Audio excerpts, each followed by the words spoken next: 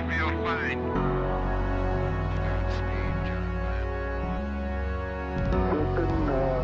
Tranquility Base here. The Eagle has landed. Rocket Tranquility, we copy you on the ground. New possibilities are opening up for scientific cooperation between countries. 1, 0, 0.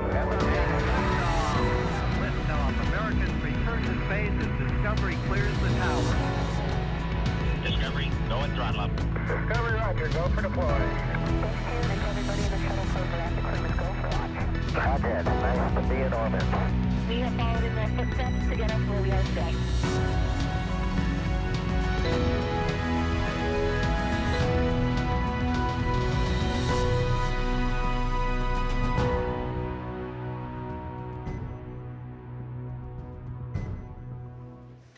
You're looking live at the Crew Dragon spacecraft and Falcon 9 rocket set to carry 3 American astronauts and 1 Japanese astronaut to the International Space Station in just a few hours. Today begins the first full-duration science mission of NASA's Commercial Crew program.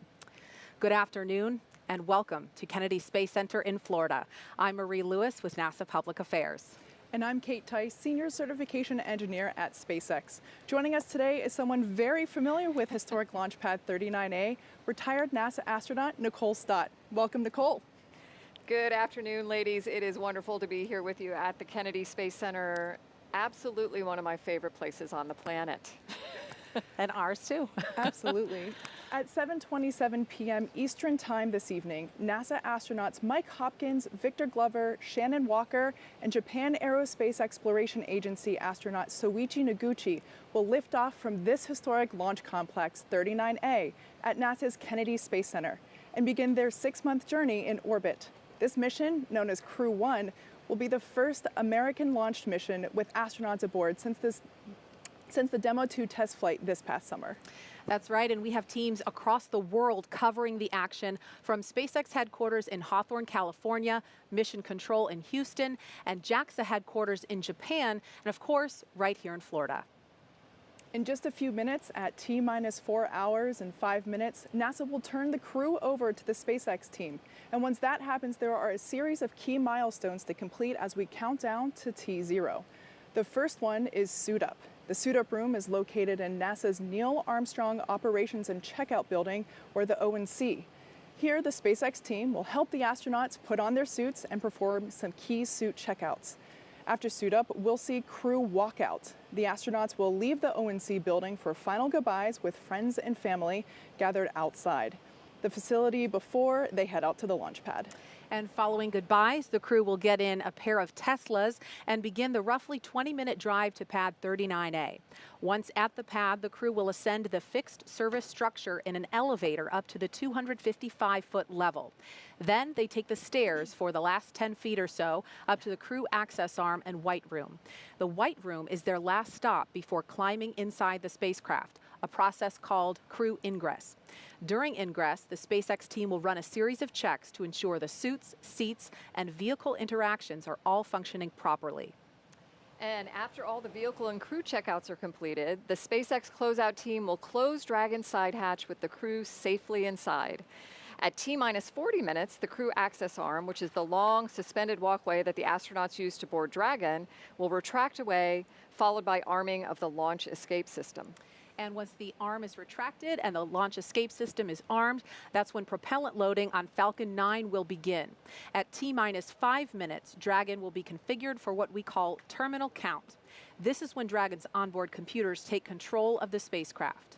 And finally, at T0, Crew Dragon and Falcon 9 will lift off from pad 39A.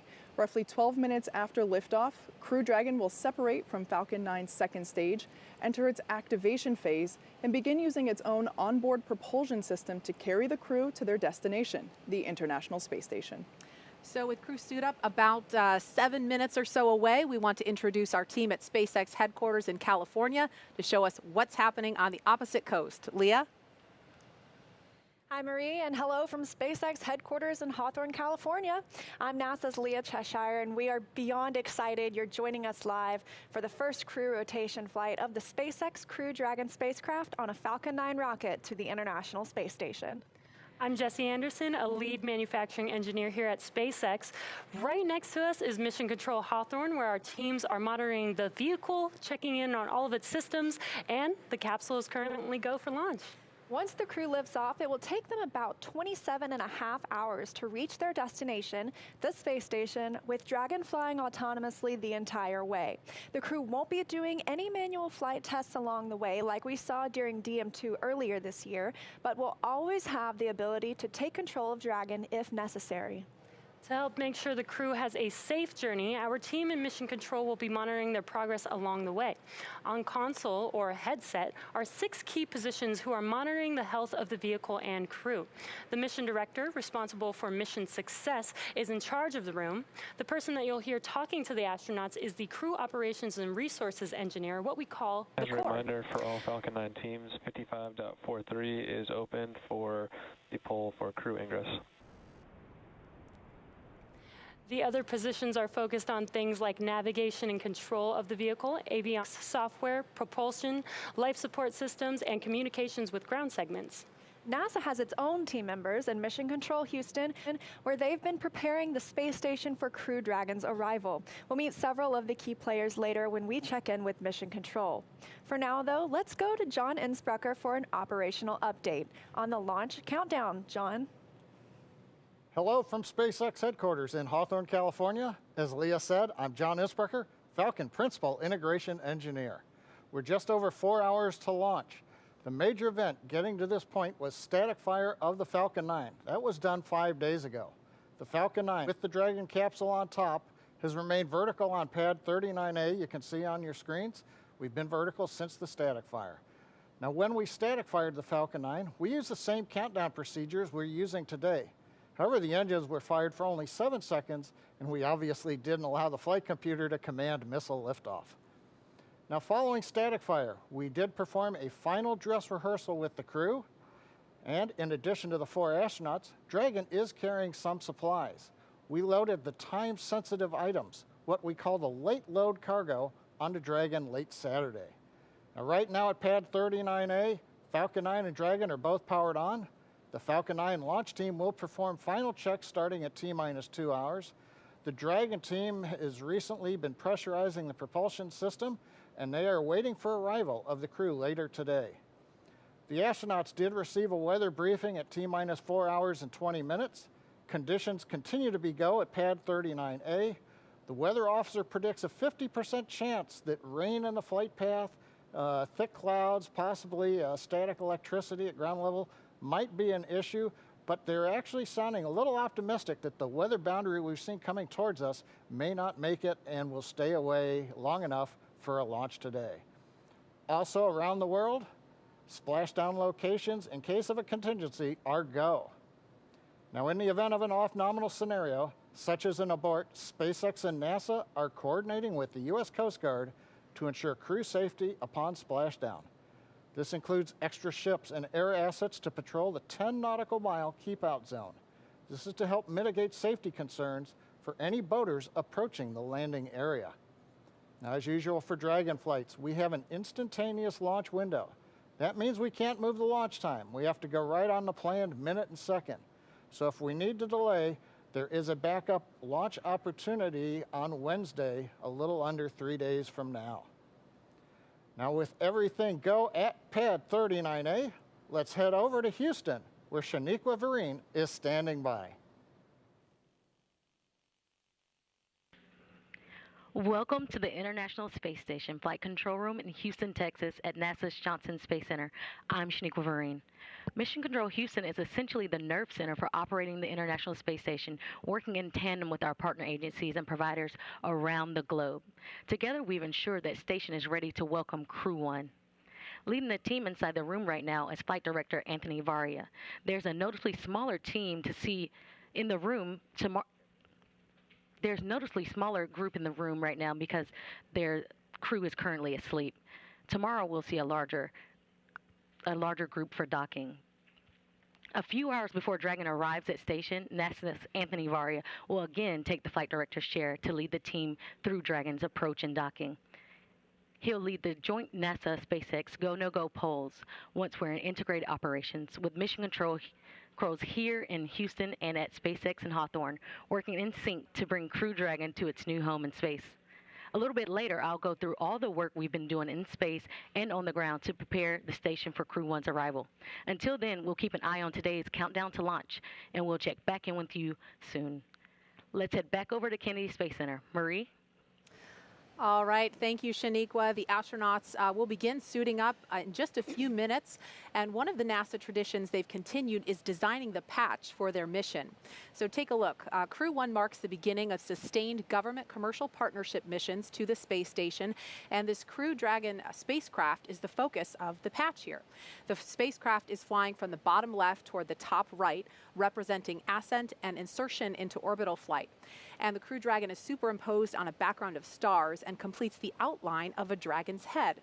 The letter C borders the patch, which together with the number 1 in the foreground represent the mission shadows of the legacy human spaceflight programs are along the border. Of course, that's Shuttle, Apollo, Mercury, and Gemini, to honor and recognize their contributions to the Crew Dragon capsule. The outline of the space station is also on the border to acknowledge Crew Dragon's destination and its contribution to maintaining a human presence in low Earth orbit for the United States and our international partners. You might notice that there are no individual names or flags on the border because the patch honors not just the crew members on board, but all of the NASA and SpaceX employees who have worked together to make this sleek and elegant spacecraft. This patch honors their vision, service, and support. The Crew 1 astronauts dedicate this patch to their families. And you know, I have to tell you, when I saw this patch, it made me smile because of the Blue Dragon. One of the traditions that we have within the astronaut office, and you know, in addition to designing the patches for our missions, is that the class before you gets to name you. Name the new class. And when Shannon's class came on, our class, the Bugs, the class of 2000, got to name Shannon's class the class of 2004. And they originally, though, wanted to name themselves. And they wanted to name themselves the Blue Dragons. We denied that, though. They are the Peacocks. But I thought it was kind of funny. No coincidence, maybe, that Shannon is on this mission and that patch has a nice, beautiful blue dragon on it. Very serendipitous, I think. Yeah. All right. Well, at T-4 hours, we're actually just inside that. So any moment now, we expect to see the crew begin to suit up inside astronaut crew quarters just down the road from us. We'll have a live look inside the suit-up room with the SpaceX team as they begin to help the astronauts put on their spacesuits and perform key checkouts. Now, the crew's scheduled wake-up time, excuse me, was 11:47 this morning. They were probably up a little earlier than that, but that was their scheduled wake-up time to adjust their sleep schedule in preparation for launch. They had lunch at 12:15, and I got to check my phone because I got a text message with what they all ate. Mike Hopkins had New York steak, medium rare, with seasoned fries and dirty rice. Shannon had a juicy medium hamburger with no soggy bun, brioche bun, with sweet potato fries and arugula salad with shaved Parmesan cheese and balsamic vinaigrette. Good choice. Soichi had Japanese curry rice with a panko crusted chicken thigh and curly fries. And Victor had lamb chops medium with sweet potato mashed, and same salad as Shannon Walker, but no dressing. I wonder if they had to pre-order, if that was just on the fly.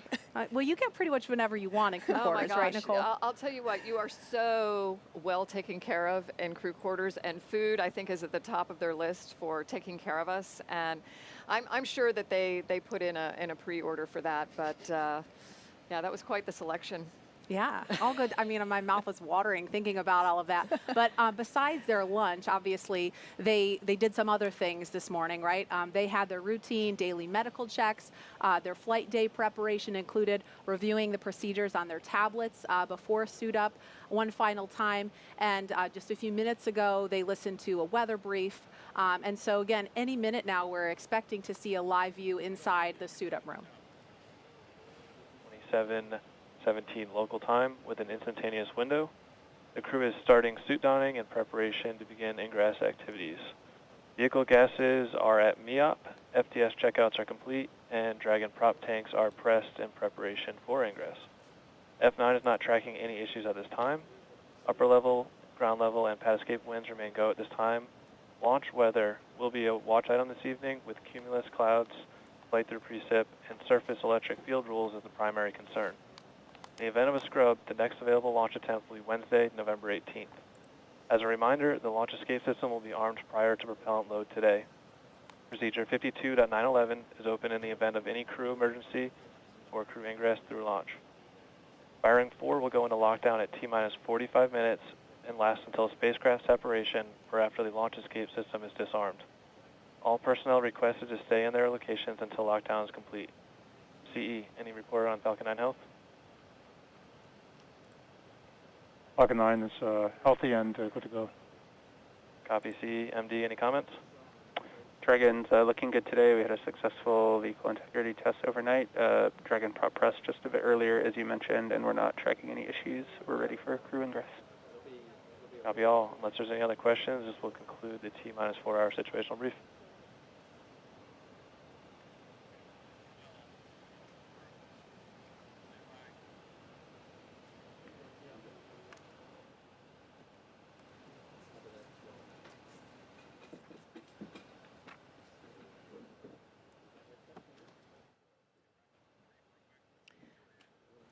Okay, so we're expecting to go to have a live view inside the suit-up room momentarily. You just heard a live brief. It sounds like there's no issues with Falcon 9. The primary concern at this point is weather. That's a watch item around the launch pad. The downrange weather actually looks pretty good, so we're just going to keep an eye on the weather around the pad. And here's our first live look inside the suit-up room. Wow, it is so exciting to see this, isn't it? All 4 of them. Yeah, it's just, okay, so there's a look at Commander, that looks like Mike Hopkins. Yeah. So Kate, walk us through what are they doing in these seats? And obviously they're getting some checkouts, making sure the fit is good. Walk us through what is happening, the mechanics of what's going on in the room. Yeah, so each astronaut has an assigned crew team member to make sure they're part of our suit-up team. And that suit-up lead or assigned crew member is essentially responsible for communicating any feedback, making sure that we're getting thumbs up, verbal goes, that everything is fitting well and is comfortable. So these suit techs, like I said, they're all assigned to each astronaut, and it's to make sure that each astronaut is undergoing the same defined, basically checkout list to make sure that we can proceed into the next steps. And they're also doing stuff, this would have happened before the suits came on, but those the suit-up technicians were also doing maybe things that we might consider smaller in detail, but they were also checking to make sure that the astronauts weren't wearing any uncleared personal items, so making sure that they didn't have any jewelry, rings, earrings. The only thing that they're really allowed to wear is the NASA-provided watch, if they choose to wear one. So making sure that those smaller things are off before the suit gets put on. Okay, we can see Shannon in the seat now, and tell us about these seats that they're sitting in. Nicole, they're not like the recliners that you sat in during shuttle, no. But there's a special reason for these chairs. Yeah, so these chairs, these are basically GSE or ground support equipment chairs that are pretty identical to the chairs that they will be sitting in inside of the capsule. So the reason that we're suiting them up here and doing these checkouts is to make sure that the umbilicals, the things that are in the suit that connect directly to the seat, they communicate, they allow the astronauts to communicate, and they also provide environmental systems. So to make sure that our friends are nice and comfortable during their ride, we are pumping cool air through the suit. So they're basically sitting in these chairs that are duplications of the chairs inside of the capsule to make sure that all of those umbilicals will get hooked up properly. Now, those recliners that Nicole is so fond of, they are in the room. I promise they're still there. You might even be able to see them in the background in some of these shots. But essentially, these chairs allow us to make the essential checkouts prior to exiting the ONC. And Nicole, this must bring back a lot of fond memories for you. You did this twice before. Yeah, it really does. And I don't know, I'm kind of living vicariously, feeling some level of excitement that they might be at this point. It's just really nice to see all 4 of them in there. snug in their seats and getting ready to go launch to space today. Absolutely. And this first long-duration crew to fly on a commercial spacecraft has a diverse collection of experiences they bring to this mission today. Crew Dragon Commander Mike Hopkins was born in Lebanon, Missouri, but grew up outside Richland, Missouri. He was selected as an astronaut by NASA in 2009. Hopkins is a colonel in the United States Air Force and holds degrees in aerospace engineering. He flew on the Russian Soyuz to the ISS as a member of the Expedition 3738 crew, logging 166 days in space. And Hopkins performed 2 spacewalks totaling almost 13 hours to change out a degraded pump module on the space station. His military experience includes testing C-17 and C-130 aircraft. Pilot Victor Glover is a native of Pomona, California. He was selected as an astronaut by NASA in 2013. Glover is a commander in the United States Navy and holds degrees in general engineering, flight test engineering, systems engineering, and military operational art and science. While this will be Glover's first space flight, he has extensive military test flight experience. He was a test pilot for the FA-18 Hornet, the Super Hornet, and the EA-18G Growler. He's accumulated 3,000 flight hours in more than 40 aircraft, over 400 carrier-arrested landings, and 24 combat missions. And mission specialist Shannon Walker is from Houston, Texas. She was selected as an astronaut by NASA in 2004. She is a doctor of philosophy in space physics. Walker flew on the Russian Soyuz as a flight engineer for expeditions 24-25 on board the ISS in space for 163 days. And during that mission, she was the robotics operator supporting 3 contingency spacewalks. The advanced team has arrived at the crew arm on schedule. To remove and replace a failed pump module on the space station, Shannon is also one of only a few dozen people to be both an astronaut and an aquanaut, having spent 13 days underwater during NASA's Extreme Environments Mission Operations 15, aptly called NEMO 15. And during the mission, she lived inside the world's only underwater research station, Aquarius, which sits 60 feet beneath the ocean surface and just down the road off the coast of Key Largo. And having been blessed with this experience myself, I can attest that the NEMO missions are absolutely the best analog to living and working in space. Mission specialist Soichi Noguchi is from Yokohama, Kanagawa, Japan. He was selected as an astronaut by Japan in 1996. He has degrees in aeronautical engineering and is a doctor of philosophy in advanced interdisciplinary studies. Noguchi has logged a total of 177 days in space, having flown on STS-114 on the Space Shuttle Discovery and on the Russian Soyuz as a member of the Expedition 22-23 crew. While on STS-114, he became the first Japanese astronaut to perform spacewalks on the International Space Station, completing 3 of those spacewalks, totaling 20 hours. Each of these 4 crew members will serve as flight engineers for Expedition 64 once they arrive at the International Space Station. And we will continue to give you a close look at each of them as we continue to approach our T0 time. You know, it's interesting, I think, as we introduce the crew members, kind of all these little small world brings it back kind of connections. And yes, Soichi was on STS-114, which was a return to flight, first shuttle flight after Columbia. And one of his crewmates on STS-114 is Shannon's husband, Andy Thomas, who is also an astronaut. It's a small world. Yeah. For sure. Yeah. And, we heard a lot about their individual experiences. Nicole, how important is it to have a group of astronauts on a mission together that do have, who have been through so many different things? And of course, this will be Victor's first space flight. Yeah. I mean, what's your perspective on that? Well, I think it, just in general, we've seen across many different industries, but certainly NASA, I think, kind of exemplifies this fact that when we bring different backgrounds together, we have a more successful mission, and we can look at solving problems in different ways. And the International Space Station program, without even looking at the crew members here today, has brought together, 15 different countries, 5 international space agencies, all working peacefully, successfully for this last 20 years. I think it's a perfect example of how when we bring these different experiences together, we have real success. Yeah, continued proof. It's also worth noting that even though this is the second crew to suit up for a Crew Dragon spaceflight, they will accomplish several firsts. This will be the first 4-person crew ever on any capsule and on a commercial spacecraft at that. Walker will be the first woman on a commercial orbital spaceflight. Noguchi is the first international partner crew member on Crew Dragon. He will also be the first international partner astronaut to fly aboard 3 different types of orbital spacecraft, those being the US Space Shuttle, the Russian Soyuz, and now third, the SpaceX Crew Dragon. Glover will be the first black astronaut to fly on a commercial spacecraft and the first black long-duration crew member to live aboard the International Space Station.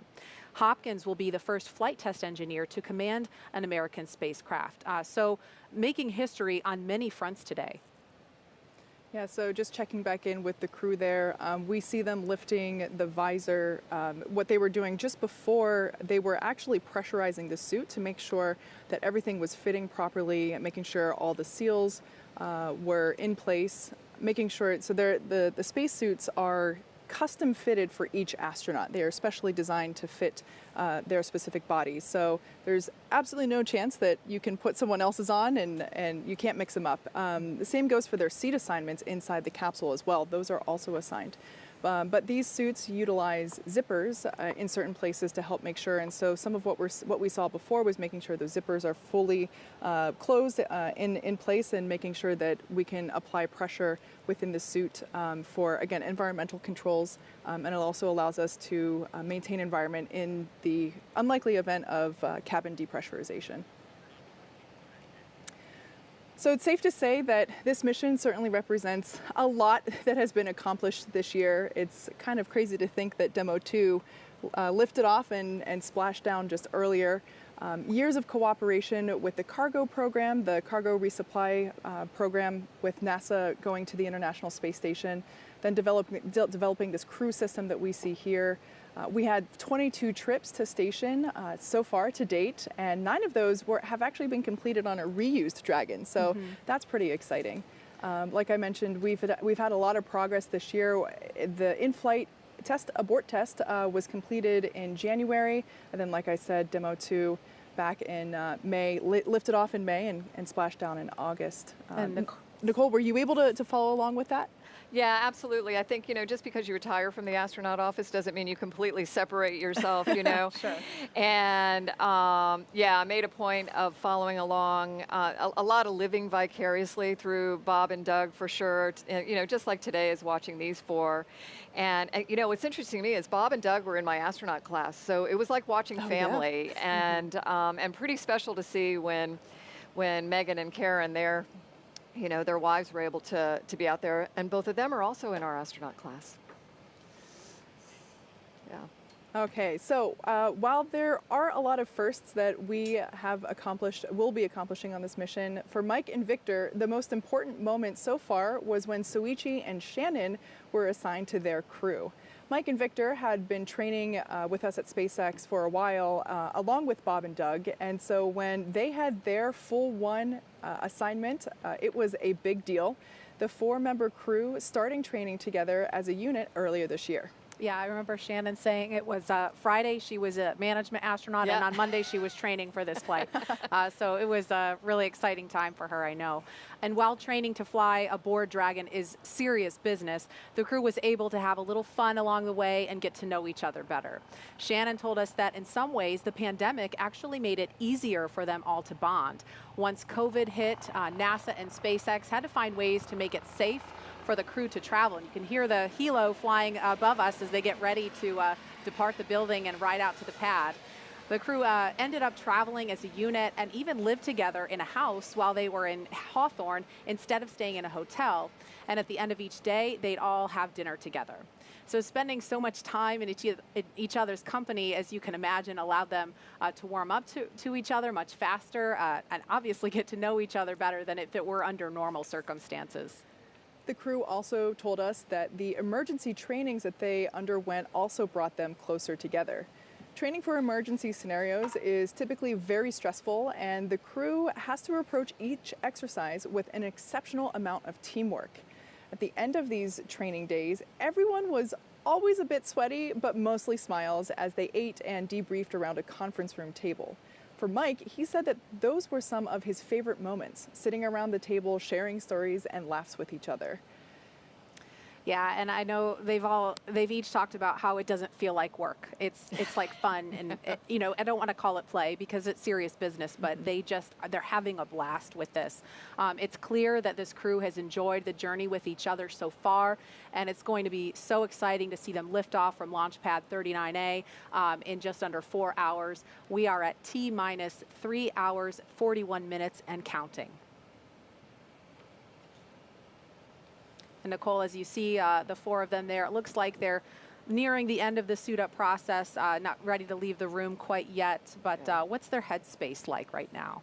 Well, I think it's probably, you know, a little bit of a balance between, holy moly, I'm really here, about to go, you know, walk to a launch pad to go to space today, and then thinking about what they are complete on schedule.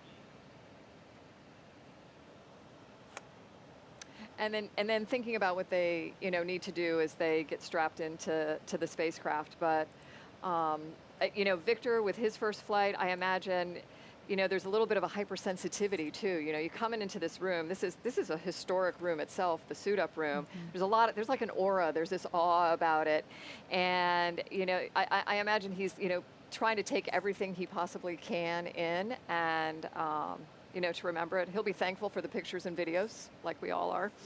Oh, for sure. But yeah, and the people that they're there with, you know, like Kate mentioned, this suit-up team, you get to know these people. I mean, they're along with you for, you know, for the journey in general, you know, training, and then all the way out to the pad, and so you feel like you're there with family as well, and you want them to feel like they're part of the experience, the excitement that you're having too about it. Sure. Thanks, Nicole. Well, we've got about 15 minutes approximately until the crew leaves this suit-up room. So let's check in with John Innsbrucker for another operation update. John? Thanks, Marie. We're coming up on T-minus 3 hours and 40 minutes, and all continues to go well for tonight's launch as we wait for the crew to walk out of the building. Now, the area around pad 39A was cleared of personnel at T-minus 8 hours. The only people remaining on the pad right now are the ones needed for ingress of the astronauts. Now, we'll be covering crew arrival at the pad and entry into the spacecraft. Now, on the launch pad, as you can see, Falcon 9 is powered on. Engine and stage checkouts were performed several hours ago. We're currently monitoring telemetry and pressurizing gas storage vessels. The good news is the launch director and the chief engineer reported in the T-minus 4 hour briefing, there's nothing significant to report on the rocket. Now, on top of the Falcon 9 in your picture, at the very top, the Dragon spacecraft. That capsule is ready for the crew. Functional checkouts were performed in preparation for the crew's arrival. Most recently, the Dragon propellant system was pressurized to final flight pressure about 40 minutes ago. And also, as the mission director reported, all spacecraft systems are go.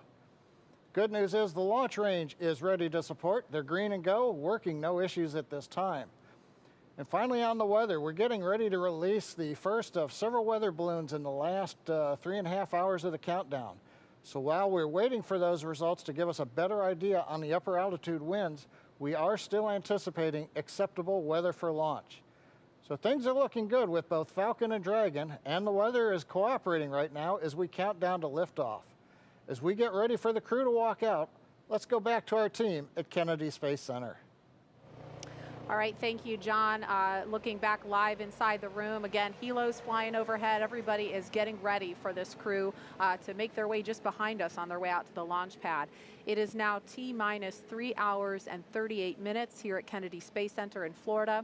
The crew ate lunch at about 12:15 and listened to a weather brief. Again, the main watch item right now is weather around the launch pad. We just watched the suit techs from SpaceX fit each crew member into their own custom spacesuit inside the crew quarters. And in just a few minutes, at T-minus 3 hours and 25 minutes, give or take, the crew will be making their way out of this famed suit-up room, down the hallway, into an elevator, down to the first floor, and then finally they will will make that famous walk outside to see their families and a small group of well-wishers before they head out to the launch pad.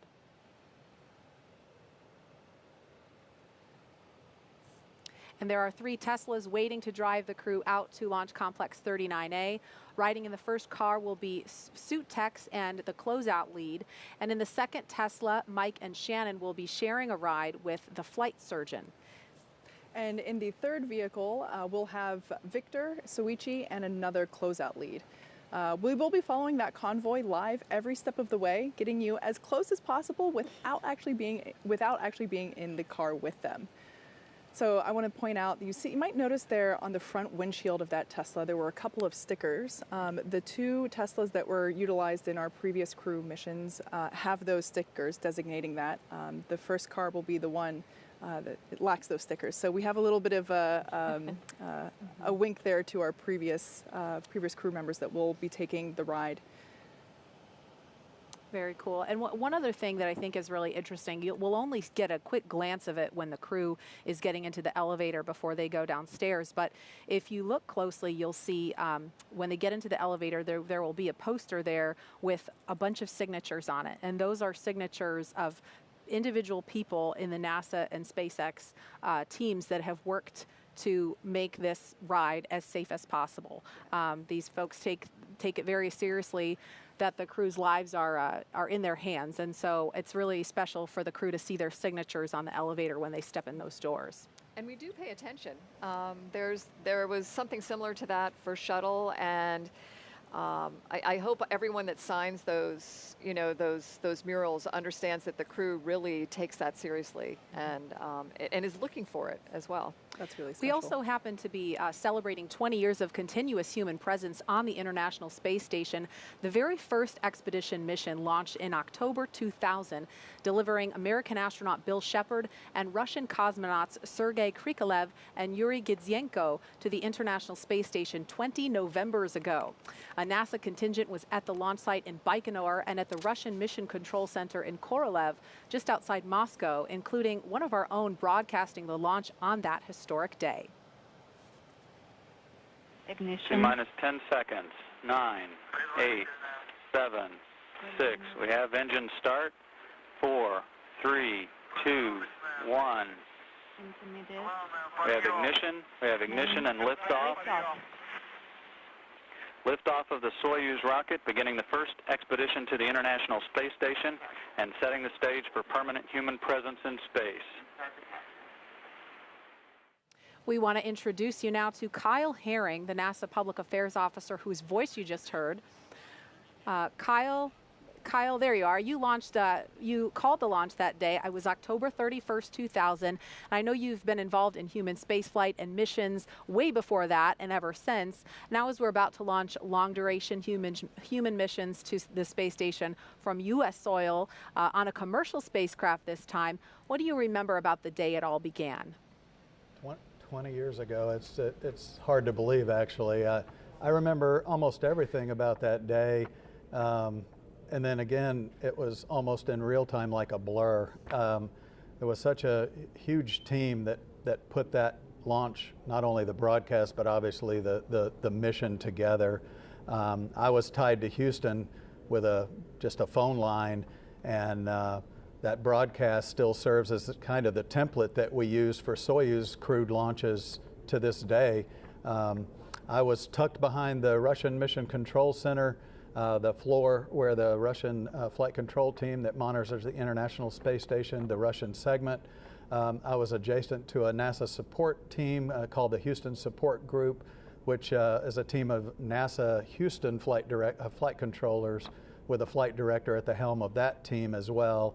Above us was a balcony that overlooked that flight control room floor, and I remember that the adrenaline kind of built as the hour passed by for the broadcast, but everybody's kind of doing a job, and it was a pretty amazing day. And after liftoff, there's really no script at that point.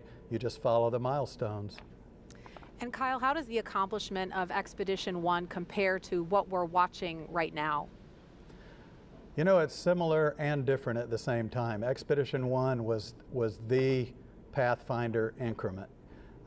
Even before launch, there was years of work that was done to ensure that they would have a safe and home work environment, if you will, on the station in which to live and operate. After 136 days on the station, Expedition 1 handed to Expedition 2, which had arrived via a space shuttle flight, and that kind of established the template for all of the crew rotations and the augmentations that we've done for ISS increments, and it's been pretty much seamless ever since. And you know, by the way, the assembly continued around those folks while they continuously worked and lived on board the station at the same time. And Kyle, I just want to acknowledge we have NASA Administrator Jim Bridenstine and SpaceX leadership Gwen Shotwell in the room now to greet the crew, of course, from a safe distance and with their masks on as the crew prepares for walkout. But last question for you. You've been involved in commercial crew since the beginning of the program, and I know you also know these astronauts well. What's it like seeing them suit up, knowing that they will continue to carry the torch that was lit 20 years ago? Yeah, these four astronauts are very familiar to me. I've been at the Johnson Space Center with NASA for more than 33 years now. It's really rewarding to see their training and their hard work come to fruition. Everything that they have trained for makes today probably seem like another training day to them. I know that their adrenaline and their excitement builds the closer they get to the reality of heading out to that launch pad in just a short while. You know, the commercial crew program was established for this moment. This flight puts the human aspect of the commercial spaceflight industry on display continuously, you know, for the next 6 months while they're up there and even after that. Tonight, engineers that are here on the ground who made this day possible, they're going to pause and enjoy this moment, and then they're going to put their heads back down and start continually working toward the next flights. So, you know, it's just going to keep building and building as we continue to rotate and augment these expeditions. You know, NASA enjoys and recognizes its history. The station's been built and sustained by what I kind of referred to as stepping stones and bridges. All the missions before and those since and those that are going to come will enable the research that's going to continue seamlessly on the International Space Station as NASA moves forward beyond low Earth orbit. All right, Kyle Herring, thank you so much for joining us. We appreciate your perspective. Thanks. We're going to turn our attention back to the room. We could see the NASA administrator and Gwen Shotwell of SpaceX are taking selfies with the crew in there. Nicole, I know you probably weren't taking selfies in the shuttle days. Technology's come a long way since Not that. that old.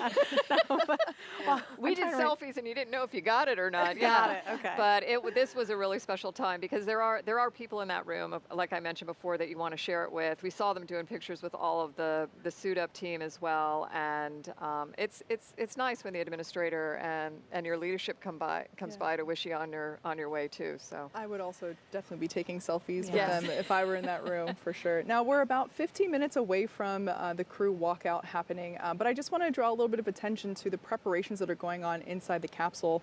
While the crew members are donning their suits, we have what we call the advanced team. We heard a couple call outs for the advanced team a little while ago, but essentially the advanced team are the people that are now out at the pad doing things like opening that hatch. I did get confirmation that the side hatch is open.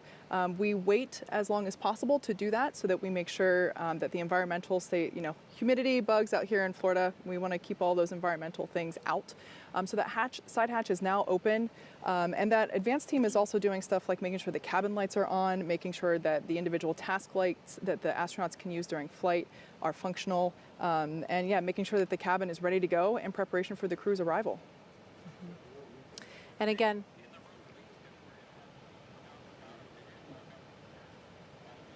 so like I mentioned, yeah, there's a shot of Falcon 9 live from the pad at 39A now. Like I said, that side hatch is open. The advanced team is making the final preparations inside the cabin, getting ready for the crew to begin their journey out to the pad. And launch weather today is 50% go. That was the weather at last check. It's actually looking really good downrange, so things look a little iffy around the pad as we get closer to T0 of 727 this evening. But if we can make it past the immediate area, it looks very good for abort conditions. Yeah. And I heard earlier that the forecast for Wednesday, which is obviously the backup day, if we don't make it today, the weather in the immediate area looks really good, but the downrange weather is problematic. So we had 50-50 odds, I think, on Demo 2 launch day. So hopefully the odds will tip in our favor at just the right moment, because this is an instantaneous launch window. I just received the most recent weather briefing a few minutes ago, and we're still at 50-50, so not better, but not worse. Okay. And again, it should be just a couple of minutes before the crew departs that room, and I think we're going to get another look inside there. Again, we do have, if we could, I don't know if we could take a look outside the operations and checkout building, but we have a convoy stationed out there ready to take the crew. There is a look. And again, there are 3 Teslas. The crew will be split up 2 and 2 in the second and third Tesla. Is that right, Kate? Exactly. Yeah, that first Tesla will have one of our closeout leads as well as 2 suit technicians. So we ensure that the whole suit-up crew also transports out to the pad along with our astronauts. Car 2 will have Commander Mike Hopkins as well as Mission Specialist Shannon Walker, as well as our flight surgeon. And then Car 3 will have Pilot Victor Glover and Mission Specialist Soichi Noguchi, as well as the second closeout lead. So yeah, quite the cohort that'll be making the ride out to the pad. There's also something else special that we want to mention. There's a mural. You might have caught a glimpse of it in that earlier shot. But there is a special mural that was commissioned in honor of the Crew 1 astronauts. I'm not sure if we could get a look at that again. There it is. The mural is titled Aspirants. The kids represent the range of ethnicities across the United States and the world, and that they look toward the future that the Crew 1 mission might bring. The artist, Brent DeHono, hinted that the dragon represents an immense prehistoric animal that evokes awe and wonder. Shannon will be happy. Yeah, and Nicole, I know you've got a special appreciation for art. Yeah, I'm really, when I look at something like this, I think it's so special because it allows us to communicate with other audiences, right? To bring a little more of that awe and wonder into the whole space exploration thing through something like a mural where we're looking out to space and towards our future.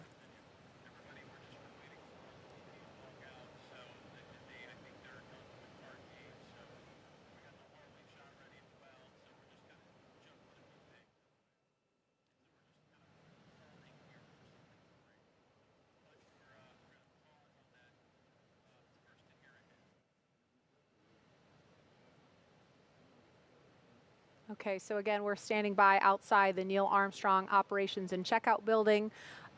Crew donning their suits is complete. They should be making their way out of the room momentarily. They probably just a few moments ago finished up playing the mysterious card game. Nicole knows about this. Yeah, you know, another one of these traditions, and yeah, you know, the commander has to beat the chief of the astronaut office in a game of 21 before you can leave the room. So maybe that's what's holding them up. And we've got our resident social media guru here, Tahira Allen. Tahira, as we're waiting for the crew to walk out, what are folks talking about online? Thanks, Marie. So before I get into the conversation, I want to note there are already over 200,000 people tuning into this show right now across all of our social platforms. And I've been monitoring the conversation all week, looking at our hashtag Launch America, and that alone is up to 38,000 mentions. And here they come, walking down the hall. Oh.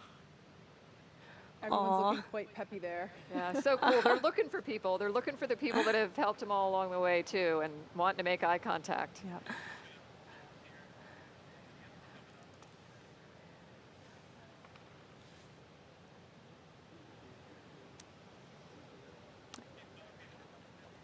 And behind them is that that banner that I talked about, that you couldn't really see it that well, but that banner behind them in the elevator holds the signatures of many of the team members who worked so hard to make sure that this spacecraft and rocket is as safe as possible for this crew. Okay, so we are just moments away from seeing the first multinational Crew Dragon crew exit the operations and checkout building outside here. But before we do, we will pause for America's national anthem performed by country music singer Travis Tritt.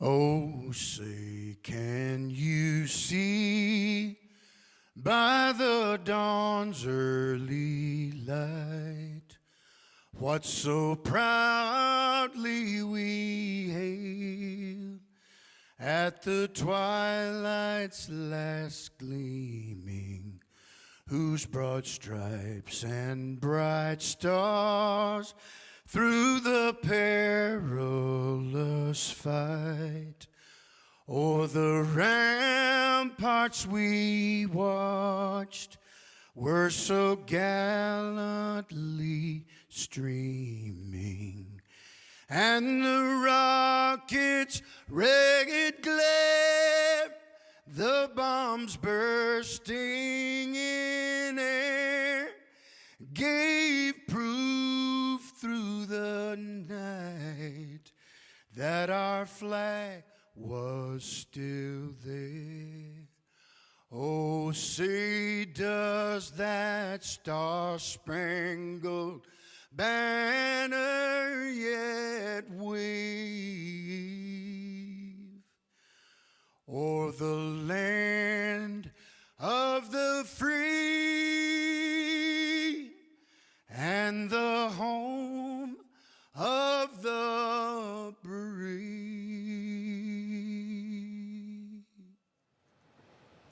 Special thanks to Travis Tritt for that beautiful rendition of America's national anthem. We are now just standing by. This is a view outside the Neil Armstrong Operations and Checkout Building. Inside here is the historic astronaut crew quarters and suit-up room. There's a look at the doors that the crew will be walking out of any moment now. And you'll see stickers around that door. I think the crew actually did put their mission sticker up They over did. the NASA patch over the door the other day.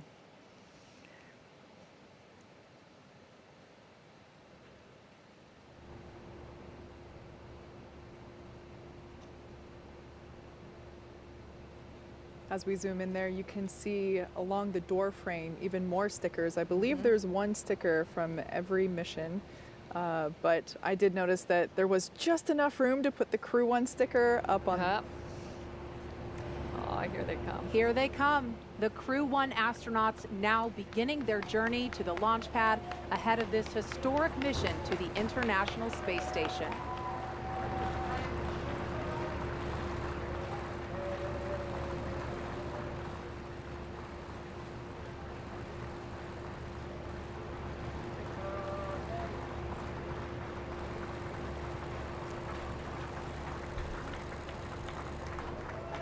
Outside the ONC building, we have friends and family gathered there for final goodbyes prior to liftoff with our astronauts. And that's a very different thing to the shuttle days. The last time we saw our families would have been at what we call the wave across the ditch, you know, the day before launch. And typically for shuttle launches, you would have employees and, you know, people that would come out to wish us well. I think it's a very special thing that the crew's families get that up close and personal right before they get into the crew transport vehicles to the pad. You notice everyone keeping as a safe distance here, but that distance would be enforced regardless of whether COVID-19 was a factor in what's going on. That distance is maintained regardless. Like I mentioned before, there are 3 Teslas that will be taking our crew out. In the first car, we will have a closeout lead as well as a couple of suit technicians. The second car will be Mike Hawkins and Shannon Walker, as well as our flight surgeon. And then the last car, we will have Victor Glover and Soichi Noguchi, as well as one of our other closeout leads. So like I mentioned before, the suits are assigned, the seats in the capsule are assigned.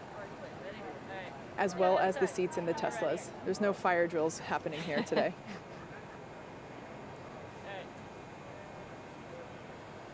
Soichi. You can hear just some ambient conversations between the crew and their immediate families.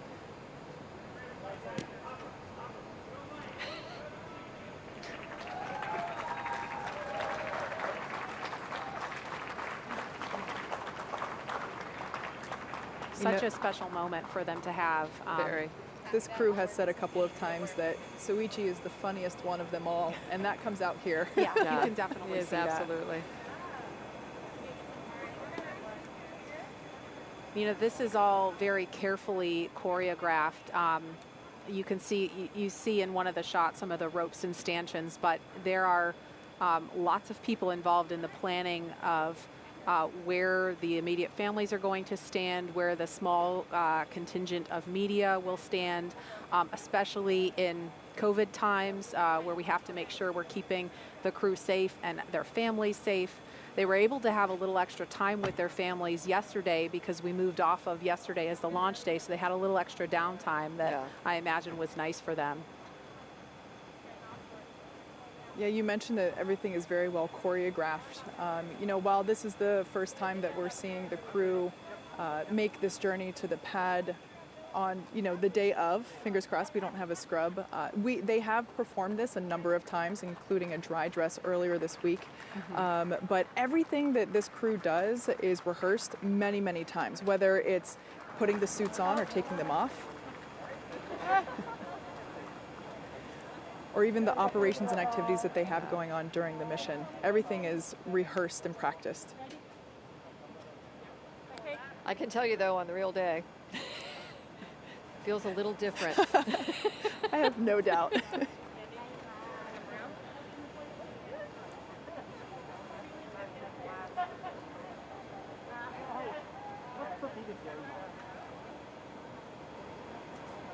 Immediate family members getting a chance to have another moment with the crew before they leave. And then you'll see some of the folks there in the blue flight suits. Those are astronauts from the astronaut office active that are working as crew support astronauts for the families and the crew members.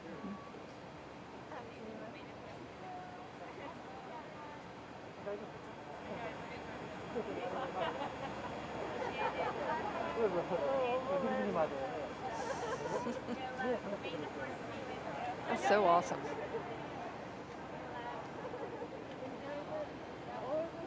So I mentioned earlier that the Teslas that we utilized in our last crew mission, Demo 2, you can tell which Teslas those are because of the sticker in the lower passenger side front window.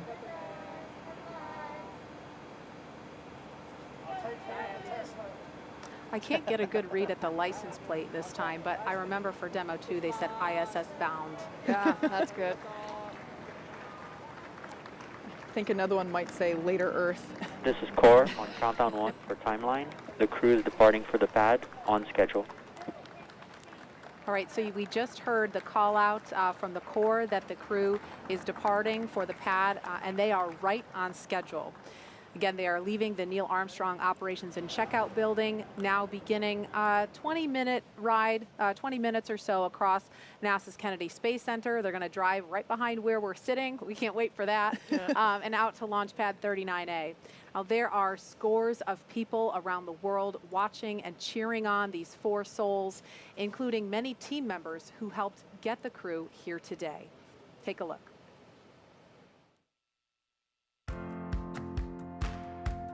This is Stephanie Duncan and the Duncan family from the Commercial Crew Program at the Johnson Space Center. NASA, SpaceX, Shannon, Victor, Mike, and our Nemo man, Soichi, you're all an inspiration to us adults and kids around the globe. From Texas to you, Godspeed, and let's launch America!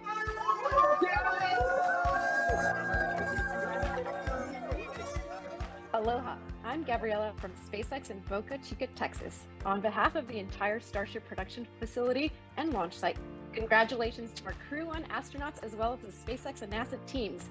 Shannon, Victor, Mike, and Soichi, safe travels and best of luck. We hope you enjoy the journey to the International Space Station. Godspeed Falcon 9, go Dragon, go NASA, and thank you for riding with SpaceX.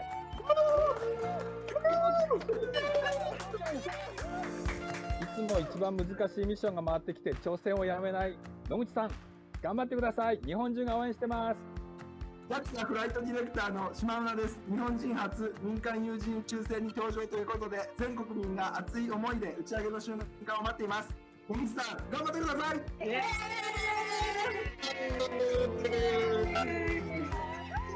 From the entire commercial crew program team, Mike, Victor, Shannon, and Suichi-san, we're looking forward to your flight. Godspeed, resilience, and go Crew One! This is Mark Welch from the commercial crew program in Houston. Go Mike, Victor, Shannon, Suichi. Have a great flight to ISS. Go Crew One! Yeah! Woo! Yeah! This is Micah here from the Dragon team at SpaceX.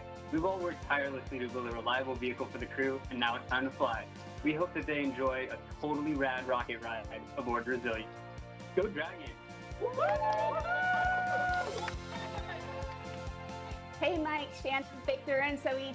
This is Amber Jacobson from NASA's Space Communications and Navigation Program, better known as SCAN. We're all so excited for your launch, and we'll be working hard down here, making sure you stay connected with Earth. Stay safe, and let's launch America.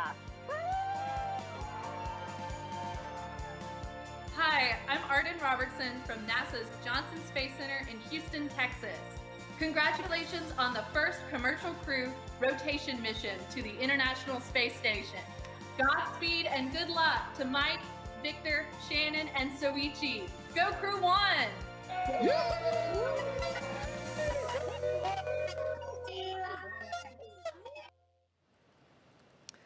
We love hearing from those team members. It was really great to get the JAXA team included in those messages. Again, we are following the convoy out to launch pad 39A. And we understand that the crew has a ride-out playlist. We tried and tried, could not find out what that playlist was, so I think that's top secret. But we had some conversation amongst ourselves about what they might be listening to. My personal pick would be something from Queen. And I told you I'm going to steal that because Yes. we need to have Don't Stop Me Now going right here. Yes, that is the perfect desk. going to space song. Mine would definitely be something by Daft Punk, you know, with the spacesuits looking like futuristic robot aliens. Yeah, I just have to go with Daft Punk for sure. And as we're watching the crew, this is from we're calling it our chase car. The road is shut down in either direction for the convoy, so we are on the opposite side of the road with a camera, literally, so you can be along with the crew every step of the way. Tahira, I know we had to cut things short earlier, but I imagine there's been a lot of reaction to the things folks are seeing, and I'm sure you've got some thoughts on a playlist as well.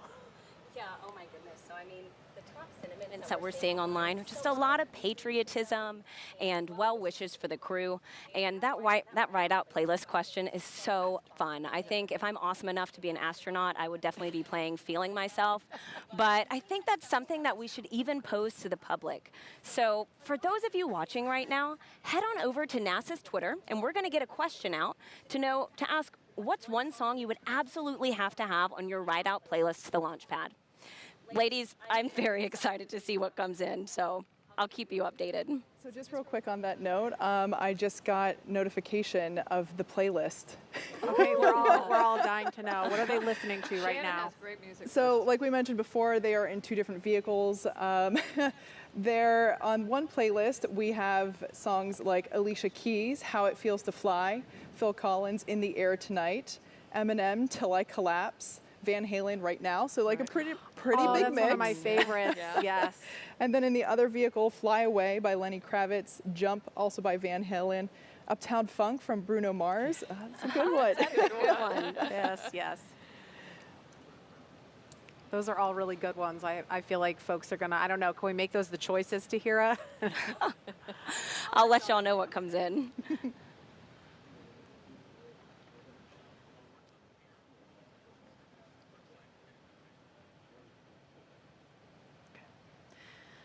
So Nicole, obviously they're in a pair of Teslas. This is a little different than your ride-out experience. Can you kind of compare, contrast for us? Well, we rode out in something called the Astrovan, which I thought was really cool too. You know, the silver sleek vehicle that was heading out to the pad. But I don't know, there's something about this ride. You're again, the word surreal comes to mind a lot. You know, you're thinking like, I'm in a vehicle that's driving to a launch pad to take me to space, and it's difficult to believe that could be happening. So I wonder, did it feel any different the first time versus the second time? Because Victor is the first timer here, and the others, it's their second or even third. And there goes the helo that's leading the way. So that's our cue that the convoy is going to be passing by us pretty shortly. Looks like they're turning right now on NASA Causeway. Yep. Yeah, it's, I think just like launch, on your second time you think, ooh, been there, done that. You're gonna, but I'll tell you what, the adrenaline, the feeling is equally as excited on the second time too. Okay, I know you're all watching the convoy, and so are we. We're turning around in our chairs because it looks like, is that the first car? That's probably the lead vehicle there. I think we see the lead car going by, so we're all turned around in our seats so we can watch them in person. Yeah. So something that's really cool, well, I think, we can see in the background there, they're passing the Vehicle Assembly Building, or the VAB, a very famous building here at NASA. And I just think it's so cool that they're literally driving down the road where the shuttle and the Saturns used to come down on the crawler, down there on Crawler Causeway. And there we see them in front of the VAB now. Woohoo! Yeah.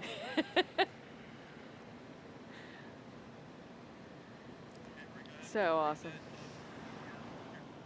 All right, so as we're getting an awesome look right behind us of the crew passing by the press site here at Kennedy Space Center, among those of you following along on NASA TV and online are a very special group of folks, some who the crew might even recognize. Take a look. Hello, we are aerospace engineers from the University of Illinois, Mike Hopkins' alma mater. The University of Illinois family would like to wish Mike the very best on his launch and mission to the International Space Station. You're a huge inspiration to all of us. ILL!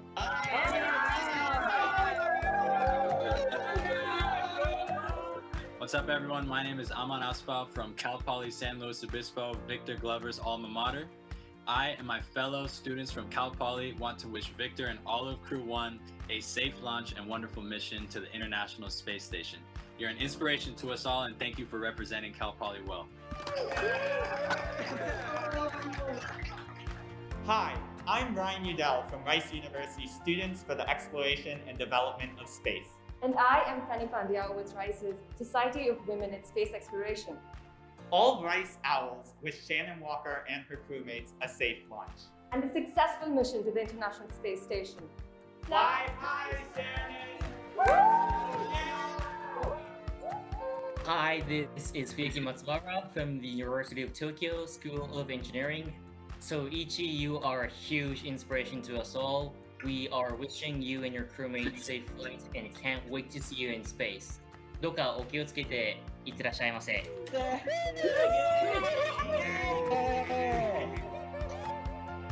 guys, it's me Ryan from Philadelphia, and today I'm going to say have a safe trip.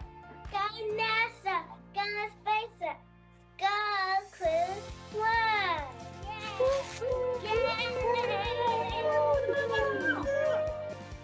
Hi, this is Rob Blevins at the Discovery Center in Springfield, Missouri. We want to thank Mike, Shannon, Victor, and Suichi for helping inspire the next generation of scientists and astronauts to go make history like you're going to do today. Go NASA, go SpaceX, go make history!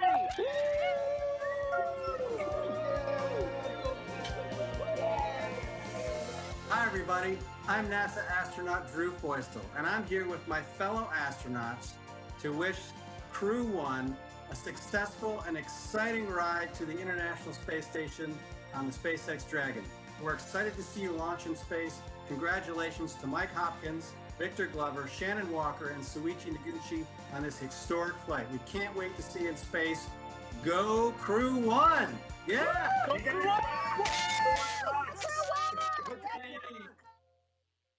All right, the crew is continuing to make their way to launch pad 39A. We're at T-minus 3 hours and 3 minutes. So in about 8 minutes or so, we should hear the announcement of the crew arriving at the pad. Loved hearing those shout outs from those folks. I think that little girl was my favorite. But Nicole, I know the first time you saw that video, you got to see a lot of familiar faces from the astronaut corps. Yeah, it's fun, you know. Like the other words I'll use a lot today are living vicariously. I can tell you every single one of the people in that picture were. It's pretty cool. And now with the eyes of so many around the world watching, the crew is nearing their next milestone. At this point, the convoy is approaching pad 39A and entering what is known as the BDA, or blast danger area. Before any pad technicians, engineers, or astronauts enter this area around the launch pad, the SpaceX and NASA teams have to do internal go, no-go polls to make sure everything is clear and it's safe to approach. This view that we have now, I just love it. This is the pad where humans went to the moon. This is pad 39A, and originally built in the 1960s to support the Saturn V for the Apollo program. It was then upgraded to support the shuttle program. SpaceX signed the lease for it in 2014, made some upgrades ourselves. It might look a little different. We did remove the rotating service structure, but the heart, the bones of the fixed service structure from the shuttle days is still there. We made some modifications and safety improvements. You know, the salty air here can be quite corrosive, but as you know, something that is also a little different, the hangar that is built there allows us to do the integration much closer to the pad itself than in the shuttle and the shuttle and the Saturn V Apollo days. So it's really neat to see them. They're approaching now, driving up onto the pad, and I just love thinking about everything that has happened here and appreciate that we have the opportunity to continue human spaceflight from such a historic location. Yeah, it really strikes me that the last time we saw this happening was, you know, back in the spring with Bob Behnken and Doug Hurley making this approach onto the pad, and we saw them kind of lean back after they got out of the cars, looking up to try to just take in the height and the grandeur of the pad, knowing that they were about to get on a rocket that was going to come to life. And now we have a full crew of 4, and it's just spectacular to know what is just around the corner for them. From their standpoint, standing out there on the pad, they have to look up about 70 meters, considering everything that's holding the rocket up. And I think that's part of the awe of it, though, too, is that you have to, I mean, you really have to kind of bend back. It's not easy to bend back in those suits and look up like that, but you wanna take it in a little bit. I know I heard Suichi earlier echo this sentiment that you get out to the pad on launch day, and it's absolutely like the vehicle is already alive, even before you take off. It's huffing and puffing a little bit, you know, a little bit of smoke or, you know, steam coming out of there, and it's ready to go as well. And I know I love what you're talking about too, Kate, with the transformation of the pad. You know, I think I was very fortunate to fly both times out of 39A on Discovery, and I don't know, on the one side you want the pad just to stay the way it was, you know, when you went, but you know absolutely that as it's changing, that new opportunities are opening up. It's allowing us to get back to space on a new vehicle and, you know, look to the future of space exploration. I mean, the pad has to change just like everything else does. Absolutely. I mean, the shuttle program was the spaceflight program of my childhood, and there's absolutely nostalgia associated with that service structure. And but you know, to see the transformation take place and to see all of the upgrades that have been incorporated, not only to allow Falcon 9 to fly from here, but also Falcon Heavy, is just, it's really mind-blowing in many ways. Yeah. And for folks that may be wondering, the reason why we don't see the crew right now, we saw them pull up to the base of the pad. They have an opportunity for a bio break before they get into the elevator. That's, you know, something you can't overlook, important stop you have to make. So we're giving them a chance to do that. And then we will probably hear the official call out that the crew has arrived at the pad at T-minus 2:55. So that's coming up in about 3 minutes or so. And one other thing, Kate, for folks that maybe aren't familiar with the operational timeline for Falcon 9. There's no fuel in the rocket yet, right? That process hasn't started yet. For Crew Dragon, it's a little bit different, but can you explain that process for folks who might not be familiar with it? Yeah, absolutely. So in order to make sure that the 9 Merlin engines have the best performance possible, we wait as long as we can to begin. On countdown 1 for timeline, all personnel have arrived at the pad on schedule. All right, good call there, confirming that we are on schedule. So as I was saying, yeah, we want to make sure that the 9 Merlin engines have the best performance possible, and in order to do that, we use super densified, super chilled liquid oxygen. So the colder you get the liquid oxygen, the more of those oxygen molecules you can pack in. So we get better performance by having more oxidizer, and so we basically wait, and you know, in the larger timeline of things, it seems like last minute, but it's around the T minus 35 minute mark that we will begin that prop loading on first and second stages with liquid oxygen and RP1, which is our rocket grade kerosene, basically. And Crew Dragon, though, has already been fueled. Right? Oh yeah, I'm sorry. Yeah, the capsule itself. Yeah. Right. So the Dragon capsule use hypergolic fuels that are instantaneously combustible. So that's why they're great for a spacecraft, because you don't need an ignition source. You just put the two together, the fuel and the oxidizer, and they combust. So yeah, those hypergolic fuels were loaded onto the capsule earlier in the week. Actually, it might have been last week. I'm losing track of the days at this point. I know. But yeah, that is all done prior to integration. That's all done in an area called Dragonland down the street. And then, yeah, so the capsule then gets integrated onto the trunk, and then we transport that here to 39A, and then we then integrate the trunk and capsule on top of the second stage. And we had what is called a dry dress rehearsal of this entire process without fueling the rocket. That's why it's called dry dress, because there's no fuel involved.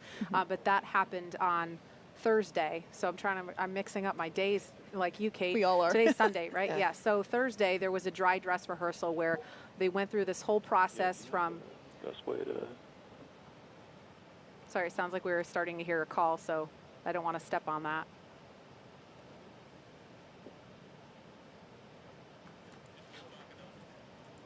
Okay, so to recap, we had a dry dress rehearsal on Thursday where the teams went through the entire process, starting in the suit up room of suit up right up to the pad. They ingressed Dragon, closed the hatch, and then they simulated a scrub an hour or so before the simulated launch time. So that is the last opportunity. I think, Nicole, during the shuttle days, they called it the TCDT. Yep. And I can't remember what that stands for. Terminal countdown test. Yeah. There you go. Dry run. And how important is that final opportunity to do that before the real thing? I think it's really important, and over time we found it was so that we are continuing it now, right? There's something about having the team in that, really in that launch mode.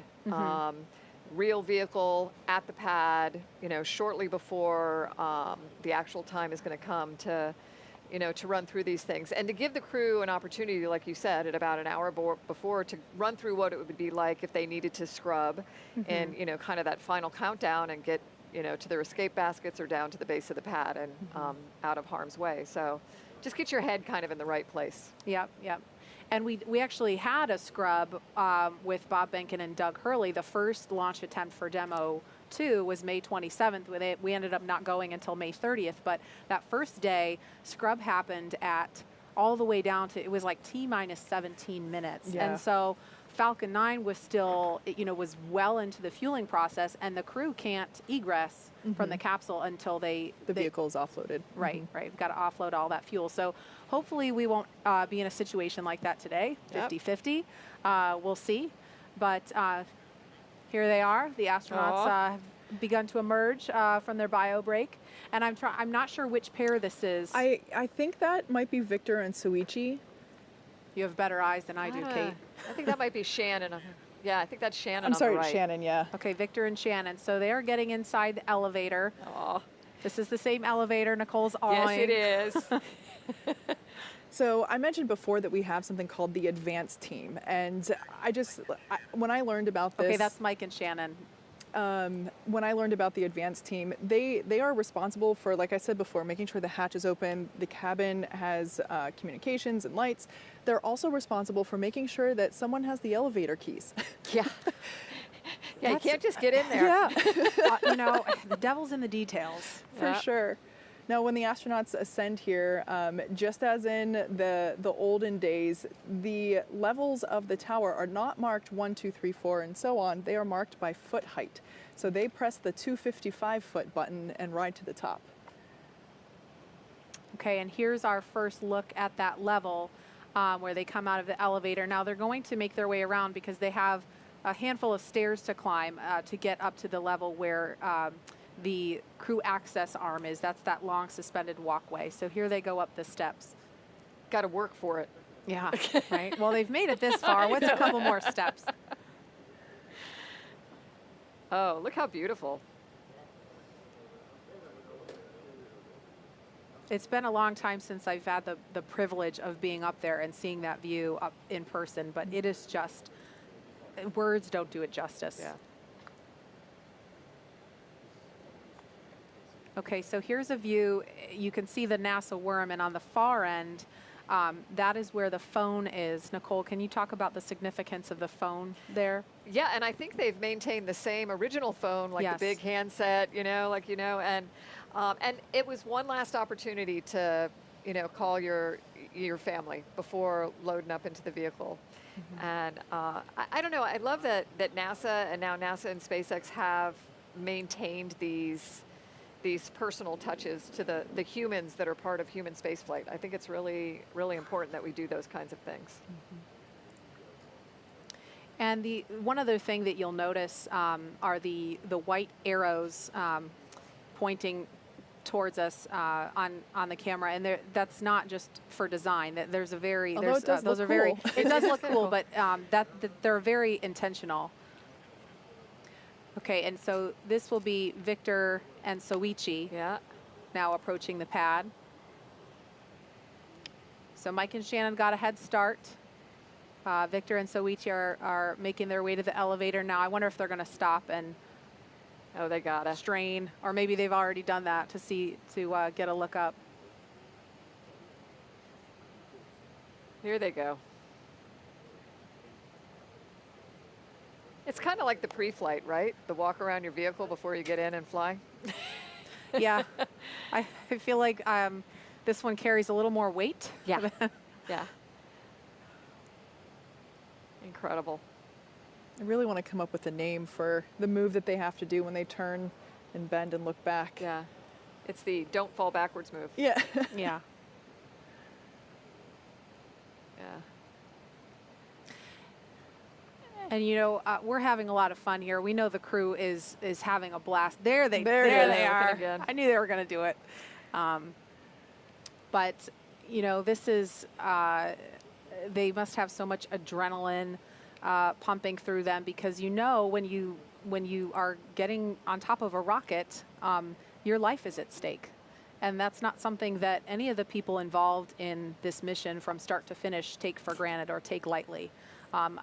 The folks who work on this program take that responsibility to heart. And like you said, Nicole, I mean, when you're talking about the relationships with the people in the suit-up room, they have those relationships with people across the NASA and SpaceX teams. They walk the factory floor in Hawthorne, and the people that work this mission, they know the astronauts and they see them as their own family. Here's a look inside the crew access arm from the inside. I love this shot. Yeah. When this was being designed, it was definitely a forward-thinking design that we went with. We really wanted it to encapsulate the experience of the next era of spaceflight, mm-hmm. really wanting to make it look futuristic, as with the suits and the capsule itself. Very sleek and elegant. Okay, so here's Victor and Soichi. The last shot inside the access arm was Mike and Shannon. So they're standing now inside the white room. We're going to explain a little bit more about that in a minute, but you can see the side hatch of Dragon open, and that is where They are going to ingress or climb inside in about 13 minutes if things are on schedule. Yeah. They're signing the wall there. Kate, can you explain what they're doing there with the signatures? So we just saw Mike's. The crew has arrived at the White Room on schedule. All right, good core call there. Just notifying everyone that the crew has arrived on time. We now see Shannon adding her signature to the wall. So in keeping with tradition, we painted this room white, and the advanced team, once again, I'll talk about them. Part of their responsibility, also making sure that there's a Sharpie on hand so that crew members can add their names to our signature wall. Bob and Doug did this prior to their flight, and I love that this is really the last thing you do before you get in our spaceship. I just love that there's an opportunity, and I'm really looking forward to seeing the list of names grow over time. It's going to be spectacular to see. Well, you know, if everything goes as planned, we'll have the next group of 4 signing their names there in the spring with Crew 2. Mm-hmm. And on Crew 2, one of your crew members will be, you know, Megan MacArthur-Bankin, wife of Bob, who flew DM2. You know, they are my definition of a power couple, and I'm here for it. I love it. I'm really excited to see what the seat assignments will be, because it'd be really cool if she was sitting in the same position as he was inside the capsule for her mission. Oh, there's a wave. Yeah.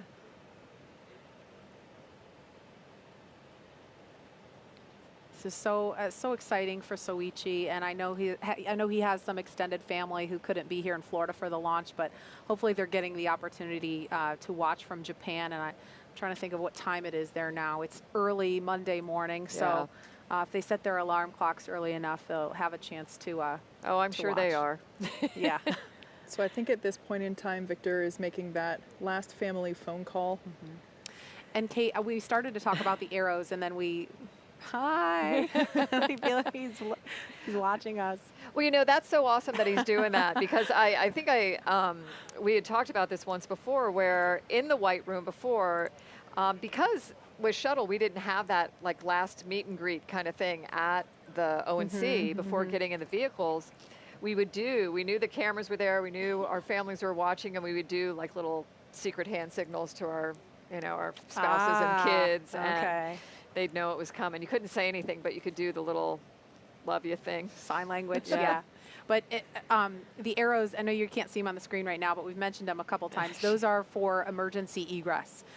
If for any reason the crew had to get out of the capsule, get out of the White Room, and get away from the pad in a hurry, that is the arrows that show them go this way, essentially. And you need something like that because, you know, depending on the situation, you might actually have some smoke or the water deluge system going. And so you tip your head down, you look at the floor, you grab each other and go. Yeah, and if we were to do a quick exit from the tower, we utilize basically baskets that are on zip lines and they slide down the wire to safety.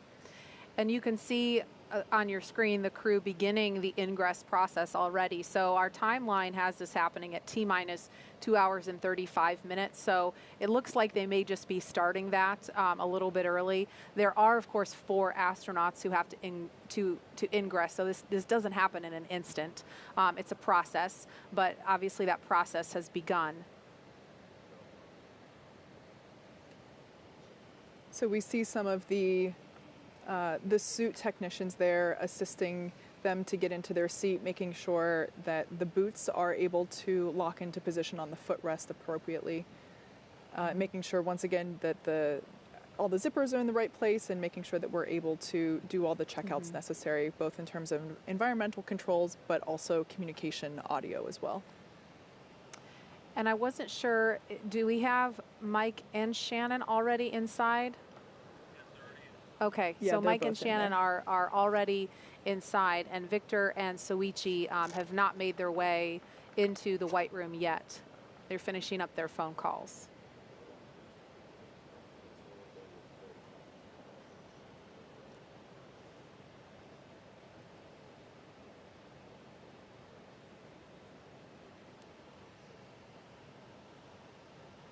And so again, crew ingress is just a space-like term for getting inside the spacecraft. So Mike Hopkins and Shannon Walker have ingressed Crew Dragon. You can see the bottom of one of their legs inside the open hatch there. And Victor Glover and Soichi Noguchi looks like are now making their way. They're starting to move. They will be walking down the crew access arm. There's the outside of it. So they're making their way down that hallway as we speak. And they'll be stopping in the White Room in just a moment. You know, it's hard to see in that shot, but I'm very happy to say that we got blue skies and a couple of puffy white clouds working with us. So while it might look a little overcast on the screen, we're pretty happy with what we've got at the moment. And you can see the little shadows of them moving along through the windows into the White Room. Almost there.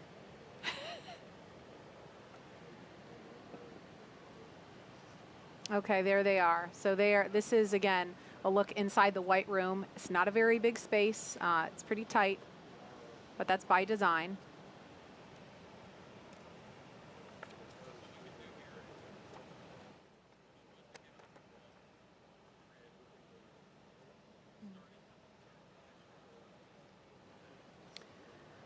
Okay, so while Victor and Soichi are getting a chance to sign their names to the inside of the White Room, we want to recap just a little bit. If you're just joining us, you're watching live coverage of NASA's SpaceX Crew 1 mission. Today, sending 4 astronauts into orbit on a mission to the International Space Station. NASA astronauts Victor Glover, Mike Hopkins, Shannon Walker, and Soichi Noguchi are flying on a 6-month mission to the International Space Station. Good afternoon and welcome to Kennedy Space Center in Florida. I'm Marie Lewis, Public Affairs Officer for NASA. And I'm Kate Tice, Senior Certification Engineer at SpaceX. Happy to be bringing you live coverage of the Crew 1 mission from Kennedy Space Center. Joining us is retired NASA astronaut Nicole Stott, who has flown twice on the shuttle, so pretty exciting to have you here with us. Thank you. Yeah, absolutely. Very nice to be here today with you ladies. And again, the crew has already arrived at pad 39A, where a Falcon 9 will lift off from 7:27 p.m. Eastern, and Victor Glover and Soichi Noguchi are standing inside the White Room. Mike Hopkins and Shannon Walker are already inside Crew Dragon. Yeah, so it looks like we're fitting up the earpieces now and just doing a couple final checks. They have ascended the tall structure next to the rocket, known as the fixed service structure, and they've walked down that futuristic looking corridor known as the crew access arm. And so now they are about halfway through the process of boarding Dragon, so it looks like possibly a little bit ahead of schedule. Our crew members, they're making their final stop. Again, this is the White Room, and the White Room is this small space at the end of the crew access arm that provides entry into Crew Dragon. And as Kate mentioned earlier, this is the last place the crew will be on Earth before stepping into the spacecraft for their ride to the International Space Station. Yeah, like I mentioned before, the term White Room it has a little bit of history. It was first used during the NASA Gemini missions, where the room right before entering into the spacecraft was painted white. So we love traditions when we've continued this one by painting ours white as well. Like Marie said, it is a pretty small area, and it has just enough room for the crew and a couple of ground support members to allow them to complete late cargo load at T-minus 24 hours. And then, of course, what we were just witnessing, crew ingress, running a little bit ahead of schedule at T-minus 39 minutes, 2 hours and 39 minutes. And ingress is how we refer to boarding on top of Crew Dragon. Now inside the White Room where we're looking, there is a movable platform that gets extended out to the capsule, and that helps bridge the gap between the crew access arm and the Dragon side hatch. And this allows for easy entry into the spacecraft. As you might expect, it's environmentally controlled so that the Dragon side hatch can be opened while at the same time keeping dust, dirt, that nasty Florida humidity out of the capsule to make sure it is just in pristine condition for the crew. There is also a large seal that gets inflated and compressed against the capsule to make sure that we can maintain these clean environments. Yeah, so this is all really exciting to watch. Like I mentioned, you saw them take part in that tradition that we've mentioned a couple of times and it began with our Demo 2 crew of NASA astronauts Bob Behnken and Doug Hurley. They signed the wall of the room to mark that they are now part of the select few who will have launched after leaving this room.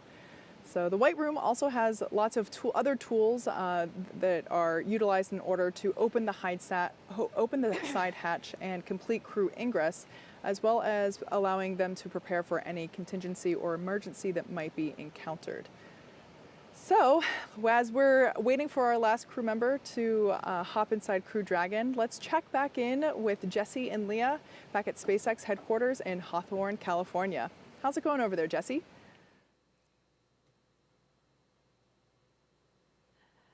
Everything is going good. We are so excited watching Ingress right now. Yeah, so as Jesse just mentioned, this is Ingress. That means the astronauts are entering the Dragon capsule. That's a spaceflight term, and you'll hear a lot of these space terms in the coming hours and days. Ingress is what we use when crew members are getting into a spacecraft or airlock, and egress means the opposite. They're exiting. But before climbing into the capsule today, the crew completed a foreign object debris check, also known as FOD check. That means they themselves have to be inspected for any substance or debris that isn't supposed to be on them or their suits, which could potentially cause damage to Dragon.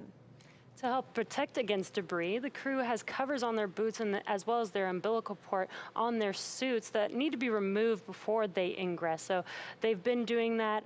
Victor is up next or last, completing that FOD check. And once the FOD check is complete, Mike Hopkins, our commander, first ingressed, and then Shannon Walker, Soichi Noguchi, and now we are waiting for Victor Glover, actually watching him enter the vehicle right now. And they are now getting buckled in and attaching their umbilicals to their suits. The suit techs are there helping if as needed.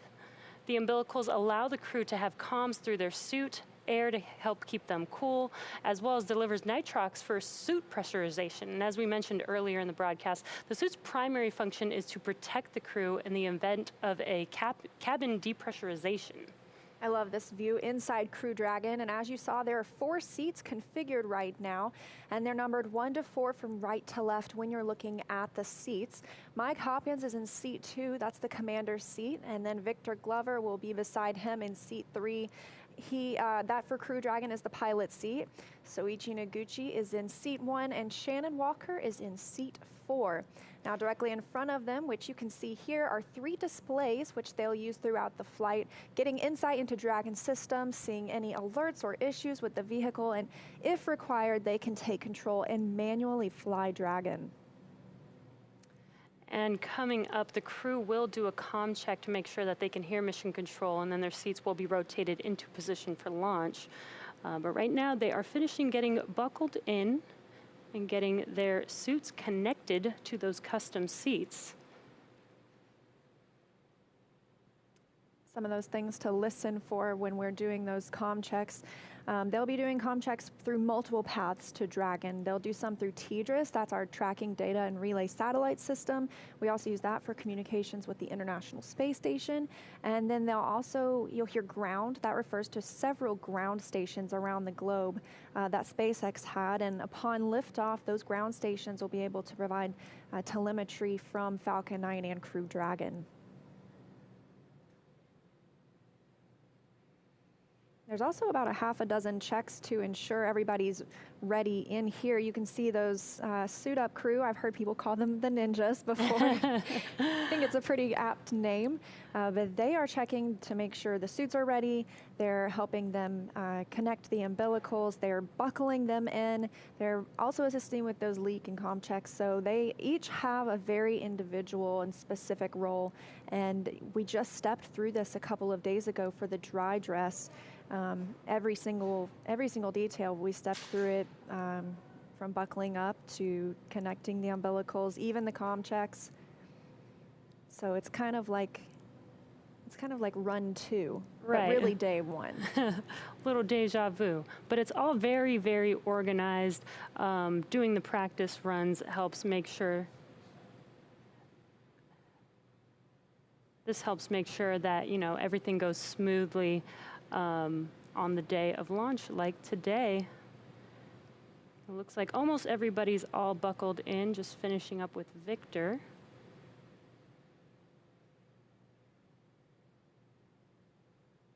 Comm check should occur once everybody's already buckled in. So a lot of excitement. Really cool to see 4 crew members. Just saw a wave from Shannon there in that far left seat.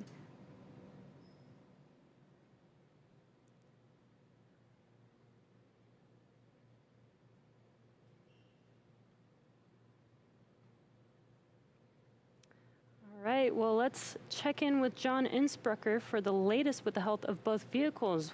What's the update so far, John? Well, we've got just over 2.5 hours remaining in the countdown for the launch of Falcon 9 with Dragon on the Crew 1 mission to the space station. Right now, the Dragon launch ops team has completed their major activities to prepare the spacecraft for the astronauts. Checkouts of major systems are complete, including the escape system. And as you can see, ingress of the astronauts is well underway, getting Victor strapped in right now. No issues are in work. And right now, we're listening, waiting for comm checks with the crew and the ground coming up here shortly.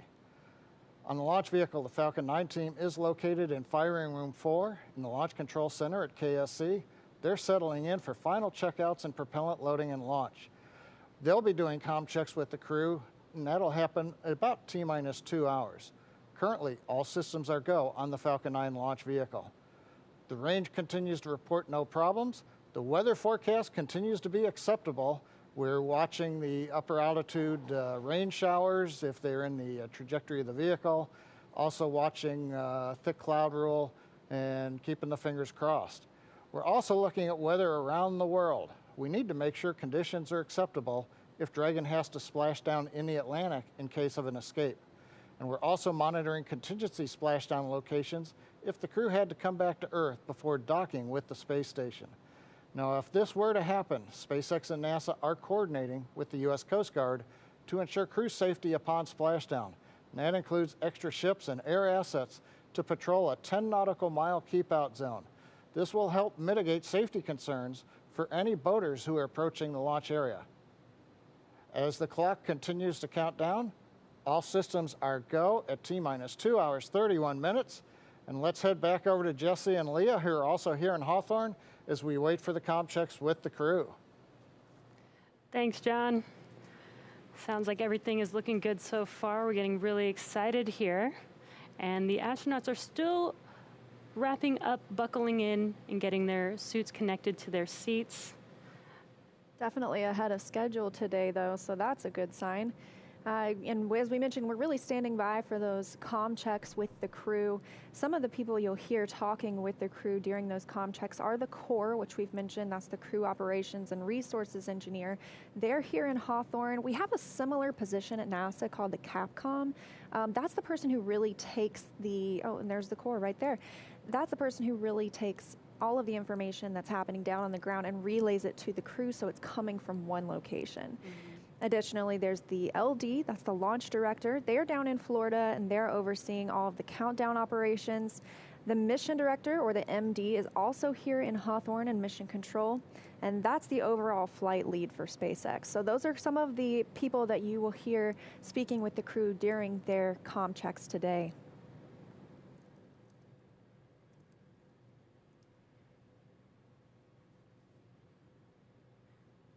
Once they're all finished getting buckled in, those seats will also rotate into launch position. Right now, it does look like they're a little further away from those display panels, but once they rotate backwards, those display panels will be right in front of them and easy to access. Just under 2.5 hours now, too, before we launch today. As John and I mentioned, weather's still looking good. Just a little bit about the vehicle they're on itself. Crew Dragon and its trunk are about 27 feet tall. That's from the tip of the nose cone to the base of the trunk. Under that nose cone, we have bulkhead thrusters. Those will be used for some of the burns after the crew are already on orbit. And once they launch today, as we mentioned, it's going to take about 27.5 hours. until they arrive at their destination on the space station, that allows them to get a little bit of a sleep period, because at some point, obviously, you get a little too tired. We want to make sure our astronauts are cognizant and fully focused on the mission. And so after a really long day today, they're going to get to sleep for about 8 hours tonight before waking up tomorrow, continuing on with the mission, and then docking with the International Space Station.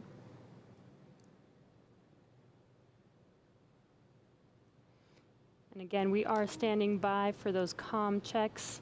This is just to make sure that their comm path does work properly before liftoff, making sure that they can hear the core here in Hawthorne. Just a high-level look at some of the other milestones that will be coming up over these next 2.5 hours. The next big milestone will be the hatch closure. We'll be looking for that around T-minus 1 hour and 55 minutes. And then at 45 minutes before launch will be the go, no-go for propellant load. So there's not any propellant on the first or second stage of Falcon 9 right now, but they'll begin loading some densified kerosene, and then the oxidizer is some liquid oxygen.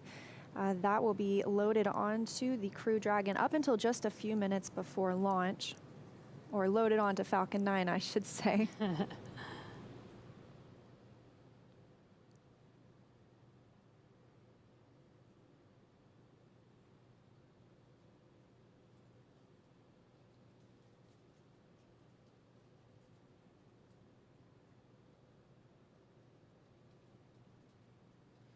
And again, we are still waiting for those comm checks.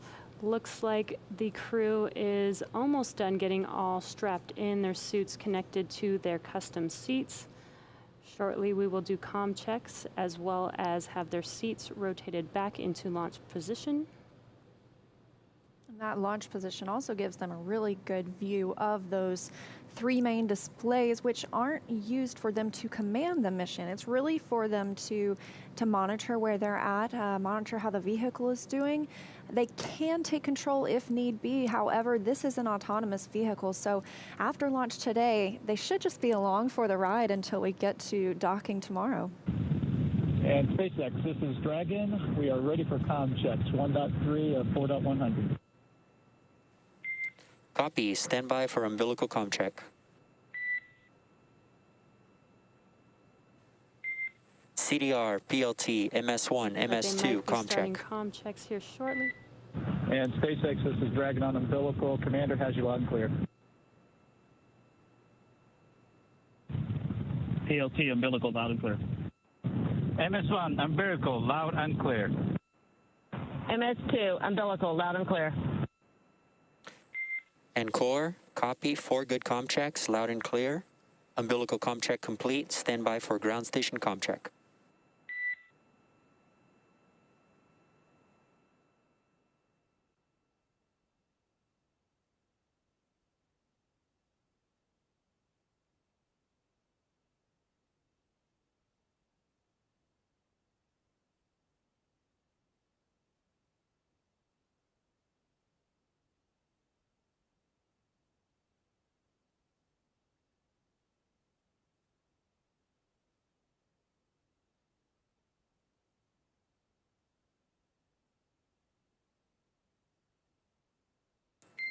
Dragon, SpaceX, comm check over ground stations.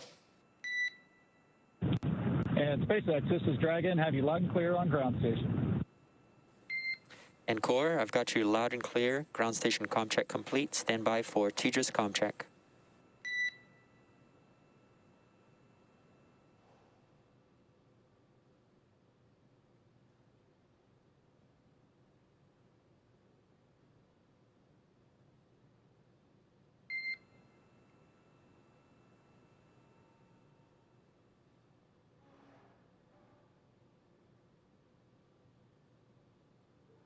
Dragon, SpaceX, comm check over TDRIS. And SpaceX, this is Dragon. Have you loud and clear over TDRIS. Copy, have you loud and clear as well. TDRIS comm check complete. Stand by for comm checks with MD and LD in the launch configuration.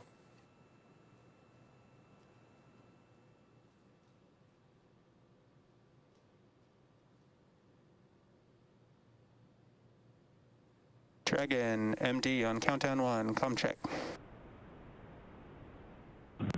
MD, this is Dragon on countdown 1, loud and clear. Good afternoon, Resilience. Got you loud and clear as well. Stand by for comm check over Dragon to ground. Dragon, MD on Dragon to ground, comm check. MD, this is Dragon, loud and clear on Dragon to ground. Copy, loud and clear.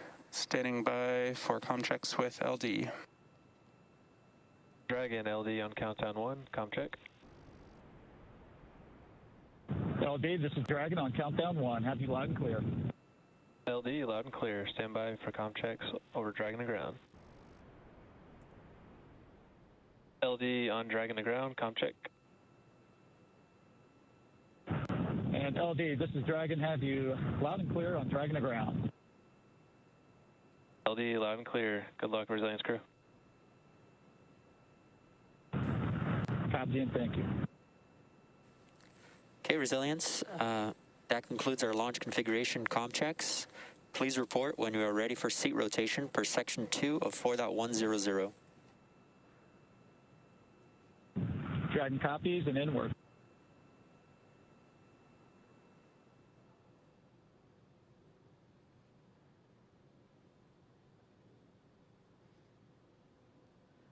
And sounds like we just completed comm checks. Sounds like everything is good to go. So we're going to head back over to KSC with Marie.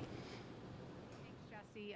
We are now getting an up-close look at a full-scale mock-up of Crew Dragon. And Kate, the astronauts are sitting inside a Crew Dragon that's very much like this one. Can you kind of give us a layout of what we're looking at here? Yeah. So this is an exact replica, a 1-to-1 scale of Crew Dragon. So you can kind of see size-wise the amount of room that our four crew members have to move around. While this isn't the exact training module that they use to train in, as I've mentioned before, our crew trains at SpaceX extensively prior to flight. They use a mock-up similar to this one for things very detailed, such as running procedures inside the capsule, but also something as simple as practicing getting in and out, going through the side hatch, especially in a spacesuit. That could be a little clunky. Nicole, you flew on shuttle twice. I'm sure you had training and modules similar. We did, and you know what's really exciting for crew members is once you start doing a lot of training in the mock-ups, you know you're close to flying in space, so you really get excited about that. I don't know, I look at this and it's really neat to me to be just up close and personal with even with a mock-up of the spacecraft. But you know, I look at it and there's things that are certainly familiar, like a window. Thankfully, there's windows. But what is some of the other stuff we're seeing on here? These these silver little ovals, and I know that's the hatch. But what else are we looking at here? So these are the ports for our Draco thruster system. As I've mentioned before, Dragon is capable of steering itself in space, and that onboard propulsion system is here. These are the Draco thruster ports that are utilized during in-flight and orbit maneuvers.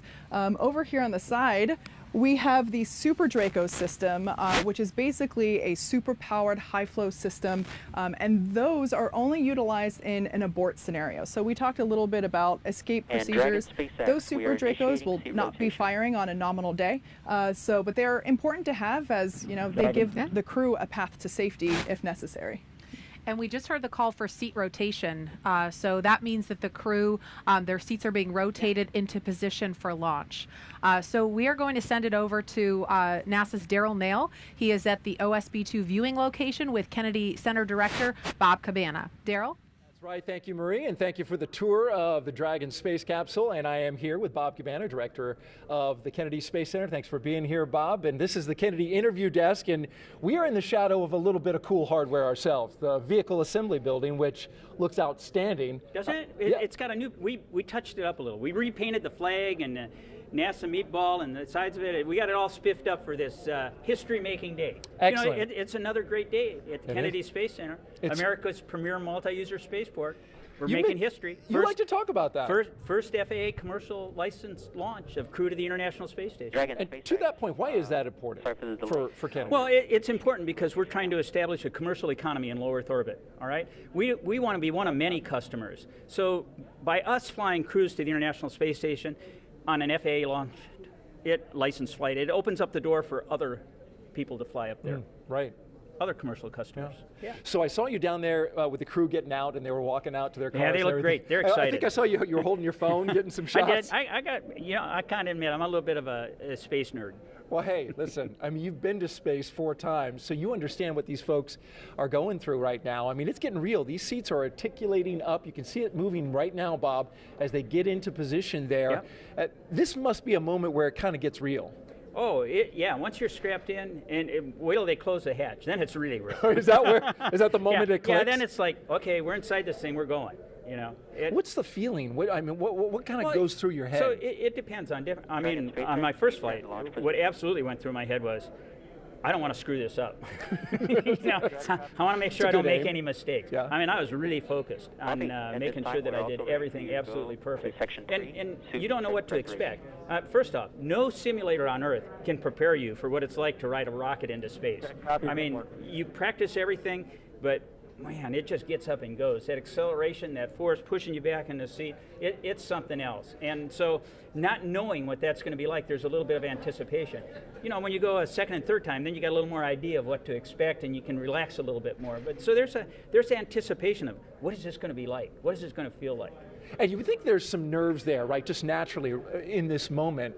But these 4 astronauts, they also ate extremely well. So I hope that the nerves don't get them too much. They ate well because they were at the astronaut crew quarters. You've been hosting them for the past week. Sure. And tell me about what they got to eat. Like anything they wanted. That's great. On the menu, whatever you want. I heard like New York strip steak, basmati rice. Yeah, whatever. There was some dressing thrown in. Yeah, no, life in crew quarters is good. Yeah. With there's one crew, we used to have a motto in crew quarters: eat till you're sleepy and sleep till it's time you're hungry. That's a good way to leave. I'm surprised you can get them out there to get on the rocket with that kind of living. So that's why you don't want to spend too much time in crew quarters. Yeah. No, but we do a great job protecting our astronauts from you know, keeping them healthy. But you know, it's not about it's just amazing what we do. You know, I would trade places with any one of them in a heartbeat. I'm really proud of these guys, and I'm proud of what we've accomplished as a nation to have this commercial crew program. Kathy Leaders and her team have just done an outstanding job getting it, you know, getting Bob and Doug Hurley up there and home safely, paving the way for this first flight under contract with SpaceX. Yeah. You know, this is the future, and we want to get Boeing flying too. They're right over here building the CST-100. We got to have them have a successful flight so that we have dissimilar redundancy so that we can get crews to and from the International Space Station. Their test launch right around the corner next year in 2021. Bob Cabana, thanks so much for being here. Appreciate your insight as always. Bob Thanks Cabana for having me, Daryl. Flew into space 4 times, folks. So between me and him, we have 4 flights into space. There you go. We'll send it back to you guys. Tahira. Hey, Daryl, thank you so much. So right now, we've got about 300,000 people tuning in across all of our social channels. That's about 100,000 more from when we last checked in. And ladies, I am seeing some great comments coming in online, and I've got a few I want to show you. So this first one is, she says, I've always heard NASA astronauts talk about steak and eggs for breakfast, but this is the first time I've heard of curry rice. Love this, and just a huge thank you to astronaut Soichi for sharing this tradition with us. And let's take a look at another one. So we've got this user saying this is like watching Apollo 11. This will make history, and a private company sending humans to space with a reusable rocket. The future is now. So, and again, Marie, people have been super curious about what the zero gravity indicator is going to be on today's flight. I was wondering if you could maybe give us a hint. Okay, so I know what it's going to be. Nicole knows. I think Kate might know. We're not allowed to say yet, but I can tell you to keep your eye out. It will make an appearance at some point, but it's a surprise. It's special. Even it's gonna be better. Great. Have to tune in. So, and ladies, we're hearing about the larger crew size in the capsule today, and I think that's super fun to think about of those at home. So I think we're going to pose the question to the public to see how big is their dream space crew, and we'll make this a poll. And so I'll share the results with you later on in the show. But Nicole, you're the only one up here that's actually been to space and on a few different crew sizes. Do you have a preferred number? Well, 6 seemed to be the number for me, and I think if I could add my family members on top of that, that would be outstanding. Oh, I agree, and room for pets. Yeah. Oh, yes.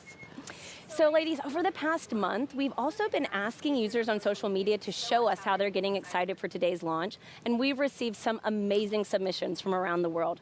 Take a look at these. 3, 2, 1, 0. Ignition. Liftoff.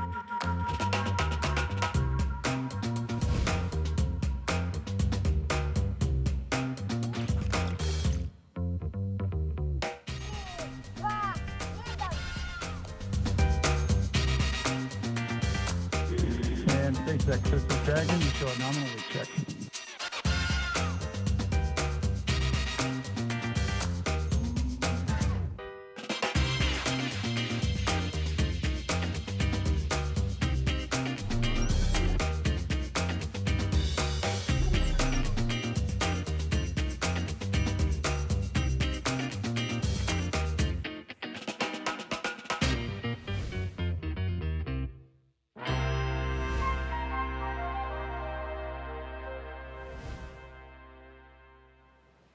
I mean, there you have it. People from around the world are just engaged with this launch. All right, thanks to Hira, and thanks to all of you following along. Keep sending us your submissions, how you're watching. We love seeing those. So we had seat rotation and comm checks, and we want to learn a little bit more about the crew before we get into hatch closure. This will be the second space flight. 5.2 of 4.100. We are ready for Dragon hatch closure. Okay, so we just heard the Copy, call. ready for hatch closure, and we'll keep you posted as that progresses. Okay, so we heard the call that they're ready for hatch closure. So we're going to pause for just a moment.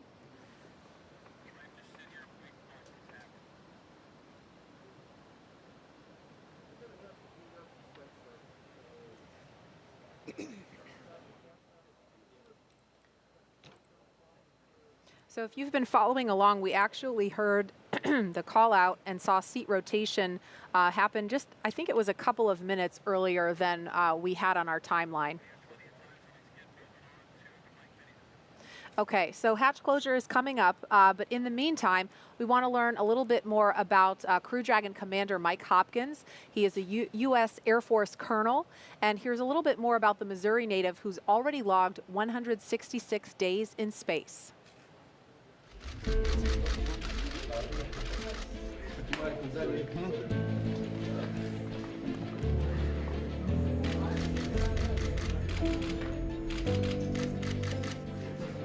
Sitting on the launch pad is definitely a moment that you're always thinking about, right? That's one of the more critical phases of the flight, as you can imagine. You're very focused in, right? It can be a very emotional time. You're kind of pinching yourself because it's hard to believe that you're finally there. Born in Lebanon, Missouri, he is an Air Force colonel and a flight test engineer. He was selected as an astronaut in 2009. He spent 166 days on the International Space Station, introducing NASA astronaut Mike Hopkins.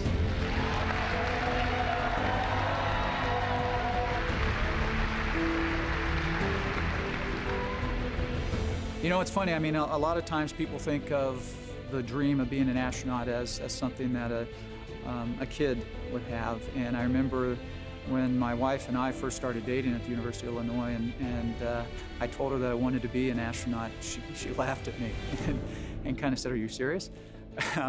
But at the same time, she stuck with me throughout the years, and to have that dream come true is pretty amazing.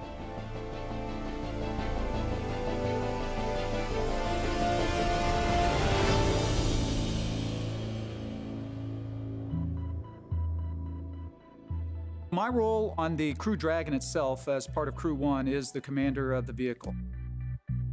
We'll be launching to the International Space Station, and we're going to be doing a long-duration mission, a standard long-duration mission.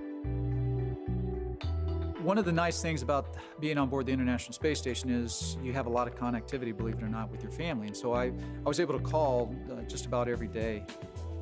My family means everything to me. It is the most important part of my life. My wife Julie, my son Ryan, my son Lucas, they are just such a huge part of this whole endeavor. You know, without family, it just wouldn't be as meaningful. The partnership that we have right now with SpaceX, it's pretty powerful. They bring a lot to the table. NASA brings a lot to the table. We've got a ton of experience in human spaceflight. When you're out there on a day-to-day basis and you're interacting with their engineers and you're interacting with their trainers and you're interacting with the people that are actually building the rockets and building the capsule itself, you really get to establish the relationships, the personal relationships. It's not just about the astronauts that are on board, but it's about the entire team at NASA and SpaceX that it's taken to launch this Crew 1 vehicle, and we couldn't do our job without them.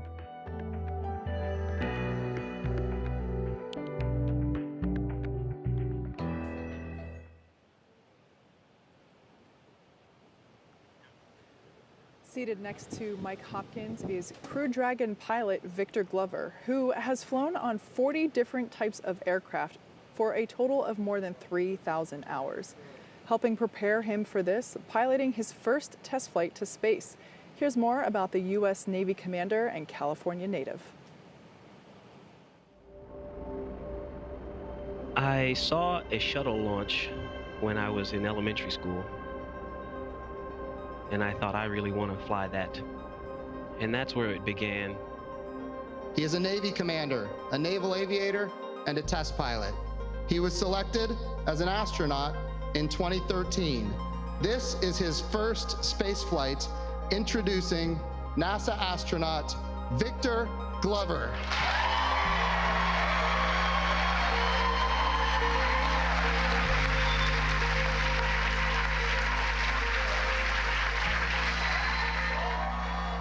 First and foremost, I'm just grateful to God and to my family.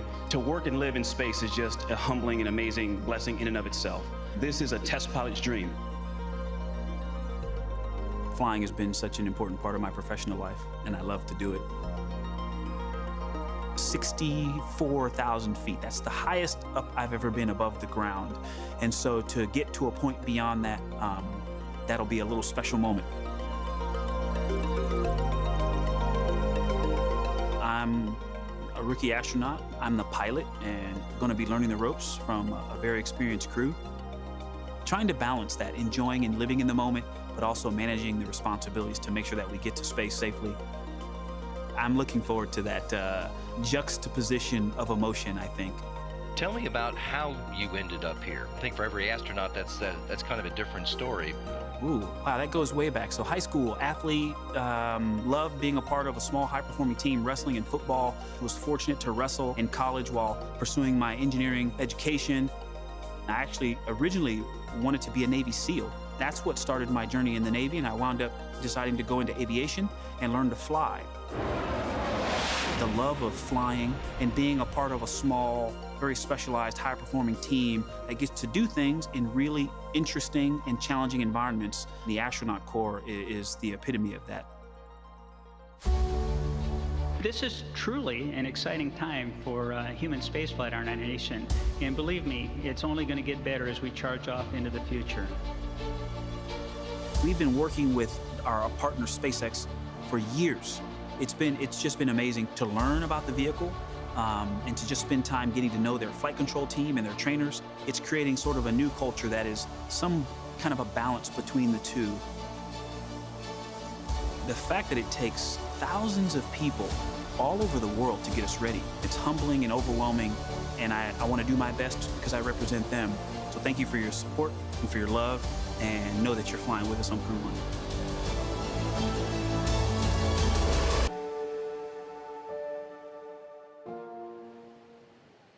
Okay, so while we were in that video, we saw the hatch close. We have not heard the confirmation of the hatch close. We're not expecting that until T-minus 1 hour and 55 minutes. So we're still almost 10 minutes away from that. But even though the hatch appears to be closed, there's a process to completing this and making sure that it's sealed and there's no leaking. So Kate, can you kind of explain what the crew is doing now during this hatch closure process? Yeah, for sure. So like Marie said, it's not quite as simple as closing your car door. Of course, they're having to make sure that everything is in place. There will actually be a seal that is inflated to ensure that all of the, basically that it is watertight. If it's watertight, it'll it'll get to space. So we see the crew, the closeout techs, the suit techs, all there in their numbered uniforms going through the steps. You can see the tablets in their hands.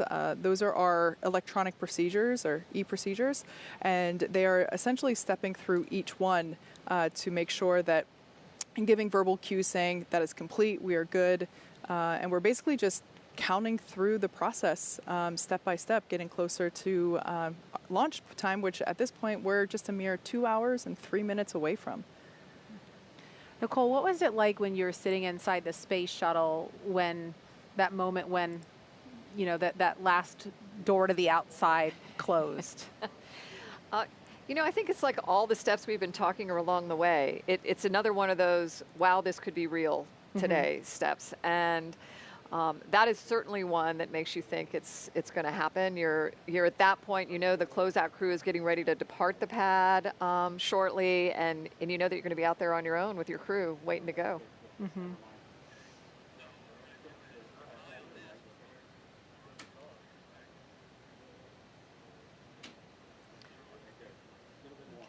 All right, and in seat number 1 today is Crew 1 Mission Specialist Shannon Walker, who flew previously on the Russian Soyuz to the International Space Station, spending 163 days in space. Here's more on Dr. Walker, who will be the first woman to fly on a commercial orbital spacecraft. I always wanted to be an astronaut. I just turned 4 when we first landed on the moon.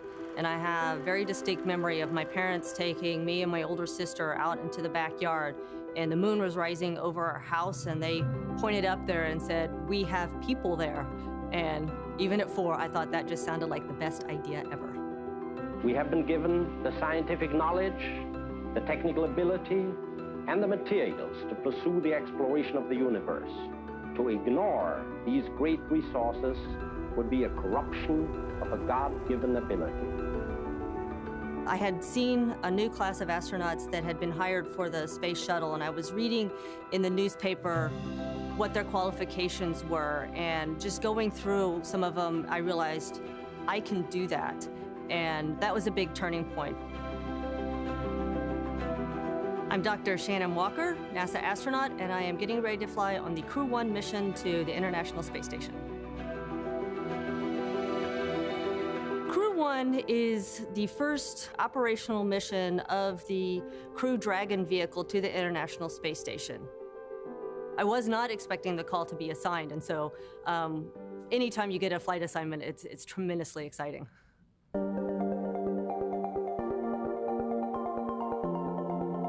I spent 6 months on the station previously in 2010, and I am so looking forward to getting back there and having another 6 months on the space station.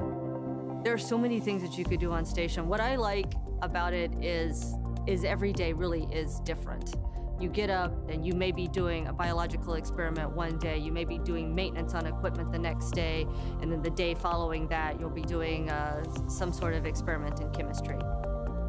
What I have found being part of the International Space Station program, and not just Russia, but our colleagues in Japan and Europe and Canada, is that underneath it all, we all have the same goals and we all have the same passions. The Dragon spacecraft represents to me is just a continuing evolution of better computing power that's evolved over the years, and different ways that the crew can interact with the spacecraft. SpaceX is a very interesting company. There are so many young people. I always imagine it to be like it was in the early Apollo days at NASA, with so many young engineers so passionate about what they are doing. The important thing is we both have learned from each other, and now we've got a very strong bond on what we want to accomplish and how we need to accomplish it together. I do believe that human spaceflight is an imperative for our planet, and to be a part of that, to keep the progress growing, I find very inspiring.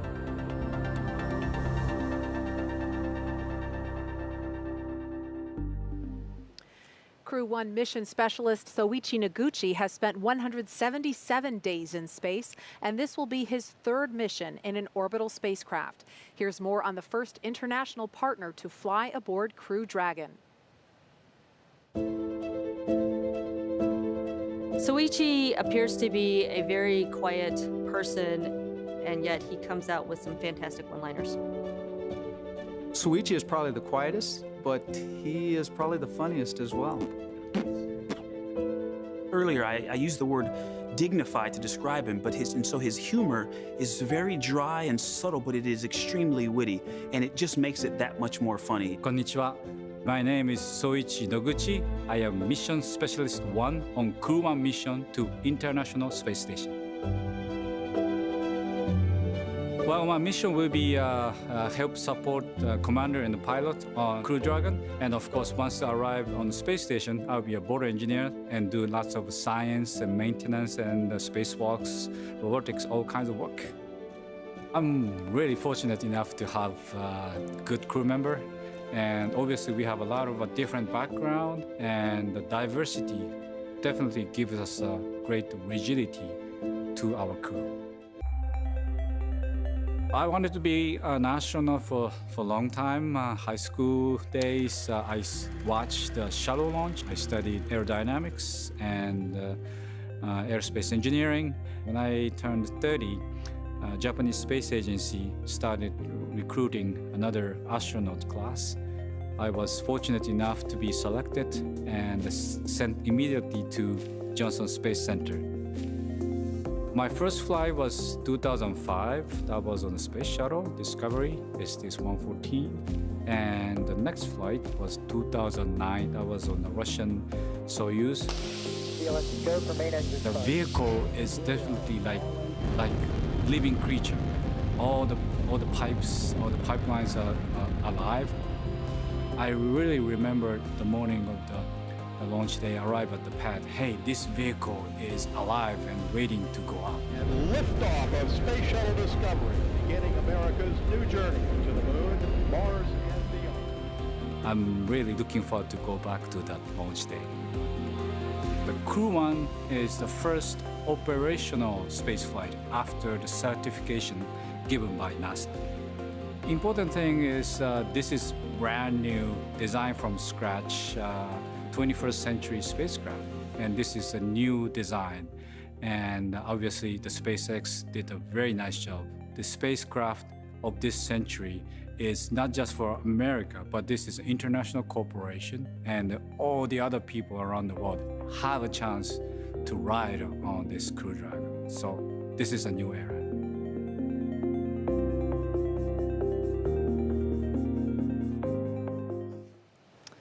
Okay, we're looking live now inside the White Room. You can see. We're discussing that. Negative. We're going to go to pad hatch reopen temporarily. Okay, so it sounds like they may be reopening the hatch. We're going to listen in to see if we can hear any more chatter about that.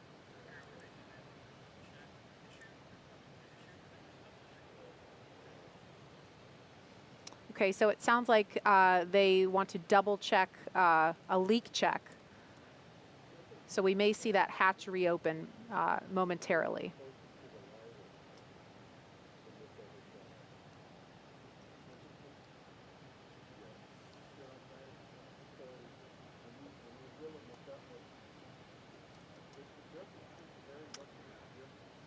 Nominally, we would expect right about now to hear a call out for hatch close right at T-minus 1 hour and 55 minutes. So we haven't heard that just yet, but we did hear that the teams are looking at reopening the hatch to double check some leaks. So what I'm hearing is that the closeout team saw a little bit of a pressure drop during those leak checks. So like I mentioned before, it's not like closing a door, right? Or it's not closing the door to your car. The door closes, they check the environments inside the capsule, make sure we're good. Then they perform a leak check again, essentially making sure that the cabin and the door are able to maintain pressure and environments. So something like this, if they have to reopen it, it might just be they have to reposition a seal. So we're considered a minor issue at the moment, but it might be as simple as allowing us to open the hatch, check the seals and the latch mechanism, and then able to reclose it.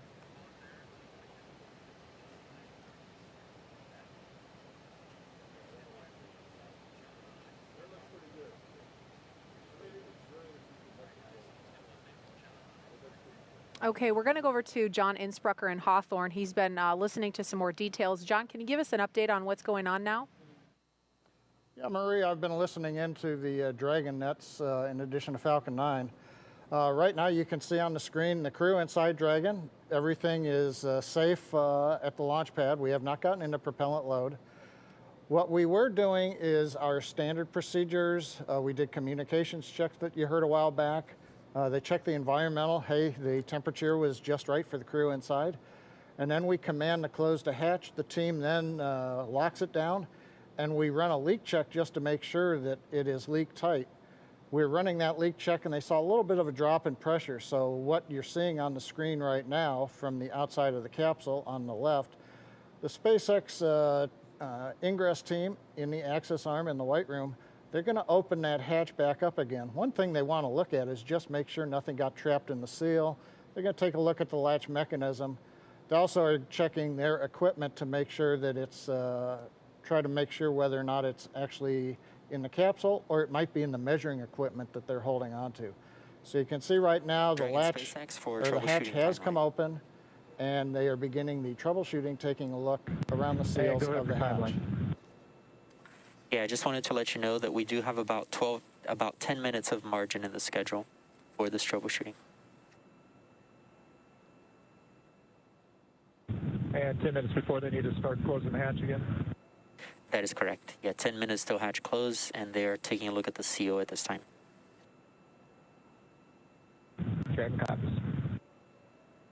I'm only listening to program now.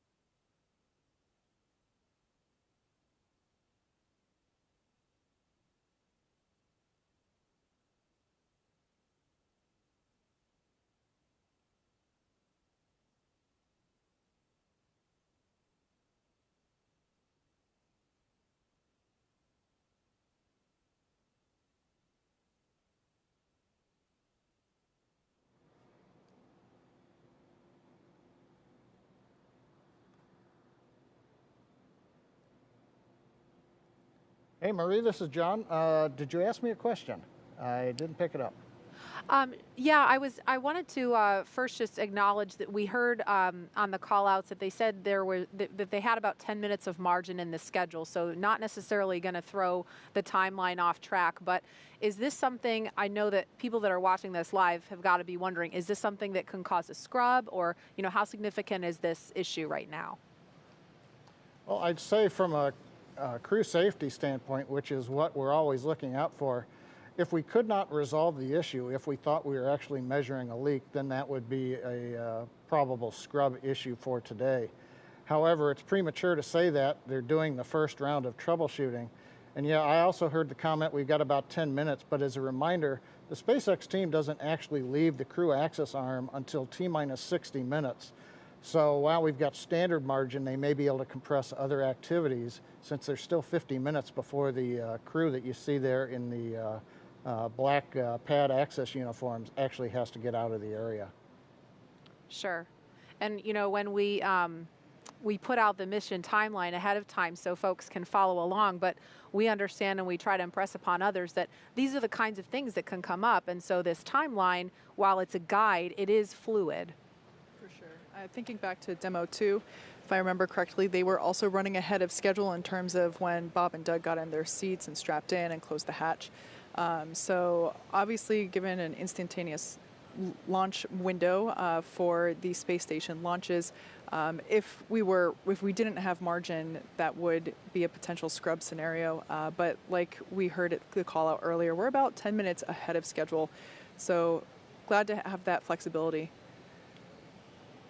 Yeah, and just to add on to what Kate was saying, looking back over my notes, when we did the first Demo 2 launch, it wasn't until about right now in the countdown that the first hatch leak check completed. So by that schedule, which we were ready to support launch right on time until the weather got us, we're still looking good, I think, in the countdown. Something I want to point out, you heard me mention earlier that the team is working off of tablets following along with the procedures. This is considered the kind of contingency procedure that is written into the procedures. So what we're seeing them go through on screen now, they're not, while they are troubleshooting live, we do have a procedure written for this type of contingency. So it's a matter of working through those side steps essentially. Nicole, I wonder, did you have any issues that had to be worked through real time on either of your shuttle missions that might have been similar to something like this?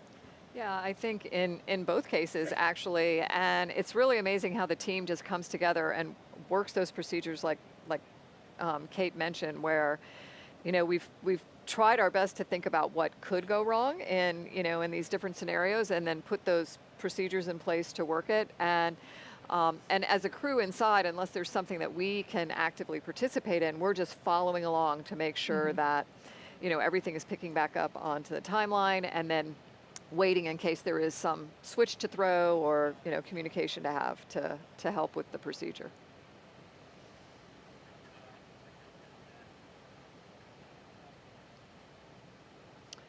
Okay, so again, if you're just joining us, we're at T-minus 1 hour and 47 minutes. We did not hear the call out of hatch closure yet because when they were going through the leak check process, they noticed a pressure drop inside the capsule. So they opened the hatch back up, and as John and I explained, there is some margin in the schedule. And so this is not necessarily a showstopper. It would be premature to speculate about any of that. So far, we are still on track for launch. We're just watching some troubleshooting in real time. On the right-hand side of the screen, we can see the crew sitting pretty comfortably there in their seats. Something I didn't get to mention earlier is that the seats themselves are custom sized for each astronaut. So not only is the length of the bucket, so basically the length from the tailbone to your shoulders, that is specific for each astronaut, but so is the footrest as well as the armrest. So expecting to fly people of many different heights and wanting to make sure that their positioning is not only operational but comfortable as well. And it seems like everyone's pretty comfy in there.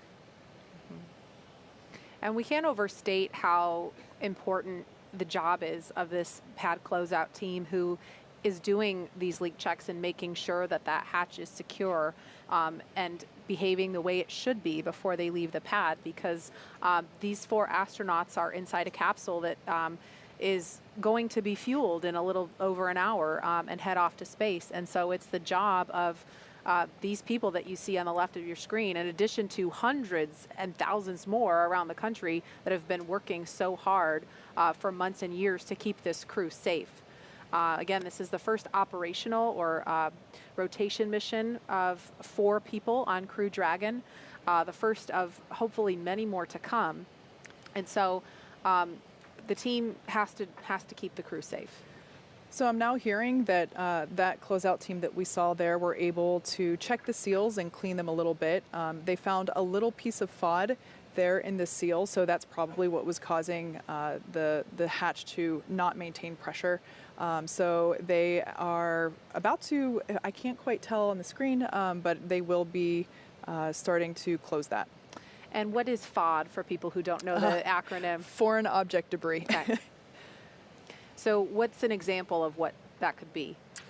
You know, it's hard to tell because it depends on the environment, but something as small as a piece of lint to, you know, something like our cell phone or an earring. So that's part of the reason why earlier in the webcast I mentioned that the the suit technician team are checking to make sure nobody's wearing unapproved earrings or jewelry. Those are all considered FOD or foreign object debris. But it looks like we're going to be closing that hatch again if it's not already, and reperforming that leak check Like I mentioned before, we do have contingencies built into our procedures. We are running ahead of schedule, so nothing to speculate causing an abort at this time. But that being said, we will be repressurizing that hatch. And I should say that it's not like we bring it to pressure and check it and it's good. You want to bring it to pressure, allow it to sit there for a couple of minutes and watch whatever the decay is, if any. Dragon SpaceX for status. And go ahead for Dragon. Yeah, the team did find a possible root cause.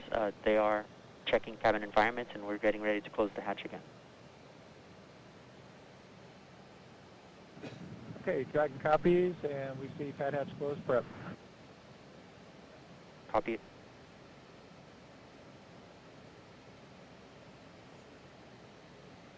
So just the ground crew, core communicating to the crew inside Dragon, giving them a status update, letting them know that potential root cause has been found and that they will be closing that hatch and beginning the leak check once again.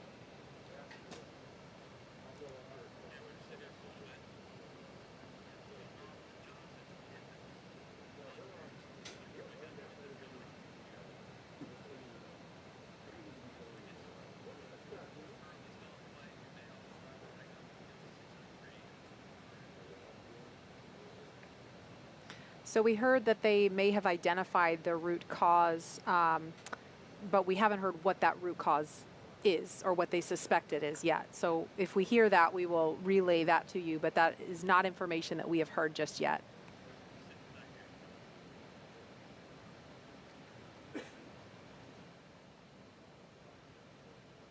And Dragon SpaceX hatch is closed. Dragon copies, see the same.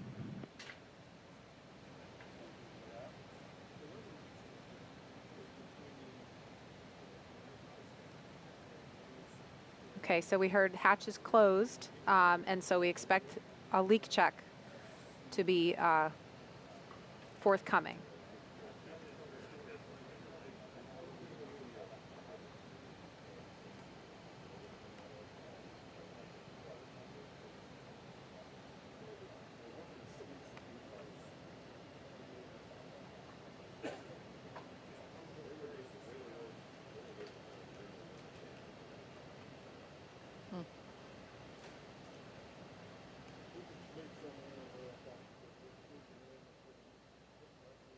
Again, we've got the pad closeout team on the left of your screen, closing the Dragon side hatch for the second time, getting ready to do another leak check.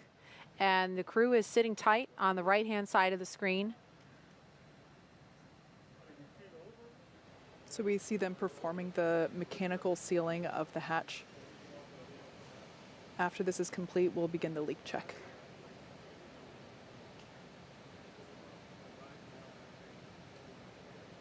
We are at T-minus 1 hour and 40 minutes, so with still some margin in the schedule, so this is not necessarily going to throw the rest of the launch timeline off track, but we're just standing by to see if the teams can get this issue resolved.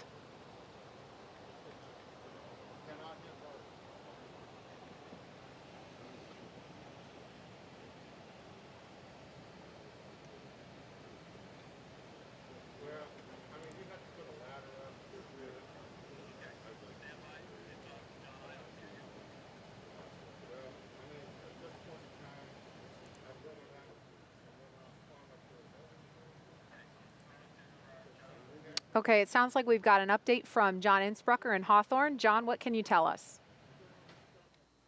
Well, Marie, right now we're just inside 100 minutes until the Falcon 9 launch. We're waiting right now to hear the results of the hatch leak check. The second one's going on. As we've mentioned, we think we found a little bit of debris in the seal, and fingers crossed that we're going to do that. We're also waiting to hear the comm checks between the Dragon crew and the Falcon 9 launch team, the responsible engineers down in the firing Dragon room. SpaceX for status. To catch up right now, as I mentioned, we're just inside of 100 minutes. And go ahead for Dragon. Okay, the leak check hardware is connected, and we're holding pressure now. Still in progress. Dragon copies, and that's good news. Yeah, and I will provide some more words on what they identified during my post-ingress brief. Okay, Dragon copies, and I assume we still have some more time on the leak check. That's affirmed. Yeah, they're still performing it. Dragon.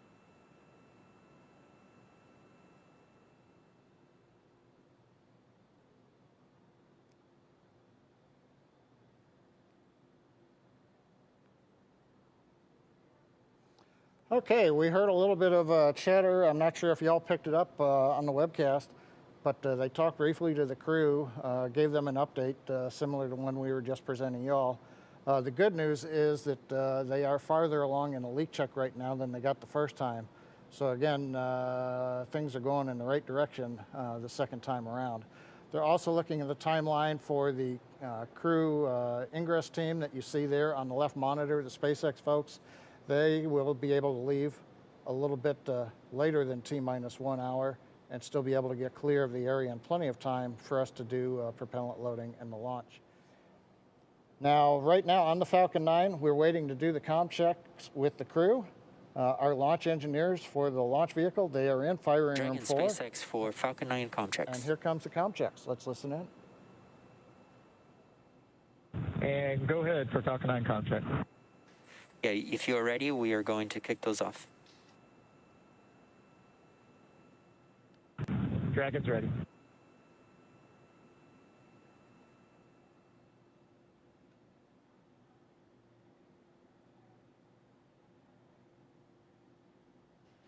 Dragon GNC on countdown 1, comm check.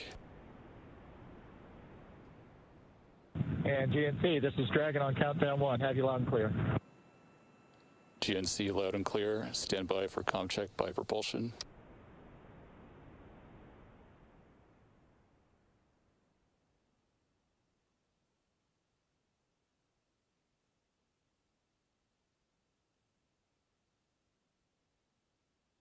Dragon prop on countdown 1, comm check.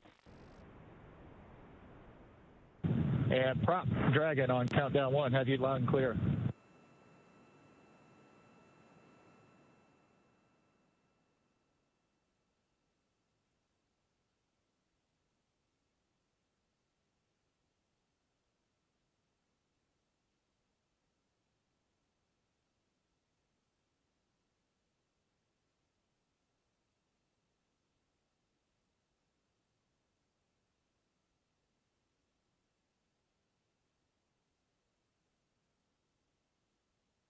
Prop loud and clear. Stand by for comm check with avionics engineer. Dragon, avionics on countdown 1, comm check. Avionics, this is Dragon on countdown 1. I have you loud and clear. Avionics loud and clear. Stand by for comm check by the ground segment engineer. Dragon, ground segment on countdown 1, comm check. Ground segment, this is Dragon on countdown 1. We have you loud and clear. Ground segment loud and clear. Stand by for comm check by launch control. Dragon, launch control on countdown 1, comm check. Launch control, this is Dragon on countdown 1. Loud and clear. Launch control, loud and clear. Stand by for comm check by the chief engineer.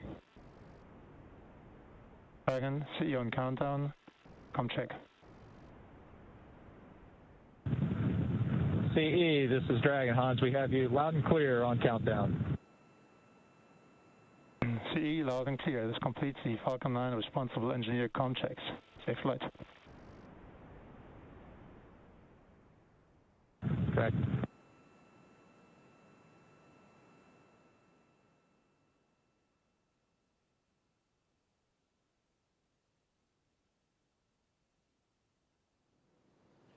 Okay, the good news is we've gotten through the comm checks between the SpaceX team and the Dragon capsule.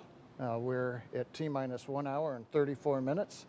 On the Falcon 9, everything continues to look good. Big event really coming up launch escape is checks. propellant loading as we get inside T-minus 35 minutes. And on go the ahead Dragon for side, pad hatch close checklist. Okay, Resilience, at this time we're going to commence health check for the launch escape system. You can expect a momentary flight computer state change followed by a transition back to pad hatch closed. Dragon copies, and we're monitoring.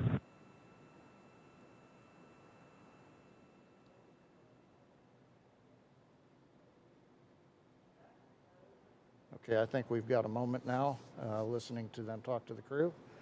On Dragon, other than the side hatch leak check that's been going underway, everything else has been looking good. On the weather front, the good news is that while we've been watching for rain showers in the trajectory of the Falcon 9, we've been watching for heavy rain or thick clouds. Currently, everything does continue to cooperate as we were hoping. The frontal boundary was slowing down and may not reach Kennedy Space Center by the time of launch. And right now that continues to look like it's going to happen. So the local conditions are good. Upper altitude winds, we're looking at the balloons we've been releasing, and those show us that conditions in the upper altitude for stability are good. So we ought to go for launch in about 92 minutes if the weather cooperates, and of course the range is ready to go. So right now we're going to throw it back to Daryl while we wait for follow-on discussions.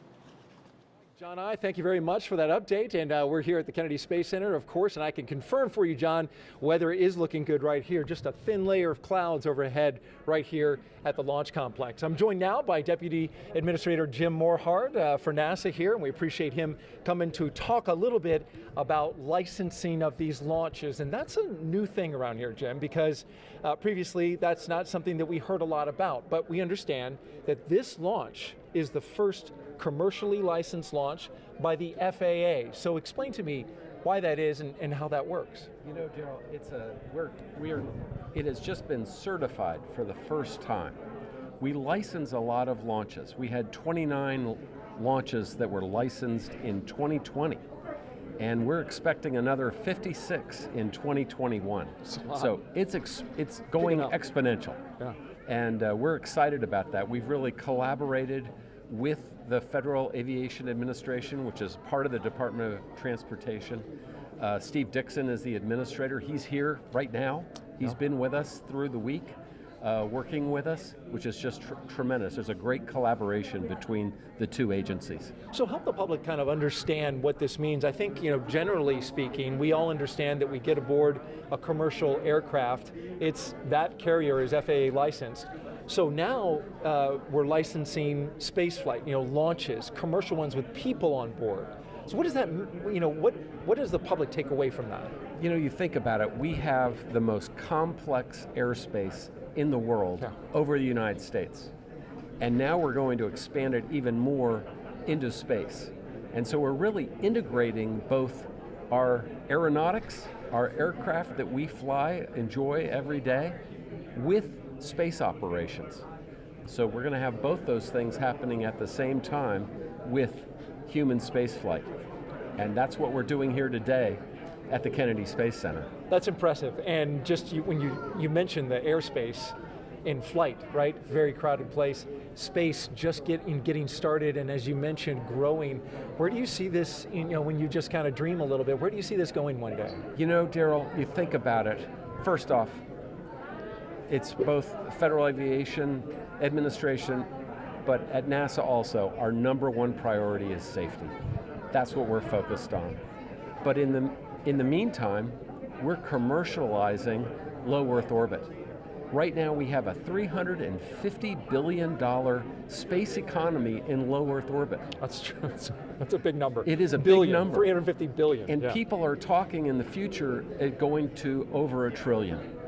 And so it is just, we're starting the dawn of a new space age. And quickly, I think you were telling me that this also increases our ability to do science on the International Space Station, right? With these 4 great astronauts, and Jim Bridenstine and I met with them yesterday, and they want to fly, and we want to make sure they fly safely. But with that, when they get to the space station, we've got 1 astronaut there right now. It's going to increase our research efforts up there by 300%. And we really believe that that's That demand is going to grow. And the hope is ultimately that we'll have commercial space stations that are built by our space industry in the United States. And so, because there's so much research to be done. All right, well, very good. Illuminating information about the licensing of spaceports. Appreciate your efforts and all your work in getting these government agencies to work together and talk to each other and come together with some consensus there. That's good stuff. It's my honor, but this is about safety, and we're going to keep doing it. Excellent. Keep up the good work. Thank you, Jim. Jim Morehart, Deputy Administrator with NASA, and we are now at T-minus 1 hour and 28 minutes. We'll toss it back to John I in Hawthorne, California. John? Well, maybe not John. We'll go to Marie, right here across the way at KSC. All right, thanks, Daryl. I've got a brother named John, so I'll answer to either. We are standing by for a post-ingress briefing to the crew. Dragon SpaceX for side hatch leak check. And go ahead for the side hatch leak check. Okay, good news. The leak check has passed, and we saw consistent readings to what we saw on dry dress. So it looks good. That's great news, SpaceX.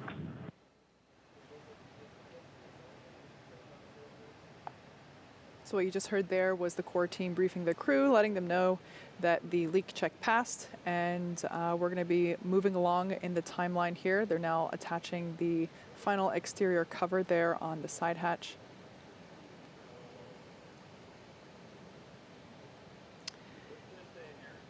Mm-hmm.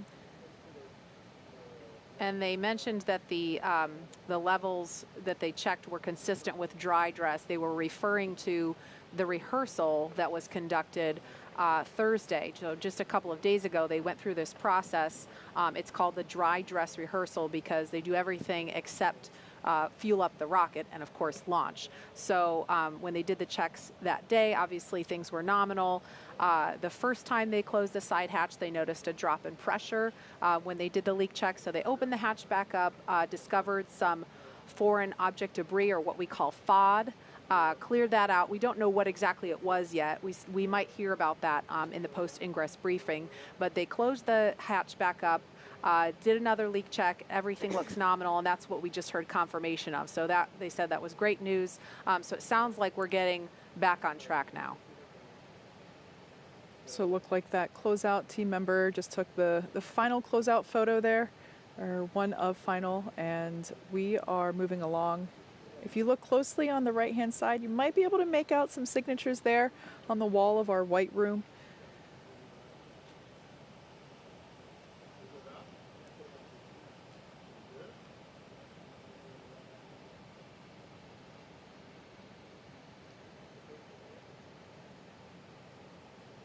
And certainly the astronauts sitting inside the Crew Dragon capsule right now appreciate the attention to detail of this pad closeout team.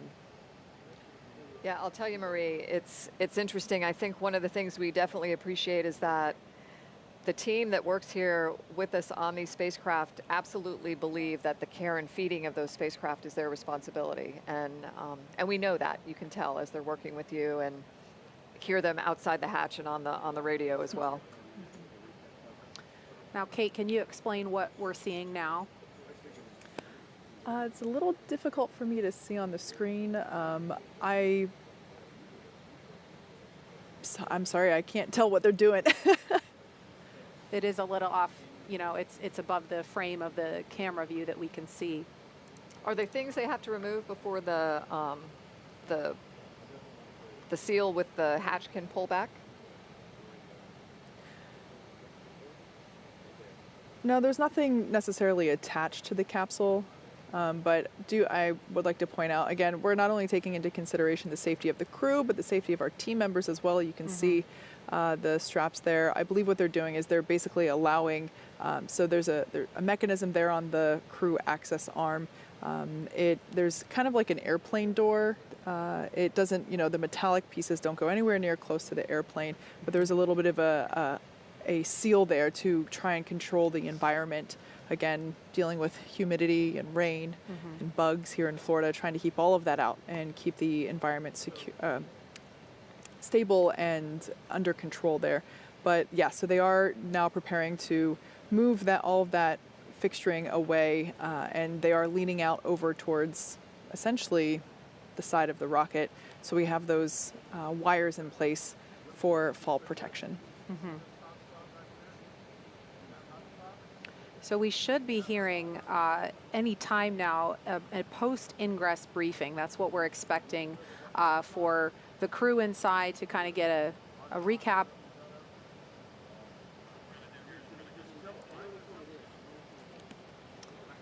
Okay, so maybe a couple more minutes before we hear that briefing. So we're going to move on temporarily. We've made mention of the first crew to launch in Crew Dragon a little earlier this year. And you may remember them as the Space Dads, as they are affectionately known by the NASA and SpaceX teams who work with them. We watched them lift off from this very spot back in May, ending a 9-year gap in human spaceflight from American soil. And we want to honor the courage of NASA astronauts Bob Behnken and Doug Hurley with a look at their historic Demo 2 test flight.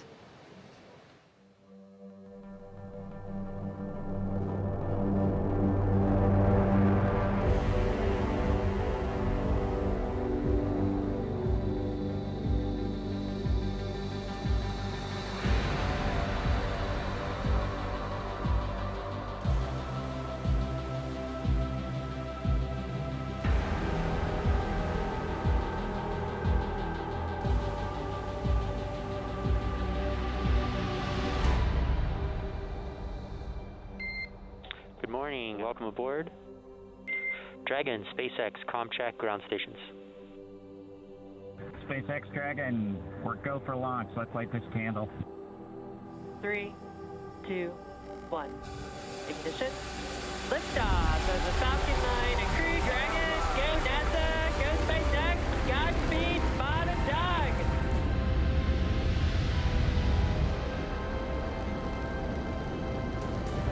On behalf of the entire launch team, thanks for flying the Falcon 9 today. We hope you enjoyed the ride and wish you a great mission.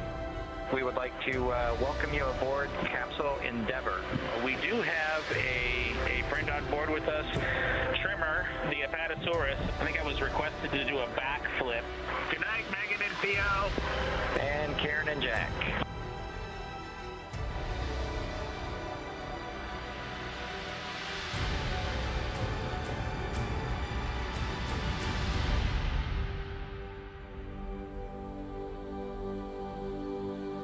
MD, Houston flight.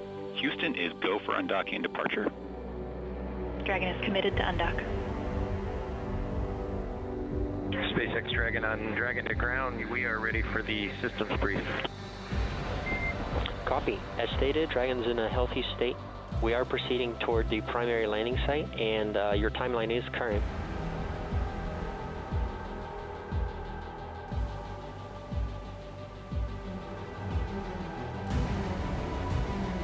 Visual, 2 drogues out. 200 meters. We are braced for splashdown. Copy, brace for splashdown. Endeavour, on behalf of the SpaceX and NASA teams, welcome back to planet Earth, and thanks for flying SpaceX.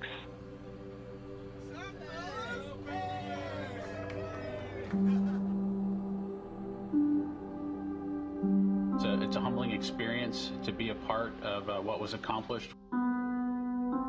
It's great to see how excited everybody was.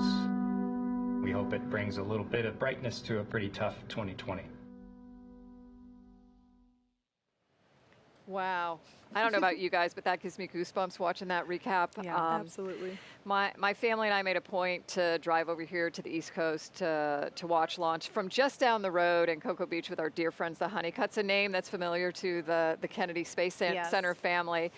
And I'll tell you, it was a real joy to watch Bob and Doug in space and then to have them safely back on the planet with us. And now, special treat, we're going to hear from my dear friends and fellow bugs, AKA the Space Dads themselves.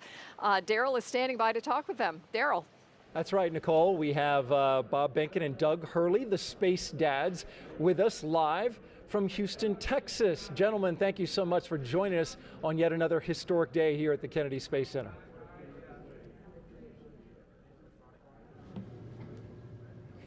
Hey, Daryl, how are you? Howdy, Daryl. Good to see you guys. Good to see you. So you know this moment. You remember it, I'm sure, well, when we came to this moment in time where the capsule, the door was closed.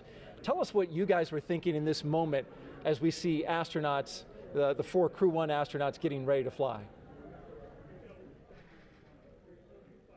Well, you're just thinking about the mission ahead, what you need to do to get through the next hour or two of the timeline. I mean, you know, you don't have a lot of time to think about a lot else. You've kind of wrapped everything up before you walked down and walked out, got to the pad. So we're just going through the checks with the teams, following along and doing the things that we need to do. You just saw that video that was put together about the whole mission that you guys did. Is there anything that, as you watch that, stands out to you as, you know, that was my favorite moment? I think for both of us, our favorite moment was after splashdown, when we were able to get the hatch opened and climb out of the vehicle. As you might imagine, as you embark on a test flight, you've got to have a lot of things go very smoothly, and you got to get them all done and get to the final test point that's out there, which was the splashdown and coming home. And so I think there's a little bit of relief, but kind of a big, let our emotions come out, I think, at that point, after being really focused on, you know, the mission in hand all the way up to that point. And Doug, what are your thoughts? Well, I agree with Bob. You know, we invested 5 years with the teams.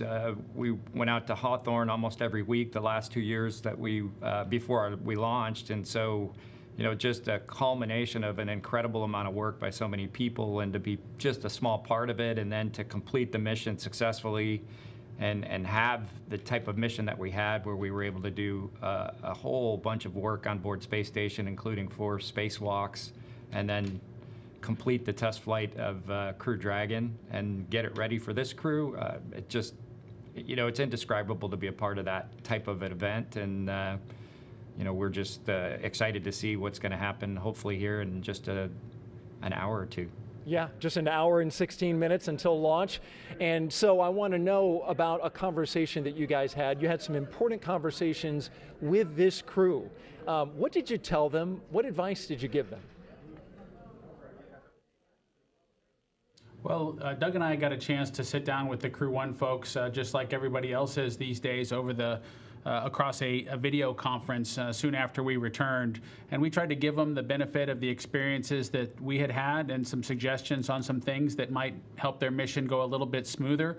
But I think the biggest message that we passed on to them was that there was a good ship here, and it did a great job getting us to Space Station and back, and they should have confidence in the team as they go off and execute their mission. And so there are things that can be improved after our test flight, and they took a lot of those minor things to heart. But overall, we just really passed on just a lot of confidence in the vehicle, and that, you know, that goes a long way for a team that's got a lot of things to do as they lead up to the mission that they're about to launch on today, and not a lot of time if you look at how quickly the vehicle got assessed and changes were made in preparation for this mission. It was just a short couple months ago, I think, at this point, since we came home, and we just really wanted to pass our confidence on to them as they got ready for their mission.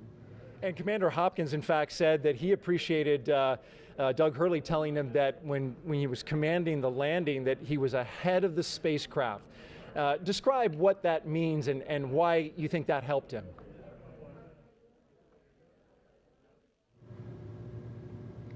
Well, you know, it was a little bit drawn on my experience as a shuttle pilot. You know, my first flight, I just felt like I had to work really hard to keep up with the shuttle as we were re-entering. And, you know, it's a little bit of how you operate on orbit, and then the quickness of the events that you deal with on re-entry. Everything happens pretty fast. So just mentally knowing that that was coming, I tried to enforce that with Hopper and just say, hey, look, it's, you know, you're going to be in orbit for a while. Your brain slows down in a sense.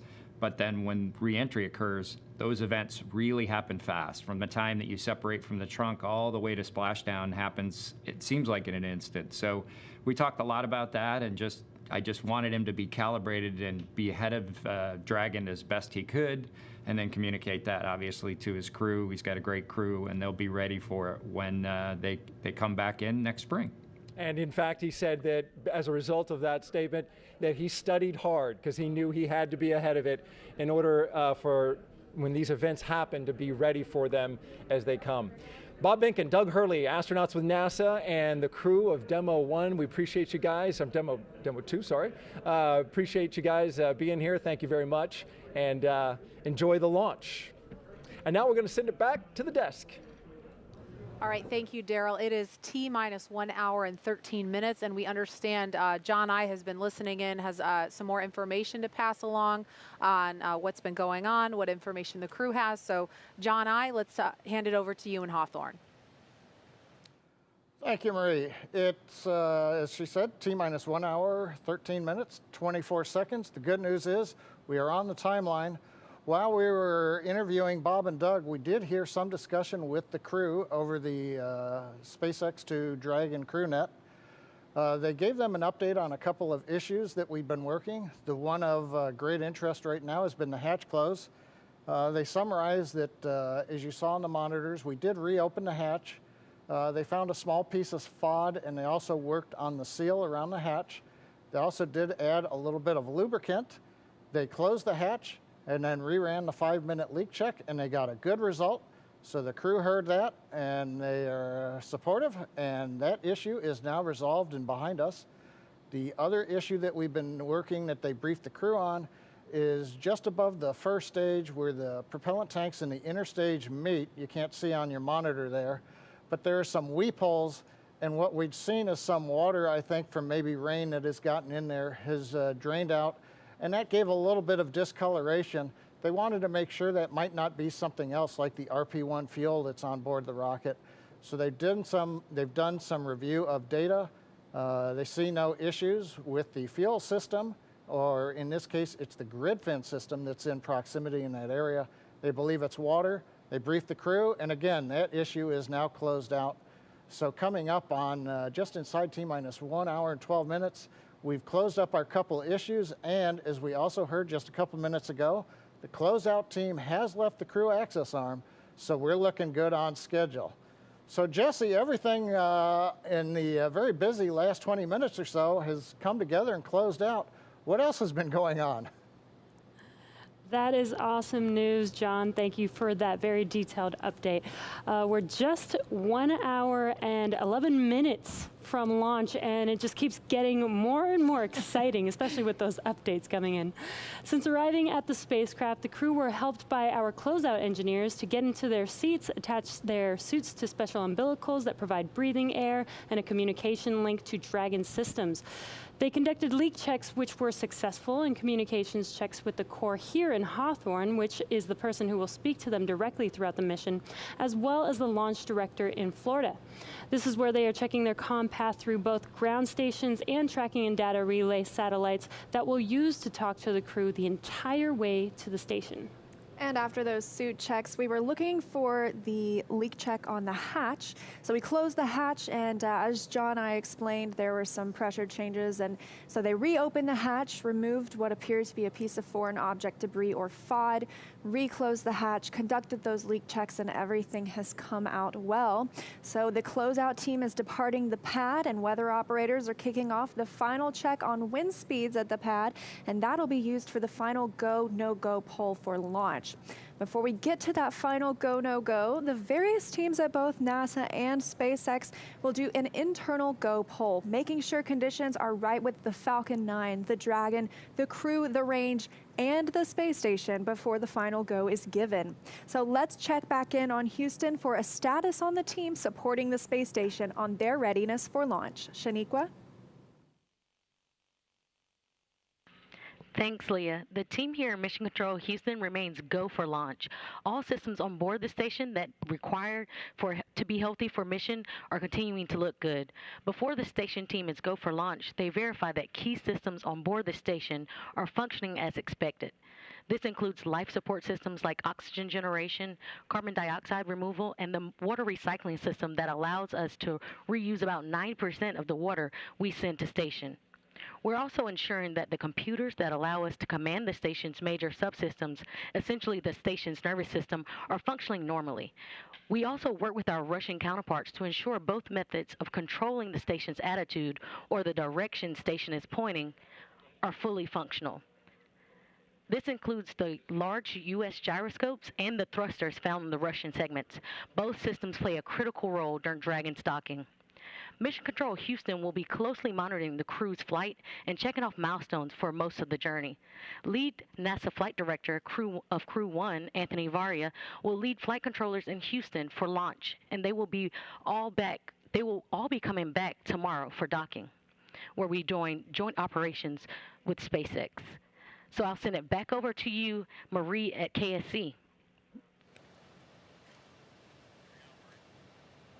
All right, thank you, Shaniqua. If you are just now joining us, you picked a great time as we are now at T-minus 8 minutes and 22 seconds until launch. Welcome to coverage for the mission known as Crew 1, NASA and SpaceX's second flight with crew to the International Space Station.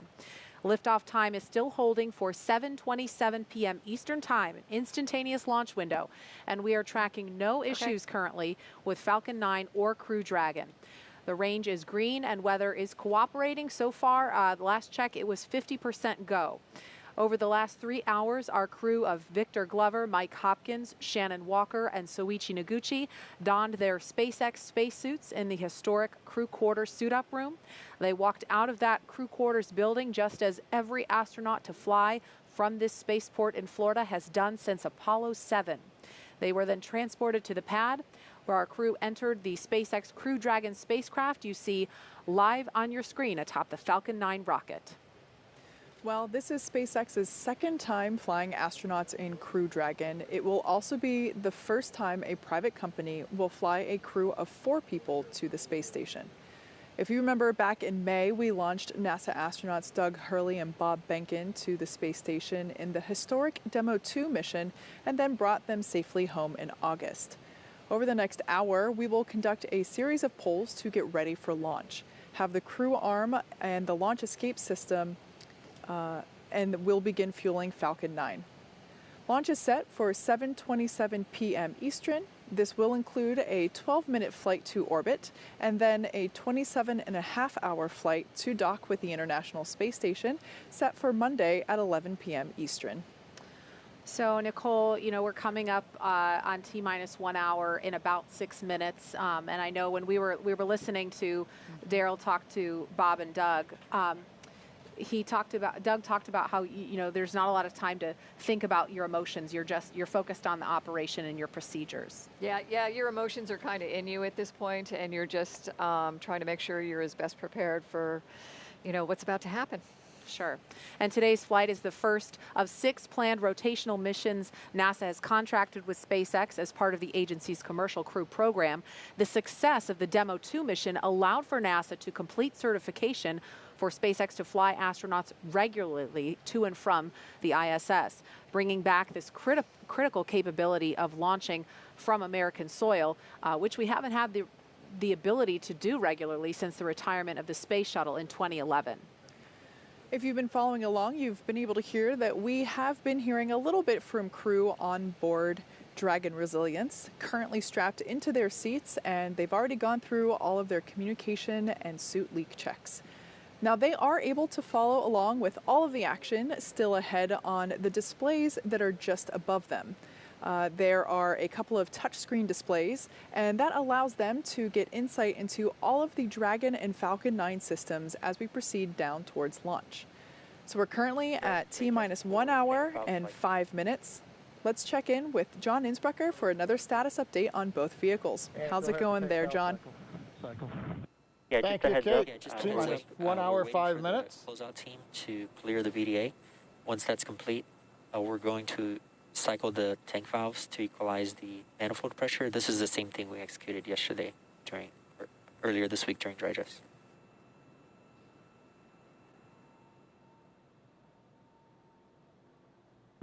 Okay, we copy that, and Jay, your call's coming in a little bit soft, and we're losing you kind of at the end of them. Copy all on that call. and I'll let you know when we're ready for that tank valve cycling. Okay, Dragon copies, and that was much better. Thank you.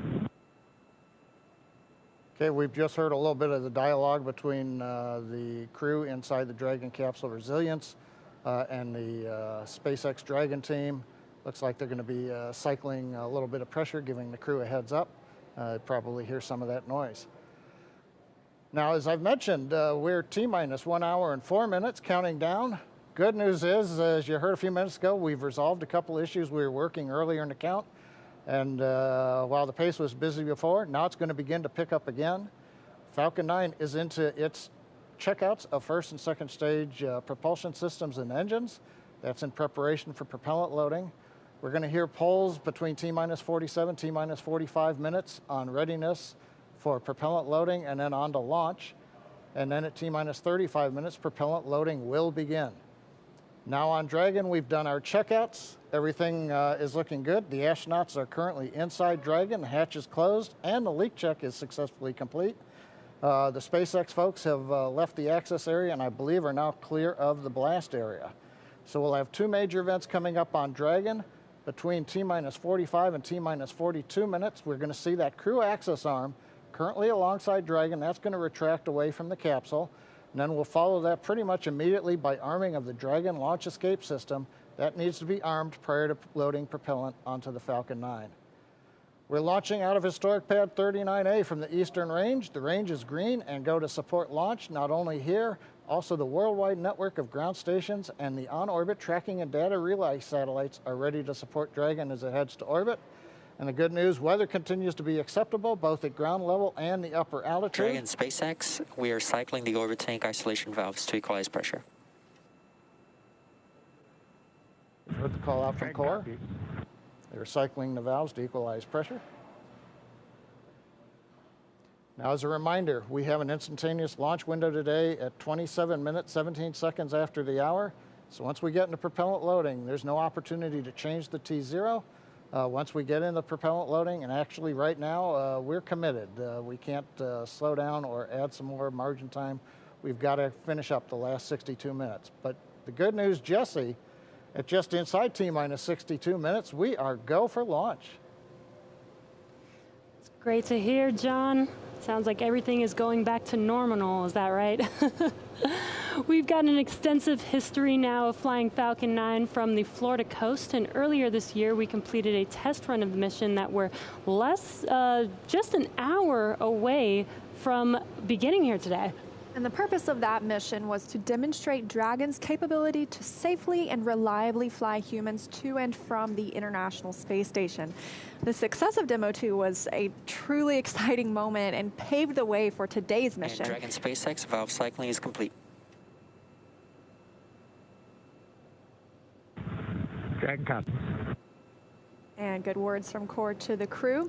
But that mission paved the way for where we are today, sending this full crew for a long duration expedition aboard the International Space Station.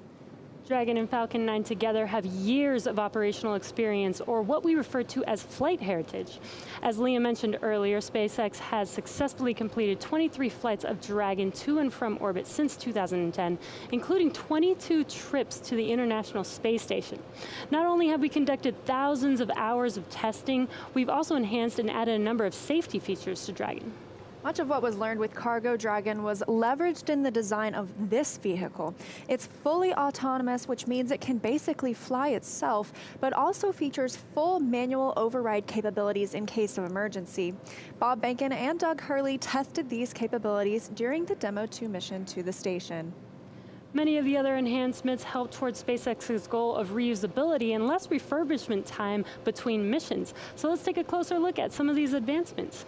Standing at almost 27 feet tall from bottom of the trunk to top of the nose cone, Crew Dragon is composed of two main elements. SpaceX, just passing T-minus 1 hour. Your go for section 6. When ready, report go for launch. Dragon copy, section 6 is in work. T-minus 1 hour, we're getting there.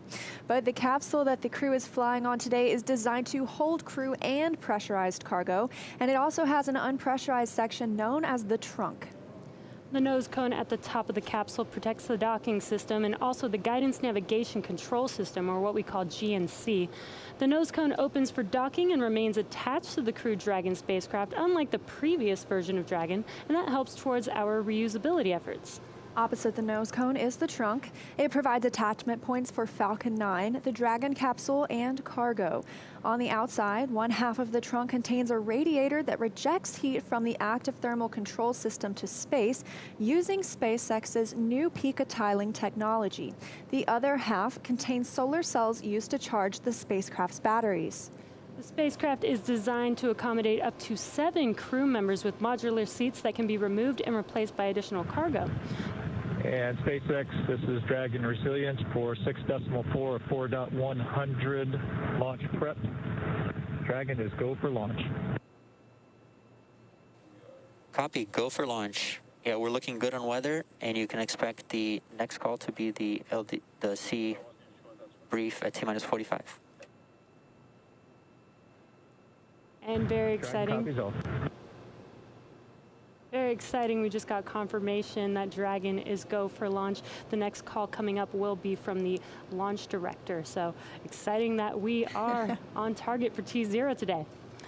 Back to what we were talking about, the seats are made of carbon fiber and will be custom sized for any crew members flying on board. That control panel is centered between the pilot and the commander's seats. You can see it a little bit here on the right side of your screen. That consists of 3 touchscreen displays, allowing the crew to operate the vehicle and fly it manually.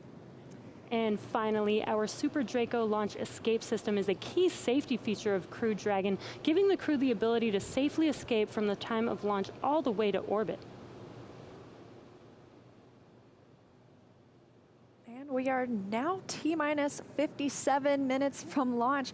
This day is the beginning of regular crew flights to the space station from U.S. soil, NASA having certified SpaceX for these missions after the successful Demo 2 flight test, which launched in May and splashed down safely in August.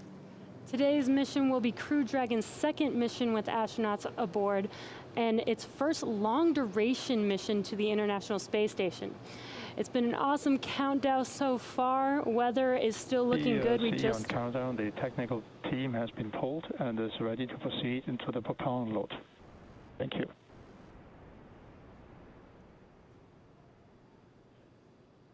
And not only is weather good, but sounds like we're proceeding into propellant load.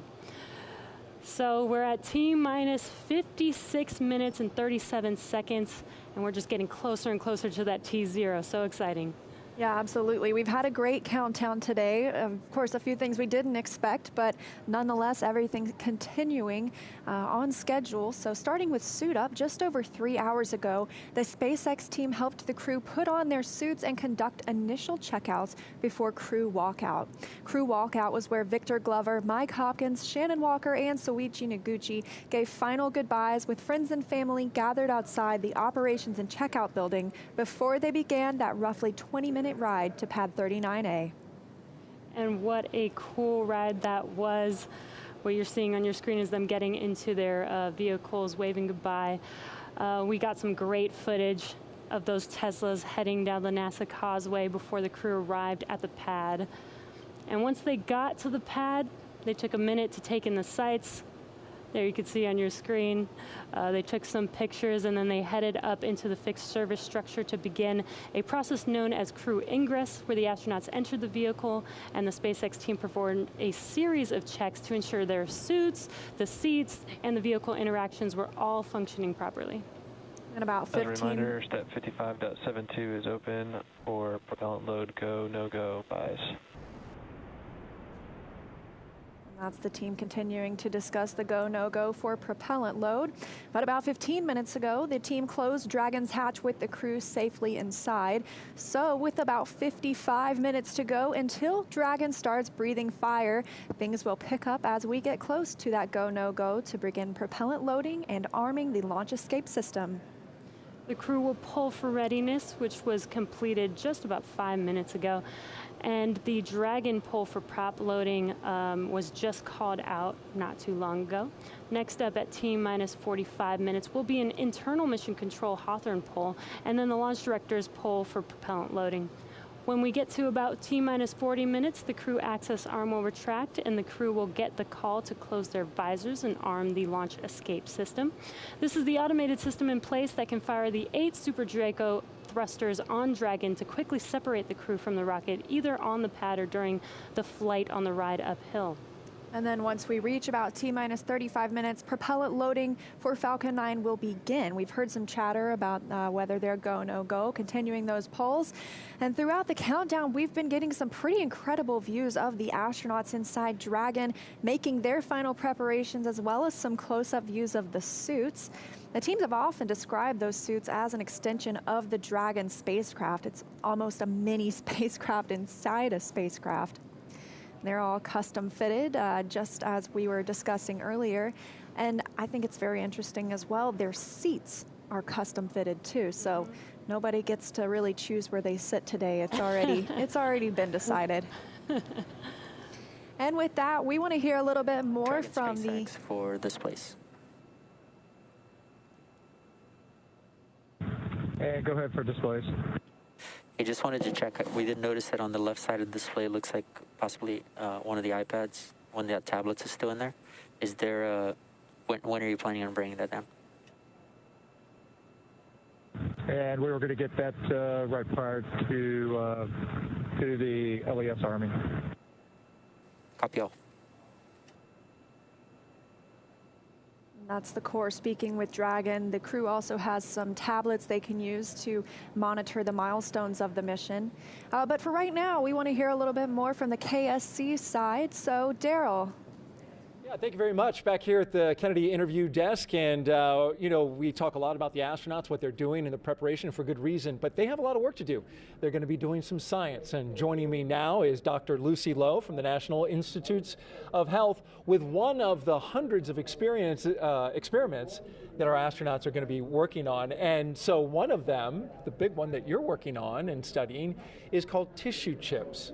So, Lucy, what exactly is a tissue chip? So yeah, great question, Daryl, and thanks very much. Great to be here this evening. So a tissue chip, this is an example of a tissue chip. It's a tiny bioengineered device that contains human cells, and it's designed so that it mimics the structure and function of human cells and organs in this tiny little device.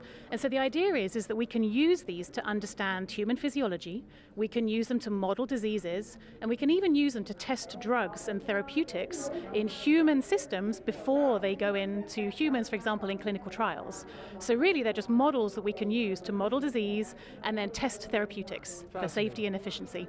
Taking actual tissue that's been genetically engineered, right, and to see how it reacts? Not necessarily, no. So there's lots of different ways that you can put cells on these chips. You can buy them, but you can also use stem cell technologies to actually create cells from all kinds of different organs and tissues: heart, liver, lungs, skin, brain, bone. Lots and lots of different kinds of tissues can be created from stem cells, and they can be put onto these tissue chips, and then you can model diseases and all sorts on a little chip like this. Fascinating. We're looking at some video, I believe, of one of these tissue chips being put together. Kind of explain us through what we're seeing. So what you're seeing there is one of our kidney chips that the Tissue Chips in Space program from the National Institutes of Health and the ISS National Lab has been funding. So this chip here is being seeded here. You're seeing that blue fluid coming through in those little triangles, those little squares, are cells that are being placed into the chip. And they're put in there with this pink stuff, this extracellular matrix that keeps them alive and keeps them bubbling away, happily chatting to each other over the course of a few weeks. And so what you're seeing there then with the blue fluid coming through is how we feed those cells during that time that they're up on the space station. Got to keep them alive. Exactly. They need all their nutrients, they need all their stuff that keeps them feeling good up there. So what is the benefit of an experiment like this? What can we glean from this and hopefully in the future? Yeah, so that's a great question, Daryl. So when astronauts go up to the space station, they have a lot of changes that they see in their bodies that look very similar to certain kinds of disease states or even aging down here on Earth. So when we put cells onto tissue chips and we send them to the space station, we're able to see the same kinds of changes that might happen to the astronauts, but on a very, very short time scale. So for example, diseases that might take months or years or even decades to actually be a clinical problem down here on Earth, can actually be modeled in space in just a couple of weeks. So we can really accelerate the disease modeling using these tissue chips and then see how different drugs and therapies act on them. So we're super excited that some of the Crew 1 folks might be doing some research research for us. So thanks very much, guys. Fascinating, and thank you very much, Dr. Lucy Lowe, for being with us here from the National Institutes of Health. That was a fascinating experiment, and we hope the astronauts get some good work on it so that you can further develop your research. Really Wonderful, thank you, Daryl. All right, very good. And so now we'll toss it back to Hawthorne, California, and John I for the latest at T-minus and 49 minutes and counting. Thank you, Daryl. T-minus 49 minutes, 7 seconds, continuing to count down. Right now, the launch director, launch team are preparing for the readiness for propellant load and launch pole. The SpaceX launch director has checked with the Dragon mission director and the NASA launch manager. They are ready to proceed. Currently, we're doing an electronic poll of the 7 members of the SpaceX launch team for their go to load propellant and then to press on with launch. Now, the Falcon launch crew is located in Firing Room 4 in the Launch Control Center, adjacent to the historic Vehicle Assembly Building on Kennedy Space Center. Key NASA launch members are also located in the firing room. Now, what we're waiting for right now is we expected about T-minus 47 minutes to hear the results of the poll. While we're waiting to hear that, a couple other status items. The crew is currently on board, and the crew access arm is about to be retracted. You can see the access arm currently in the pre-launch position alongside the Dragon capsule. We'll rotate that out of the way, then we'll arm the launch escape system on Dragon before we go into loading propellant on the Falcon 9. We're launching out of pad 39A, heading northeast out of the eastern range. The range continues to be go for launch. They're monitoring clearance area around the launch pad as well as the air and sea space around the flight corridor. Now, the good news on the weather front, we have been given a new probability of violation of only 20%, or as the optimist would say, 80% chance of good weather. There's a small chance of a shower, but it would have to pop up pretty much right over the pad here at the last minute. They're looking, ground winds are cooperating, upper altitude winds are cooperating. So the weather officer gave us some good news about 10 minutes ago as we got inside of T-minus 1 hour. Now we're coming up on T-minus 47 minutes, and the SpaceX team is finishing up their go, no go polls. We're waiting for a few more people to give the electronic thumbs up so that then the SpaceX launch director can check that item off and then proceed into the remainder of the countdown, which will include propellant loading at T-minus 35 minutes. So let's listen in for a moment to the countdown net.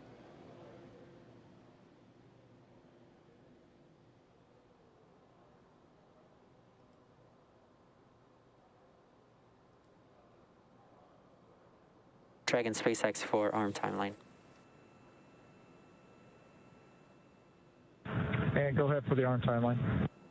Yeah, we were just talking here about the tablet and how much time you'll have to put it away. Essentially, as soon as the T-minus 45 minute brief occurs, we're going to begin retracting the arm, and we'd like to be ready to arm the launch escape system immediately, as soon as that's complete. And Dragon copies, we will go ahead and take care of that now. Copy all, thank you.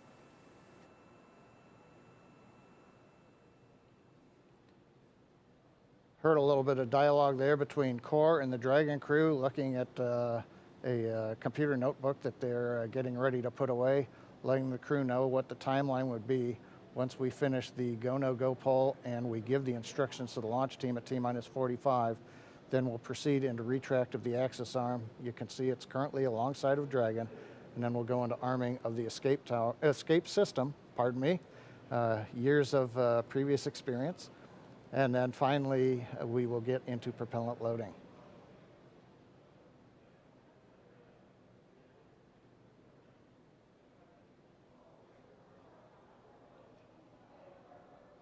Right now, they're getting just the last thumbs up. People have been looking at data that we were gathering just outside of T-minus 1 hour as we were doing final checkouts of the Falcon 9 on the propulsion and engine systems before we got into propellant load. Poll is complete and the team is ready for crew access arm retract, propellant loading, and launch.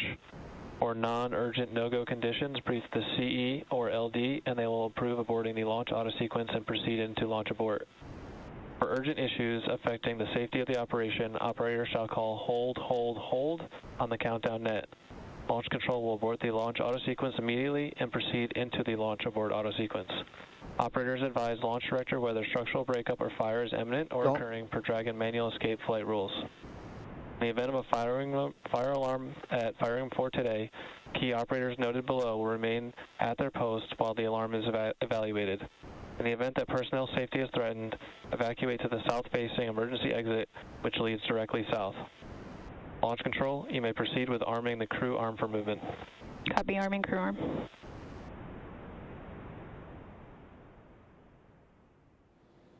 And there you've heard it, just inside 44 minutes, the SpaceX launch director has announced polls are complete. We're go to head into propellant load. The Dragon team is going to begin retract of the crew access arm. So Kate, with that, everything continuing to look good. We're right on time in the countdown. Thanks for that, John I.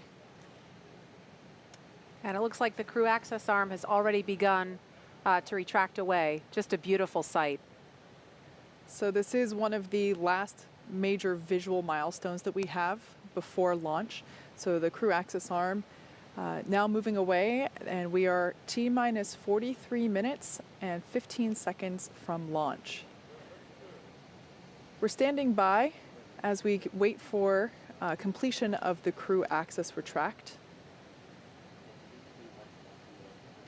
Shortly thereafter, we should hear the call out that the launch escape system is armed. And after that, we will hear that F9 prop loading has begun.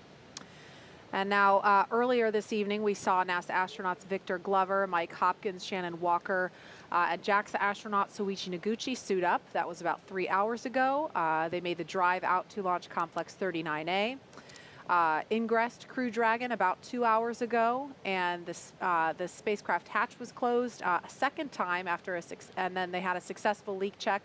And again, we've just seen the crew access arm retract, and what we heard a few moments ago was that once this process is complete, they are going to go ahead and arm the launch escape system immediately. So we're going to wait to hear the call out that the crew access arm retraction is complete, and then we'll explain a little bit more about this launch escape system, what it is, why it's armed at this point, and why it's so significant.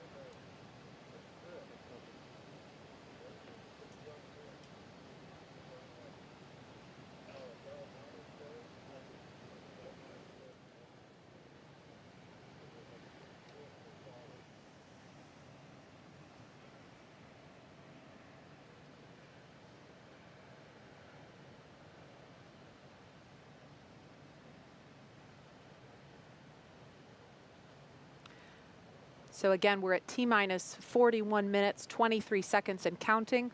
We've just watched the crew access arm retract. That is the suspended walkway that attaches the rotating service structure to fixed service structure. The fixed service structure, excuse me, I'm talking shuttle speak, to the Crew Dragon capsule. So we watched the arm retract away. So now we see Crew Dragon. Crew arm stow is complete. And we heard confirmation that crew arm movement Dragon, is complete. SpaceX, with that call, you are go for Section 7, close visors and arm launch escape system. Okay, Dragon copies, moving to Section 7. So their confirmation from Core telling crew that they are allowed to move on. You hear us mention move on to Section 6, Section 7. That's simply making sure that everyone's on the same page in terms of which procedure we are now working toward. So that was just the Core, who is the person that is essentially the single voice communicating to the crew inside. Dragon, visors are closed. We are arming the launch escape system. Copy. And there we heard Commander Mike Hopkins. Thank you. Commander Mike Hopkins informed that they are now closing their visors and now commanding the launch escape system to be armed. Now the launch escape system is basically the crew's path to safety in the event of an anomaly, quite simply. If we were to have an abort scenario here on the pad, we have demonstrated the efficiency and success of that system, having done a pad abort test. Previously, we did a launch escape system test mid-flight earlier, I believe it was January of this year. And so basically this is a system that could return... Verified armed.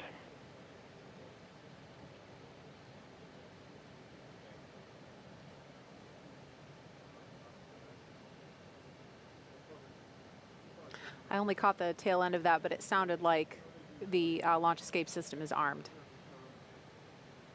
So now the launch escape system is armed. Essentially, this is the system that all the way from now on the pad until they are in orbit, the crew would be able to escape safely in the event of an anomaly.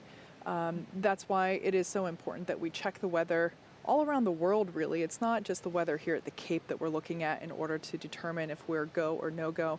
It is the weather along that entire escape corridor. Right. And as Kate was mentioning, again, the launch escape system is armed. That has to happen before the SpaceX teams will proceed with fueling Falcon 9. And so that propellant loading process is set to begin at T-minus 35 minutes, so just a few minutes from now. And what that looks like, Kate, you talked about the tests that were done. You did a pad abort test back in 2015. You did an in-flight abort test at the beginning of this year. And so what that looks like in action, if it were to happen, a pad abort test, or excuse me, a pad abort would be before liftoff at any point from propellant loading, which begins in just under 3 minutes now, until the moment of liftoff. If something were to go wrong and the crew were in danger, Crew Dragon can kind of act as a rocket on top of a rocket and propel itself off of Falcon 9 using its 8 built-in Super Draco thrusters, right? And so the idea is that if that happens, Crew Dragon would splash down off the coast, and then we would have a rescue scenario. Correct. And so we've rehearsed that ahead of time. We coordinate very closely, the NASA and SpaceX teams, with the Department of Defense Detachment 3 to prepare for a scenario such as that. We're also prepared for if there were to be a need for a launch escape after the point of liftoff, at any point from liftoff until they reach orbit, about roughly 12 minutes after liftoff. At any point in that sequence, Crew Dragon could still launch itself off of the Falcon 9 rocket. And in that scenario, Crew Dragon would splash down at some other location further downrange, farther away from Florida, obviously. And that's why the weather downrange is just as important as the weather around the pad for liftoff, because they're thinking about how are we going to rescue the crew if we get into a scenario like that. Exactly. So it's really complicated, but you know, it is a system that we have spent a lot of time designing and testing, and it's, you know, it's definitely something to consider in terms of that weather criteria that we do look at. And so now at T-minus 36 minutes and 20 seconds, in just over a minute, we should be hearing that Falcon 9 is ready for propellant loading. That'll be with the RP-1, which is rocket grade kerosene, and then also simultaneously the liquid oxygen loading will begin.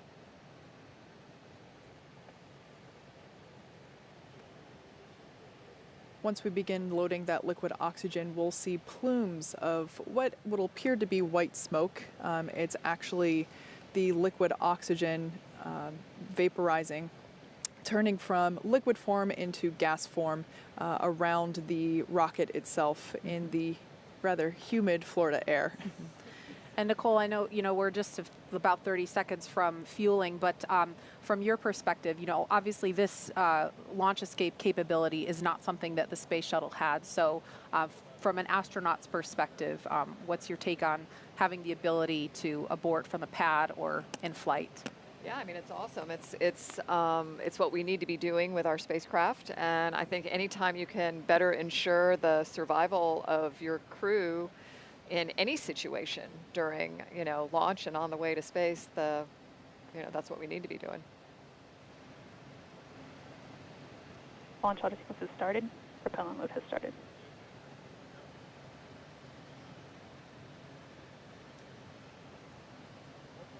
So we just heard that call that propellant load has started. That means fueling of Falcon 9 has begun.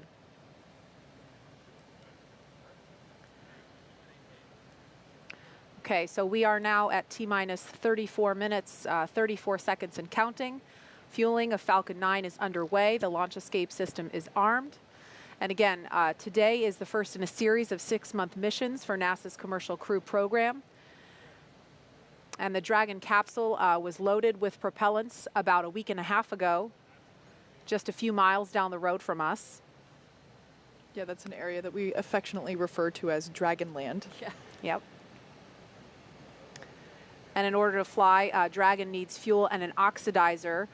So for the fuel we use, Kate, you're going to have to help me with these words. No I problem. can't pronounce them. Yeah, so it's monomethylhydrazine, or MMH, and nitrogen tetroxide, or tetroxide, for also known as NTO, for the oxidizer. These are two propellants, a fuel and an oxidizer, that when they come into contact, they combust instantaneously. So it's a great propellant to use in spaceflight because you don't need an ignition source.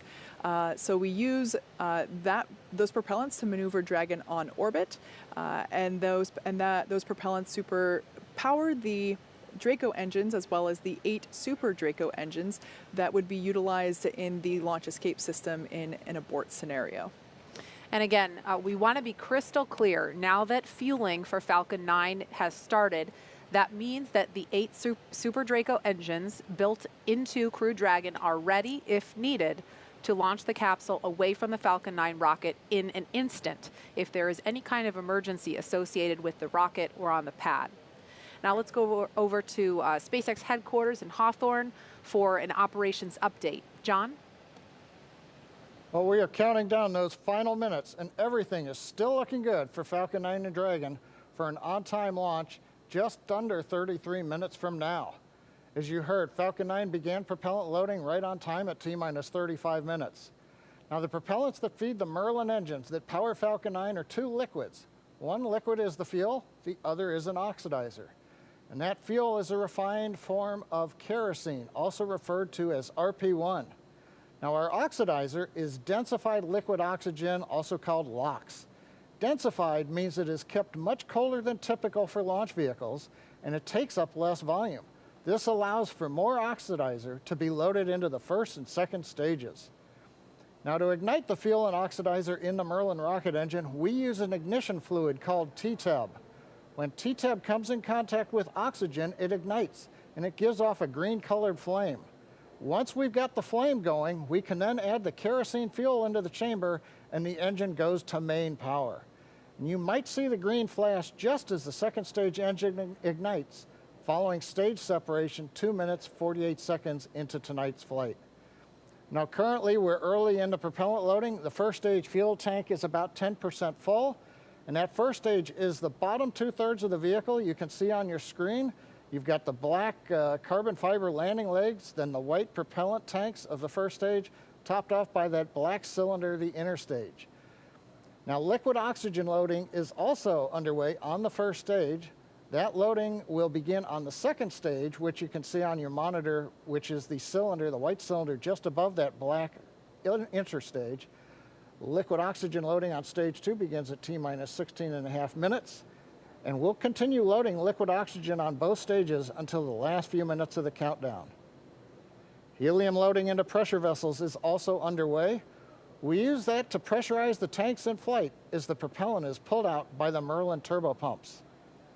Now, on board the Dragon spacecraft, the astronauts are monitoring systems while propellant is loaded Cryo-helium load into the Falcon 9. And the call out you just heard, ground loading and the crew know that helium loading is going on the vehicle right now. So as I mentioned, the astronauts are listening to this right now. As part of their training in the simulator, we also can give them the playback of sounds that we've recorded in Dragon capsule during recent flights. Plus, they also had a discussion with Bob and Doug after their flight, who related what their flight experience was like earlier this year. Now, out on the eastern range, we continue to hear they're green, ready to go. There are no problems, and they are go for launch. And finally, the weather, as I mentioned a little while ago, it's actually improved during the day. We're down to 20% probability of violation. The biggest thing we're watching is just in case in these last half hour, if a rain shower might spring up within a mile or two of the launch pad. But currently, the rain looks like it's holding off. The upper altitude winds are good, and the ground winds are very light. Now, as a reminder, today we have an instantaneous launch time. So at this point, if we hear a hold for any reason, we'll have to stand down and target our backup launch opportunity just under 3 days from now. But let's turn it over to Jesse and Leah for an overview of events after liftoff. Thanks, John. For Crew 1, the astronauts' flight to station will take about 27.5 hours, and their journey is much longer, but fairly similar to the trip NASA astronauts Doug Hurley and Bob Behnken made earlier this year in Crew Dragon's first mission with humans aboard. As we await T0 in just about 29 minutes, the ground operations teams are doing a series of system checks to make sure both Dragon and Falcon 9 are ready for launch. You're looking at a live view of our teams at the Cape as they prepare for liftoff. Now, as we wait for the launch clock to hit 0, we wanted to give you an overview of what the ascent portion of the mission will look like. Once we hit T0 and a successful launch occurs, we will watch Falcon 9 and Dragon lift off from historic launch pad 39A and make their ascent. At about 50 seconds into flight, Falcon's 9 engines will throttle down to help pass through the period of maximum dynamic pressure on the rocket, or what we typically refer to as max Q. It's worth noting that once we hit max Q, the vehicle will be going supersonic. Once we are through the period of maximum dynamic pressure, we can throttle up our Merlin engines again. And from there, at about 2.5 minutes into flight, we have a series of 3 events that will happen in rapid succession. First is MECO, or main engine cutoff. This is where all 9 Merlin N1D engines shut off in preparation for stage separation, which is our second event. This is where the first stage detaches from the second stage, with the first stage making its way back to Earth for landing as the second stage continues on its journey with the third event. SES, or second stage engine start 1, is where the MVAC engine lights up and propels the second stage along with our Crew 1 astronauts to orbit. As Stage 2 heads towards its targeted drop-off orbit, Stage 1 will execute 2 burns in order to make its way back to Earth. The first is the entry burn, where 3 of the M1D engines will reignite and then shut down. This helps to slow the stage down in preparation for entry back into the Earth's atmosphere. While the first stage is heading back to Earth, the second stage will cut off its 1 Merlin engine that was ignited right after stage separation. Once this happens, we will wait for confirmation of a good orbital insertion. And about 90 seconds after Dragon gets into orbit, Falcon 9 will land back on Earth.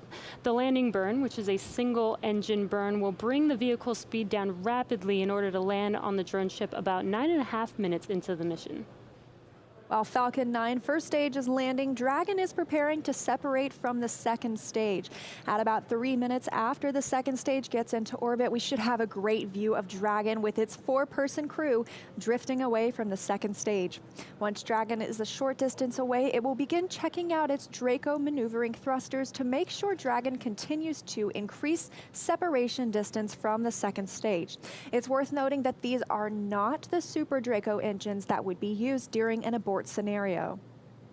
And about 40 seconds after separation, Dragon's nose cone deploy sequence will begin. It will take roughly 4 minutes for the nose cone hooks to unlatch and open, exposing its guidance navigation controls, or GNC, that will help Dragon autonomously fly to the space station. And lastly, once the nose cone is deployed, the remaining Draco thrusters on the forward bulkhead will be checked. From there, over the next 27.5 hours, Dragon will begin its approach phase, undergoing a number of phasing burns as it makes its way to station. All of that will be coming up soon. Stage 2 cryohelium load. And confirmation, Stage 2 cryohelium being loaded now. But for now, let's check back in with Marie at Kennedy Space Center. Marie? All right, thank you, Leah. If you're just joining us, we are now at T-minus 25 minutes, 5 seconds and counting from the second astronaut launch from U.S. soil this year, and the first with 4 astronauts aboard Crew Dragon. We want to go over to NASA's Garvey McIntosh. She is standing by in Japan to speak live with the president of JAXA. Garvey, are you with us? Yes, I am. Thank you, Marie. Hello, I'm here in Tokyo, Japan. This is Garvey McIntosh, and I'm going to interview JAXA President, Dr. Hiroshi Yamakawa. Dr. Yamakawa, konnichiwa. Konnichiwa. Could you tell us about the partnership between JAXA and NASA? Oh, thank you very much for your question. The US and Japan have built a close relationship in the aerospace field for more than 50 years. And NASA and JAXA have been collaborating in many fields, including earth science, space exploration, human space activities, and aeronautics. Astronaut Noguchi participates in the Crew 1 mission as the first foreign astronaut on board a US commercial spacecraft. This shows a trust relationship between the two countries. We recognize that this mission is an important milestone toward future international space exploration, and we will firmly support him from the ground. Thank you very much. Could you tell us a little bit more about today's mission and what the mission represents for Noguchi-san?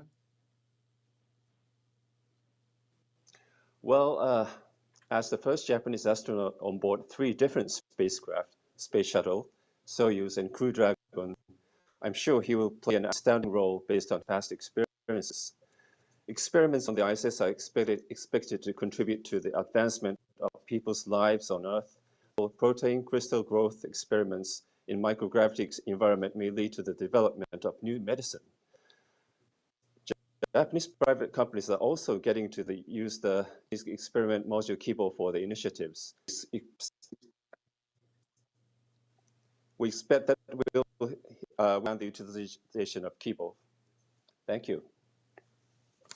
Thank you. And last question, looking a little bit towards the future, I know recently Japan, along with 7 other countries, including the United States, recently signed the Artemis Accords. Can you tell us a little bit more about the Artemis Accords and what that means for future space exploration?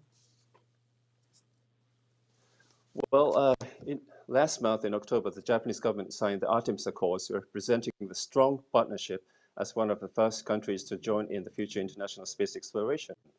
Well, I think Japan has expertise in human and robotic space technologies accumulated through our experiences, TV, and Hayabusa 2. And we will continue to move forward with technical considerations with NASA and other international partners. In addition to the field of human spaceflight, we will continue and deepen our cooperation with NASA and our international partners in order to explore the new era of space and contribution to our society on Earth. Thank you very much. Well, thank you very much, and arigatou gozaimashita.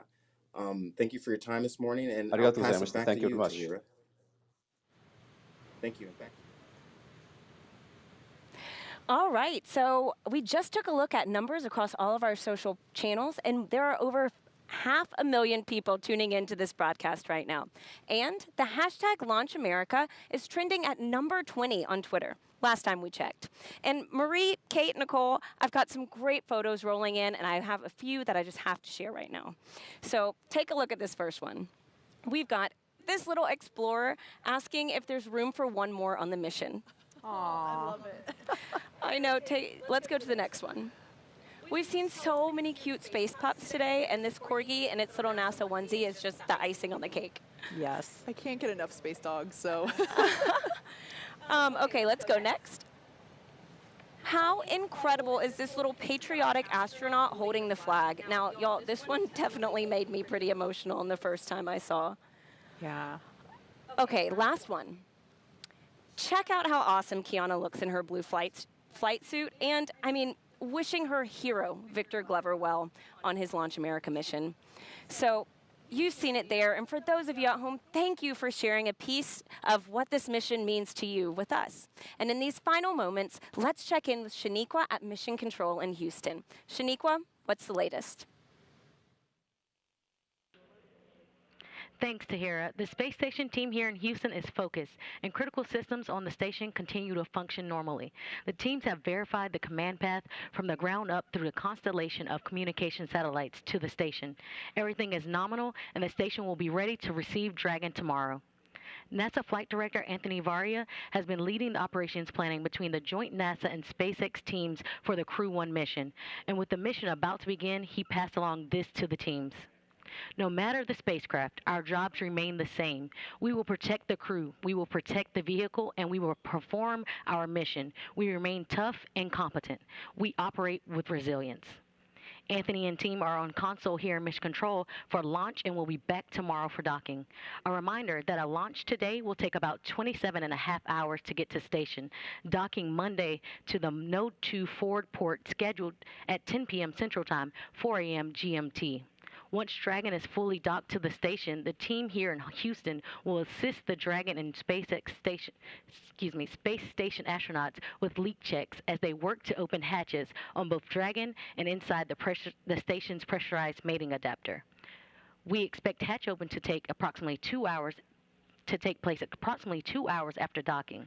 That's it for us here in Mission Control Houston. I'll send it back over to the team in Florida. Marie?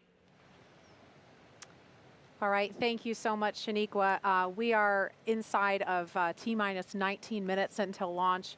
So exciting. We started the day with 50% probability of launch, and now we're up to 80% chance of the weather cooperating. So we are so excited. I know we're going to be turning our attention solely to the pad and going over to Hawthorne to take us through the final count. But one thing that really stuck out to me earlier, and I wanted to mention, when Shannon was talking about her path to becoming an astronaut, she talked about how she was 4 years old when she decided that that's what I want to do. And it really stuck out to me because my 4-year-old daughter is watching and she's dreaming about becoming an astronaut. And it's so special for, I think, especially for little girls, maybe I'm biased, but to be able to have a role model like Shannon and like you, Nicole, because at the time when Shannon was 4 years old, women weren't astronauts. Yeah. And what an amazing time to be in when little girls have women to look up to, and African-American children have Victor Glover to look up to and see that, you know, they're represented and they can do this too.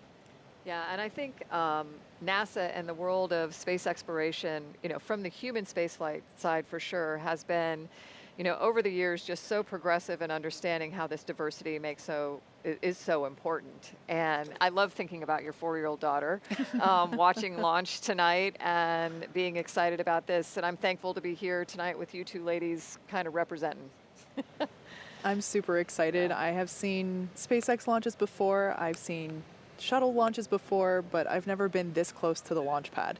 And my palms are sweaty with excitement.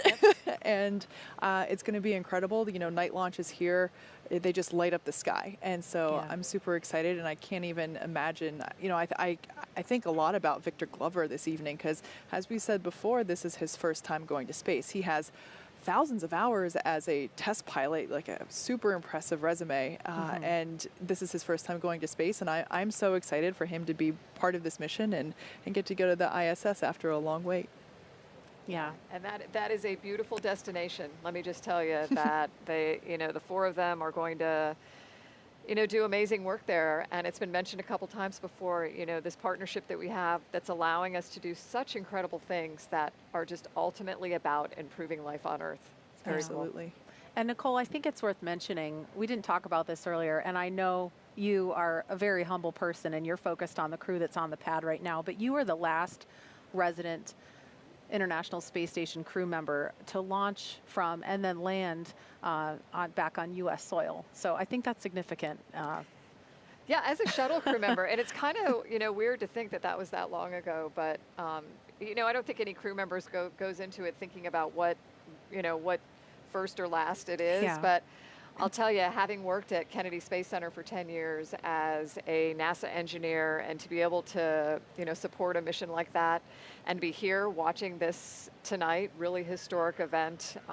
this is the place where we learn, you know, that there is a solution to every challenging problem. And in the words of a person I mentioned earlier, Mr. Honeycutt, you know, here's how we can, not why we can't. And that's what we saw go on tonight as well. Absolutely. And with T-minus 15 minutes, 10 seconds and counting to liftoff, we want to focus in on the pad as we proceed through the final stretch of the countdown. We will turn it over to Hawthorne to take us through launch at 7:27 this evening, Eastern Time. John? Thanks, Marie. As Marie mentioned, everything is looking good for launch of Falcon 9 and Dragon It's going to come at 27 minutes and 17 seconds after the hour, just a little under 15 minutes from now. We began propellant loading on Falcon 9 on time at T-minus 35 minutes. You may have heard earlier the call out, the fuel is completely loaded on the second stage, so the RP1 kerosene fuel is complete. We also got the start right on time 2 minutes ago of liquid oxygen loading onto the second stage. Now on the first stage that you can see with the white plumes coming off of it, fuel loading is continuing. We're about half complete with fuel load. That'll finish in 8 minutes at T-minus 6. Now densified oxygen, the liquid oxygen, continues to load on the first stage. That'll come down and finish about T-minus 3 minutes. And then as I mentioned, the second stage has just begun liquid oxygen loading just 2.5 minutes ago. That will continue all the way down to T-minus 2 minutes. Now currently, eastern range is go. Everything continues to look good.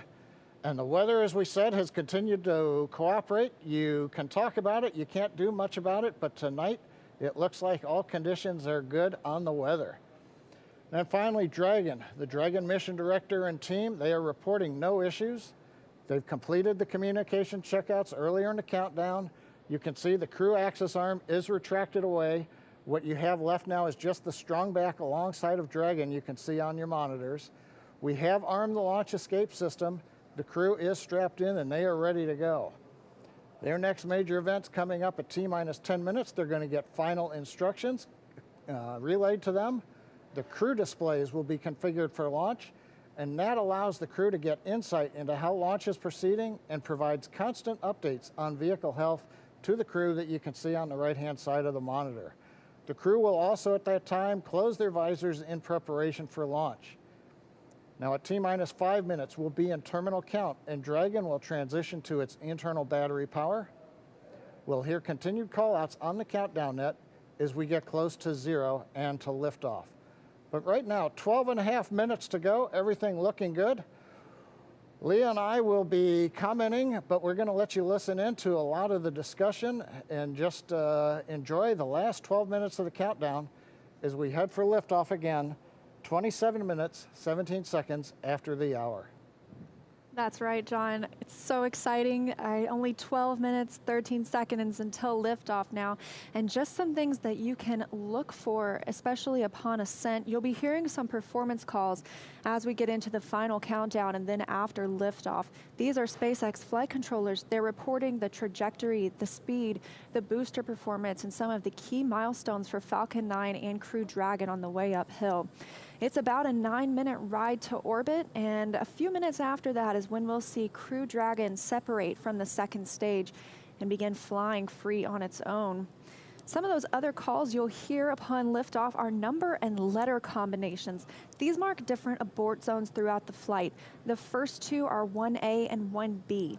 This signifies they're in the first stage, and that will last until they're up to the very north of North Carolina. The next are 2A through 2E or 2 Echo. Those will come into play once the second stage kicks in.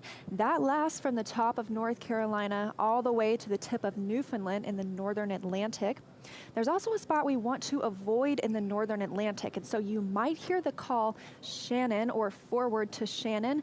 Of course, that's not to be confused with our crew member Shannon Walker today, but that actually refers to Shannon, Ireland. It means they would target off the coast of Ireland if they were later in that second stage and needed to abort. But that next call out we're listening for to the crew should come up at T-minus 10 minutes that the crew displays. Those 3 panels in front of our astronauts will be configured for launch. Now just 10 minutes and 35 seconds to go until liftoff.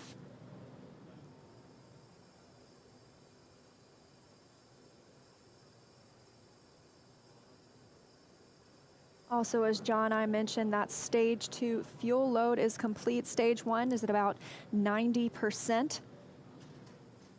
Liquid oxygen load on the second stage is about 40%, and on the first stage, about 85%.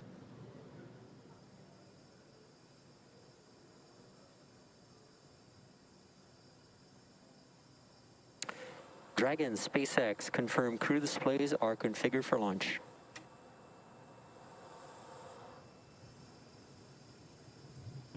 And SpaceX, this is Dragon. Displays are configured for launch.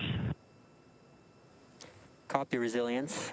We're honored to have you as our crew as we begin operational missions to the ISS. Have an amazing trip and know that we are all for one. Thanks, Jay. And to all the people at NASA and SpaceX, by working together through these difficult times, you've inspired the nation, the world, and in no small part, the name of this incredible vehicle, Resilience. And now it's time for us to do our part, Crew One for all. Copy all. Thanks, Hopper. That was the voice of Commander Mike Hopkins confirming those crew displays are configured. And that T-minus 10 minutes was another check for the Falcon 9 launch commit criteria. It was checked by some computers. It was the last check of a wide variety of the Falcon system data to make sure we are go. From here on, we continue to count down until T-minus 7 minutes when the pre-valves open.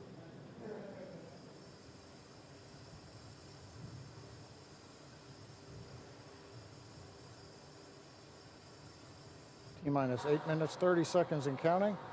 As Liam mentioned, the next major event at T-minus 7 minutes, we will open the pre-valves. Currently, the Merlin engines on the first stage are isolated by valves that are between the propellant tanks and with the Merlin engines. We'll open the pre-valves. That'll allow us to begin passing a small amount of liquid oxygen through the inlet of the turbo pumps. That'll chill them down to get them ready for when we bring the pumps up to full speed at T-minus 2 seconds. We want to make sure that the pumps are chilled so that there's not any opportunity for the liquid oxygen to possibly get in contact with a warm pump and turn into gas, something you want to avoid on a turbo pump. 7 minutes and 40 seconds now to lift off. We're still watching those fuel levels tick up, and in the first stage, we're almost at 100% of that densified kerosene. As we mentioned, second stage is full. First stage fueling should be complete for that RP1 at about T-minus 6 minutes.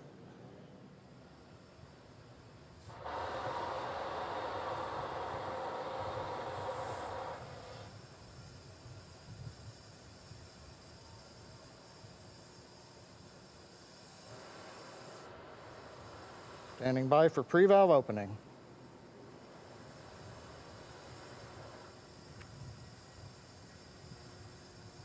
Stage 1 engine chill has started. And there's the call out. Stage 1 engine chill has started. Indicates that we are opening the pre-valves. Liquid oxygen now beginning to flow slowly through the turbo pumps on the Merlin 1D first stage engines. Next call out should be in about 30 seconds from now. We'll be looking for stage 1 RP load complete. That's the densified kerosene, that fuel on the first stage, already full on the second stage, and we'll still be loading liquid oxygen up until about 2 minutes prior to liftoff on the second stage.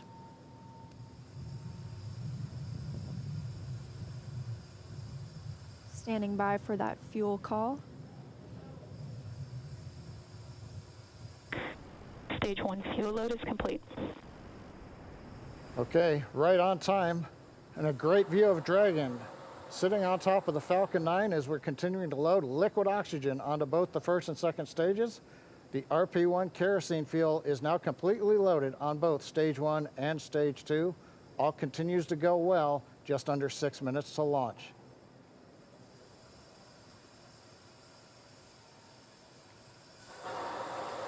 In about 30 seconds, we'll enter terminal count, and Dragon's onboard computers will take control of the vehicle.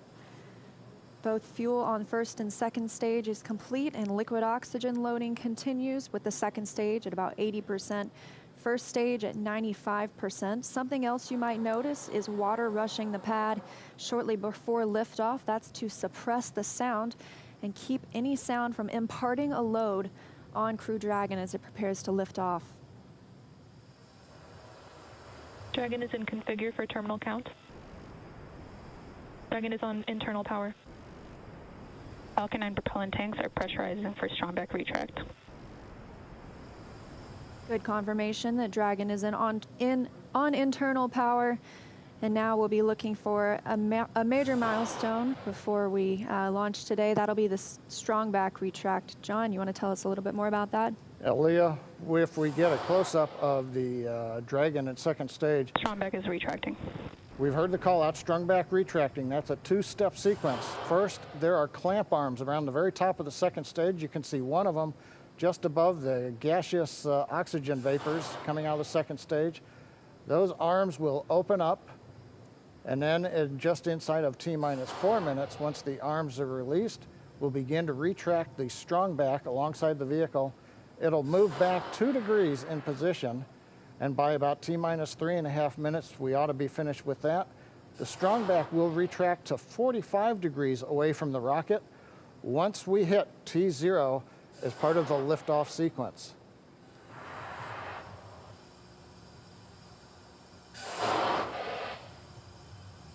And at T-minus 3 minutes, Right now, we're waiting for the retract. And there you can see the strongback is beginning to move away from the vehicle.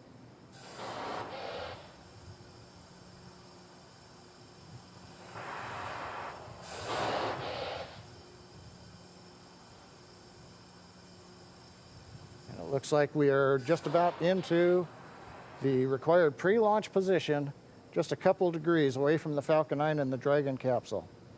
But right now, T-minus 3 minutes, 8 seconds, everything continues to be go on Dragon and Falcon 9.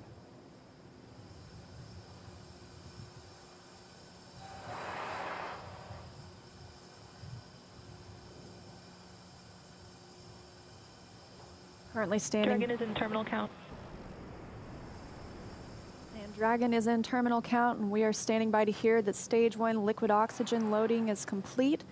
Stage 1 LOX load is complete. And there we have it, and stage 2 should finish shortly after, at about 2 minutes prior to liftoff.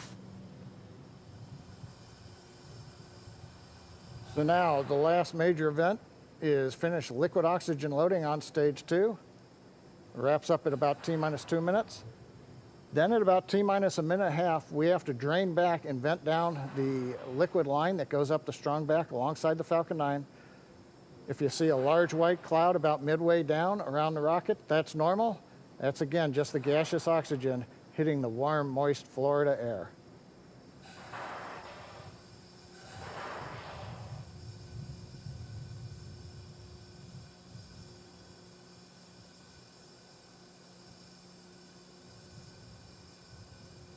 Stage 2 LOX load is complete. Dragon is in auto idle.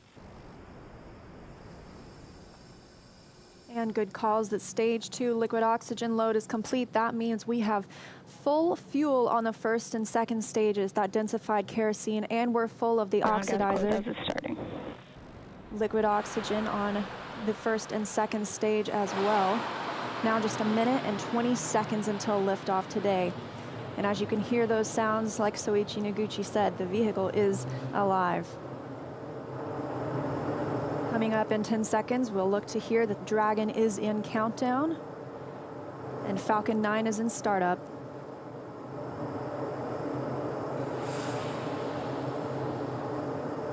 Dragon is in countdown.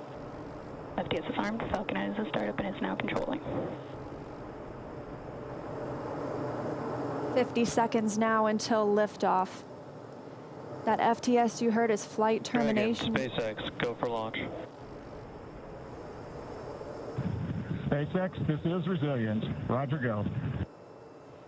Go for launch, and at 37 seconds, the International Space Station flying over Kennedy Space Center. All for one, crew 1 for all. Crew Dragon poised to go catch it. 20 seconds till liftoff. T-minus 15 seconds. Falcon 9 is configured for flight.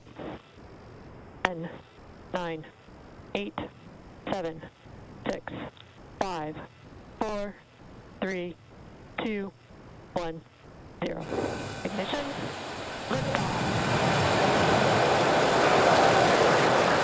And Resilience rises. not even gravity contains humanity when we explore as one for all.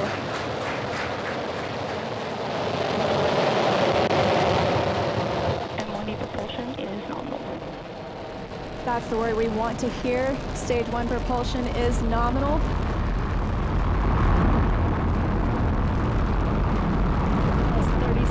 Into this historic mission, flying crew on board Dragon and Falcon 9. Stage 1 is preparing to throttle down.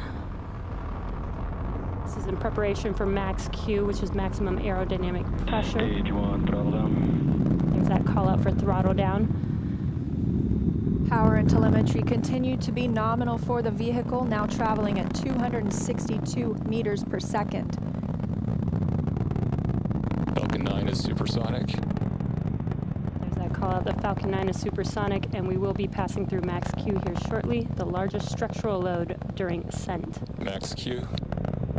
And there's that call out. That Falcon has passed through max Q. 1 Bravo. And we've just entered Stage 1 Bravo abort mode. That's going to take them through the end of the first stage burning just before second stage activates off the coast of North Carolina.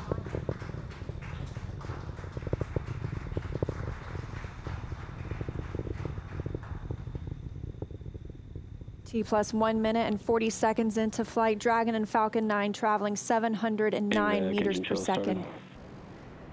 That call that MVAC chill is underway, the Merlin vacuum engine. Now with the call out of MVAC de-chilling, similar to what we saw in the first stage Merlin engines, the second stage engine being prepared for its ignition coming up in just over 30 seconds from now. We're a half a minute away from 3 quick events in rapid succession. We're going to get main engine cut off. The 9 Merlin engines will throttle down and then shut down. We're going to get stage separation. Stage 1, throttle down. And then ignition of the second stage engine. We've begun the throttle down in preparation for stage separation.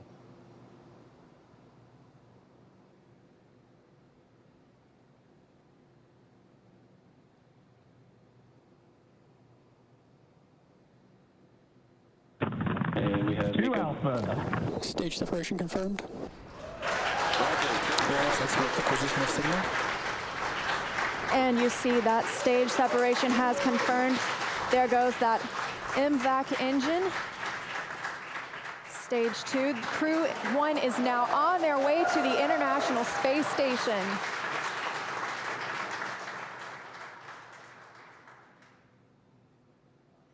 On the right side of your screen, you see stage 2 continuing to burn.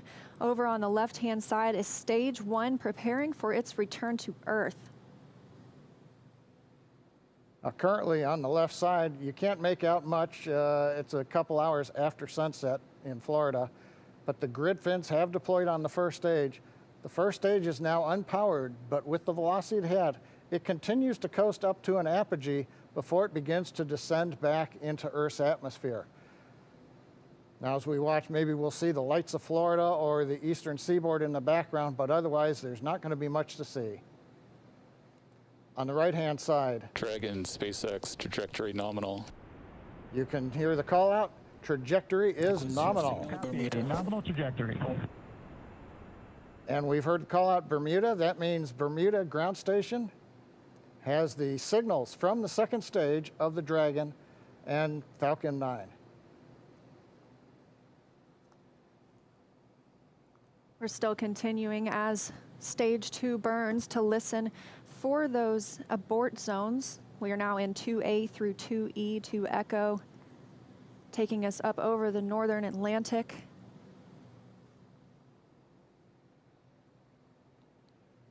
Right now you can see the second stage engine glowing with the standard red that we have come to see over all these missions. Indicates everything's looking good.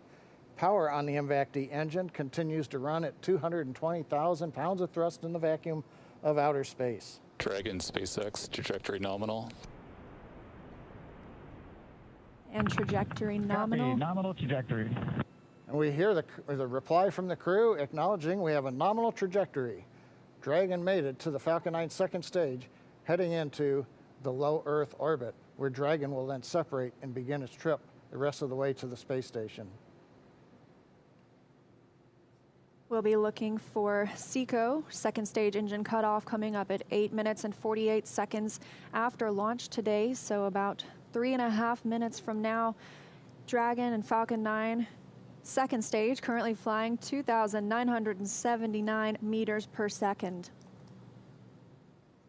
Now, currently, the first stage has begun its descent. It is through apogee. It's beginning to come back down, where it, coming up in another couple of minutes, we will have the entry burn, where we begin to slow down the first stage. SpaceX, trajectory nominal. Copy, nominal trajectory. Another call out, another nominal trajectory, just what we love to hear. That voice you're hearing on board Dragon, that's Commander Mike Hopkins speaking for our 4-person crew as they continue their journey now 6 minutes and 12 seconds after liftoff. Trajectory still nominal. And Leah, you can see on the indicator altitude, 201 kilometers.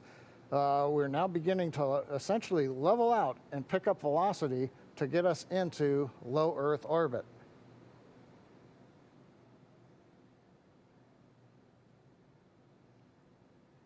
We're a little under 1 minute from the ignition for the entry burn on first stage. And we're about 2 minutes away. Dragon, SpaceX, trajectory nominal. Copy, nominal trajectory. Great news, now 7 minutes after launch. Second stage engine continues to burn, everything looking good. And we'll see that continue to burn for another 1 minute and about 38 seconds. Right now on stage 2, the crew's getting about a little more than 2.5 Gs of acceleration. First stage preparing to ignite for the entry burn. Stage 2 FTS is saved.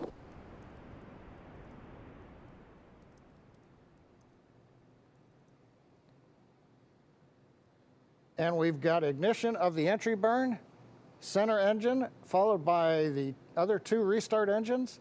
First stage now getting ready to re-enter the Earth's atmosphere.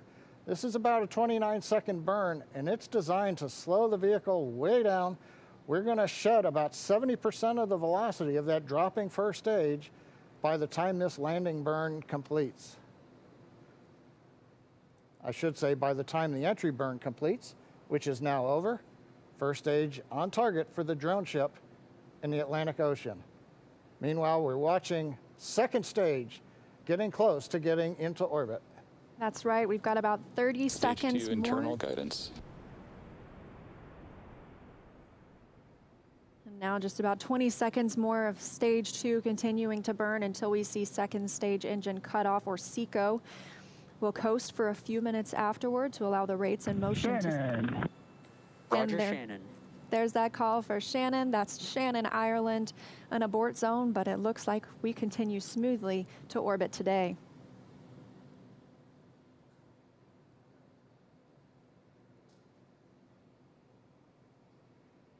MVAC shutdown. And we've got shutdown of the second stage engine on time. Dragon, SpaceX, nominal orbit insertion. Launch escape system is disarmed. And SpaceX copies. And Leah, the words we like to hear, a nominal orbit insertion. That's right, John. Nominal orbit insertion, as we mentioned, stage 2. Oh, looks like some action on stage 1.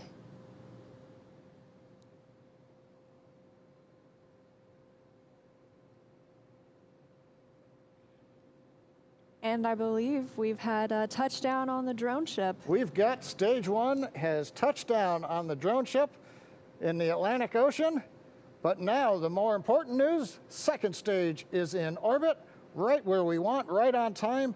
And we're getting ready for our next major activity, which will be Dragon spacecraft separation. Now currently on the second stage, we are essentially venting pressure purging the engine out, making sure everything is quiet in preparation. Take a look. That's inside Crew Dragon right now. Our Crew 1 crew now coasting in low Earth orbit, still attached to that second stage. In just a couple of minutes, we should see that second stage separate and Crew Dragon will be flying free. Leah, the mission timer shows 90 seconds to Dragon separation. Currently, Dragon is flying at 27,000 kilometers an hour.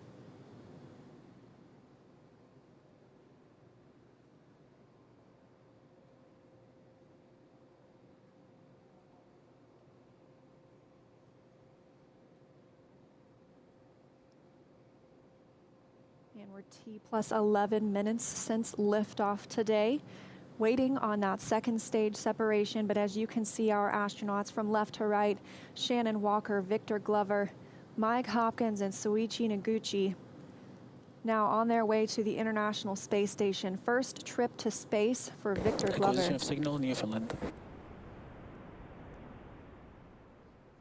And that call out, acquisition of signal in Newfoundland. That means the Newfoundland ground station is now receiving telemetry from Dragon.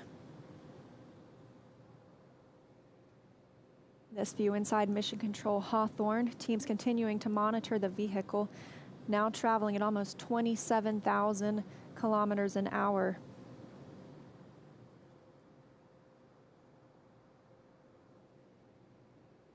Ten seconds to Dragon separation.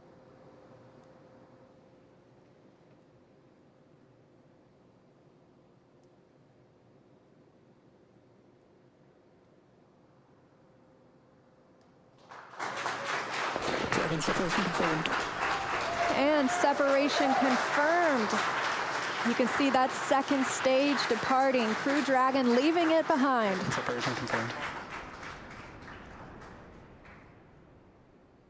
Now 12 minutes, 25 seconds into today's flight. Our next thing we'll be looking for is nose cone deploy. Our hooks will start to open on the nose cone and reveal those forward thrusters underneath.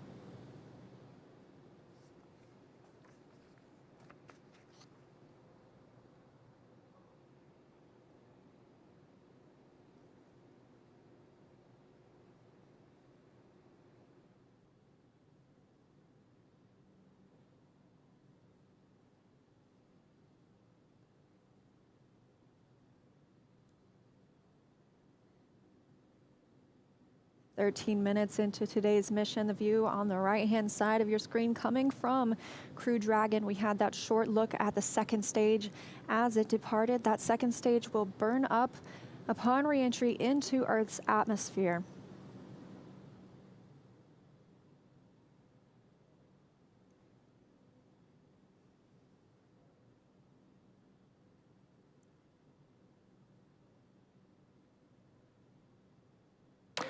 Dragon SpaceX, we see nominal service section Draco checkouts and the humidifier activation. And SpaceX, this is Dragon. We copy all and we see the same. Confirmation from teams on the ground and the crew. You can see them monitoring those 3 display panels, monitoring their journey to the International Space Station and where they are in the world right now, or over the world, I should say.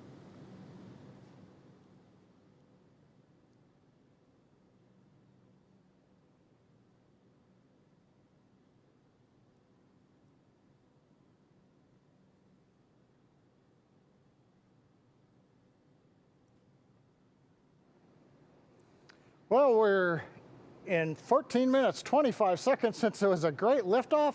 Everything happened. We had a nominal insertion into low Earth orbit. You saw Dragon separate.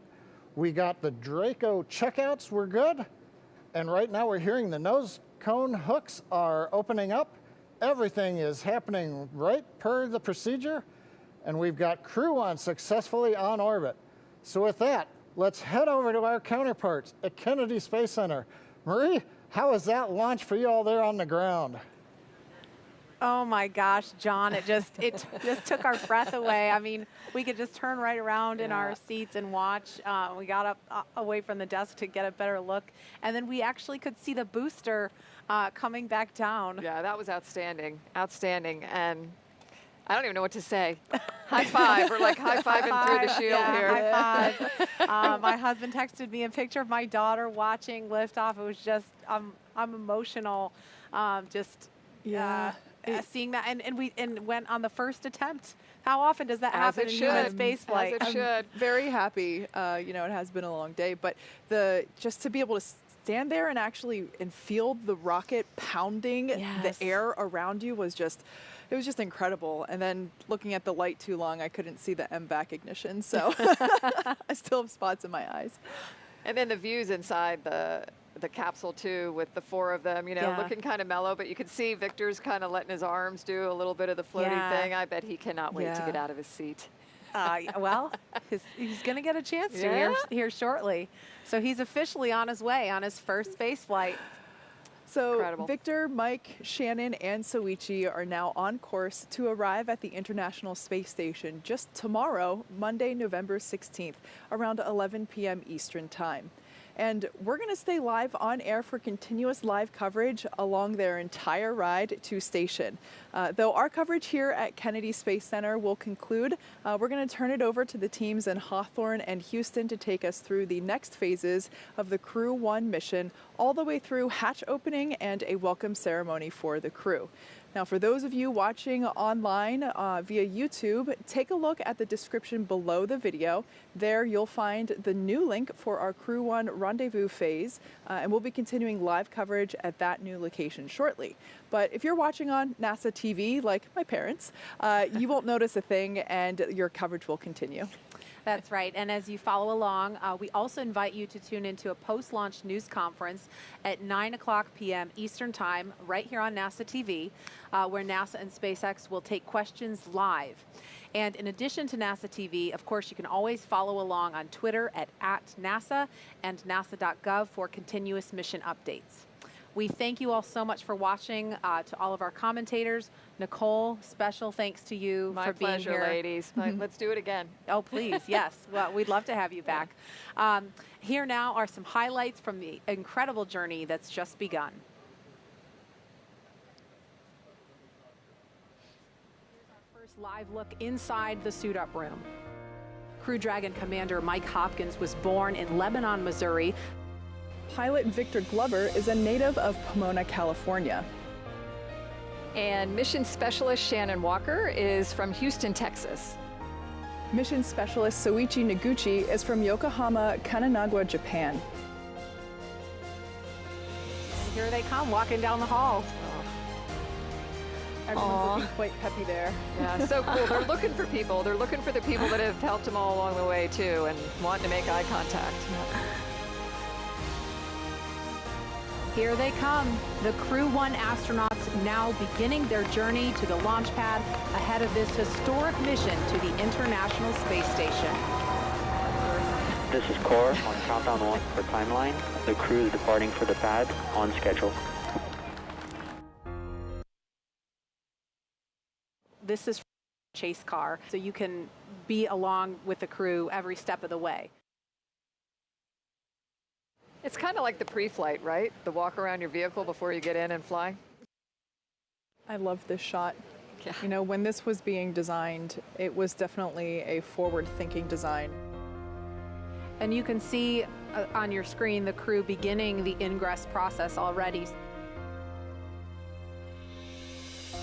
They are checking to make sure the suits are ready. They're helping them connect the umbilicals. They're buckling them in. And Dragon SpaceX hatch is closed. 5, 4, 3, 2, 1, 0. Ignition.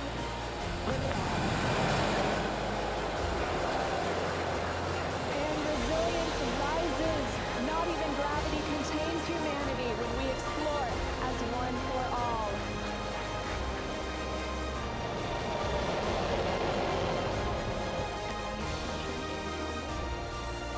That's the word we want to hear. Stage 1 propulsion is nominal.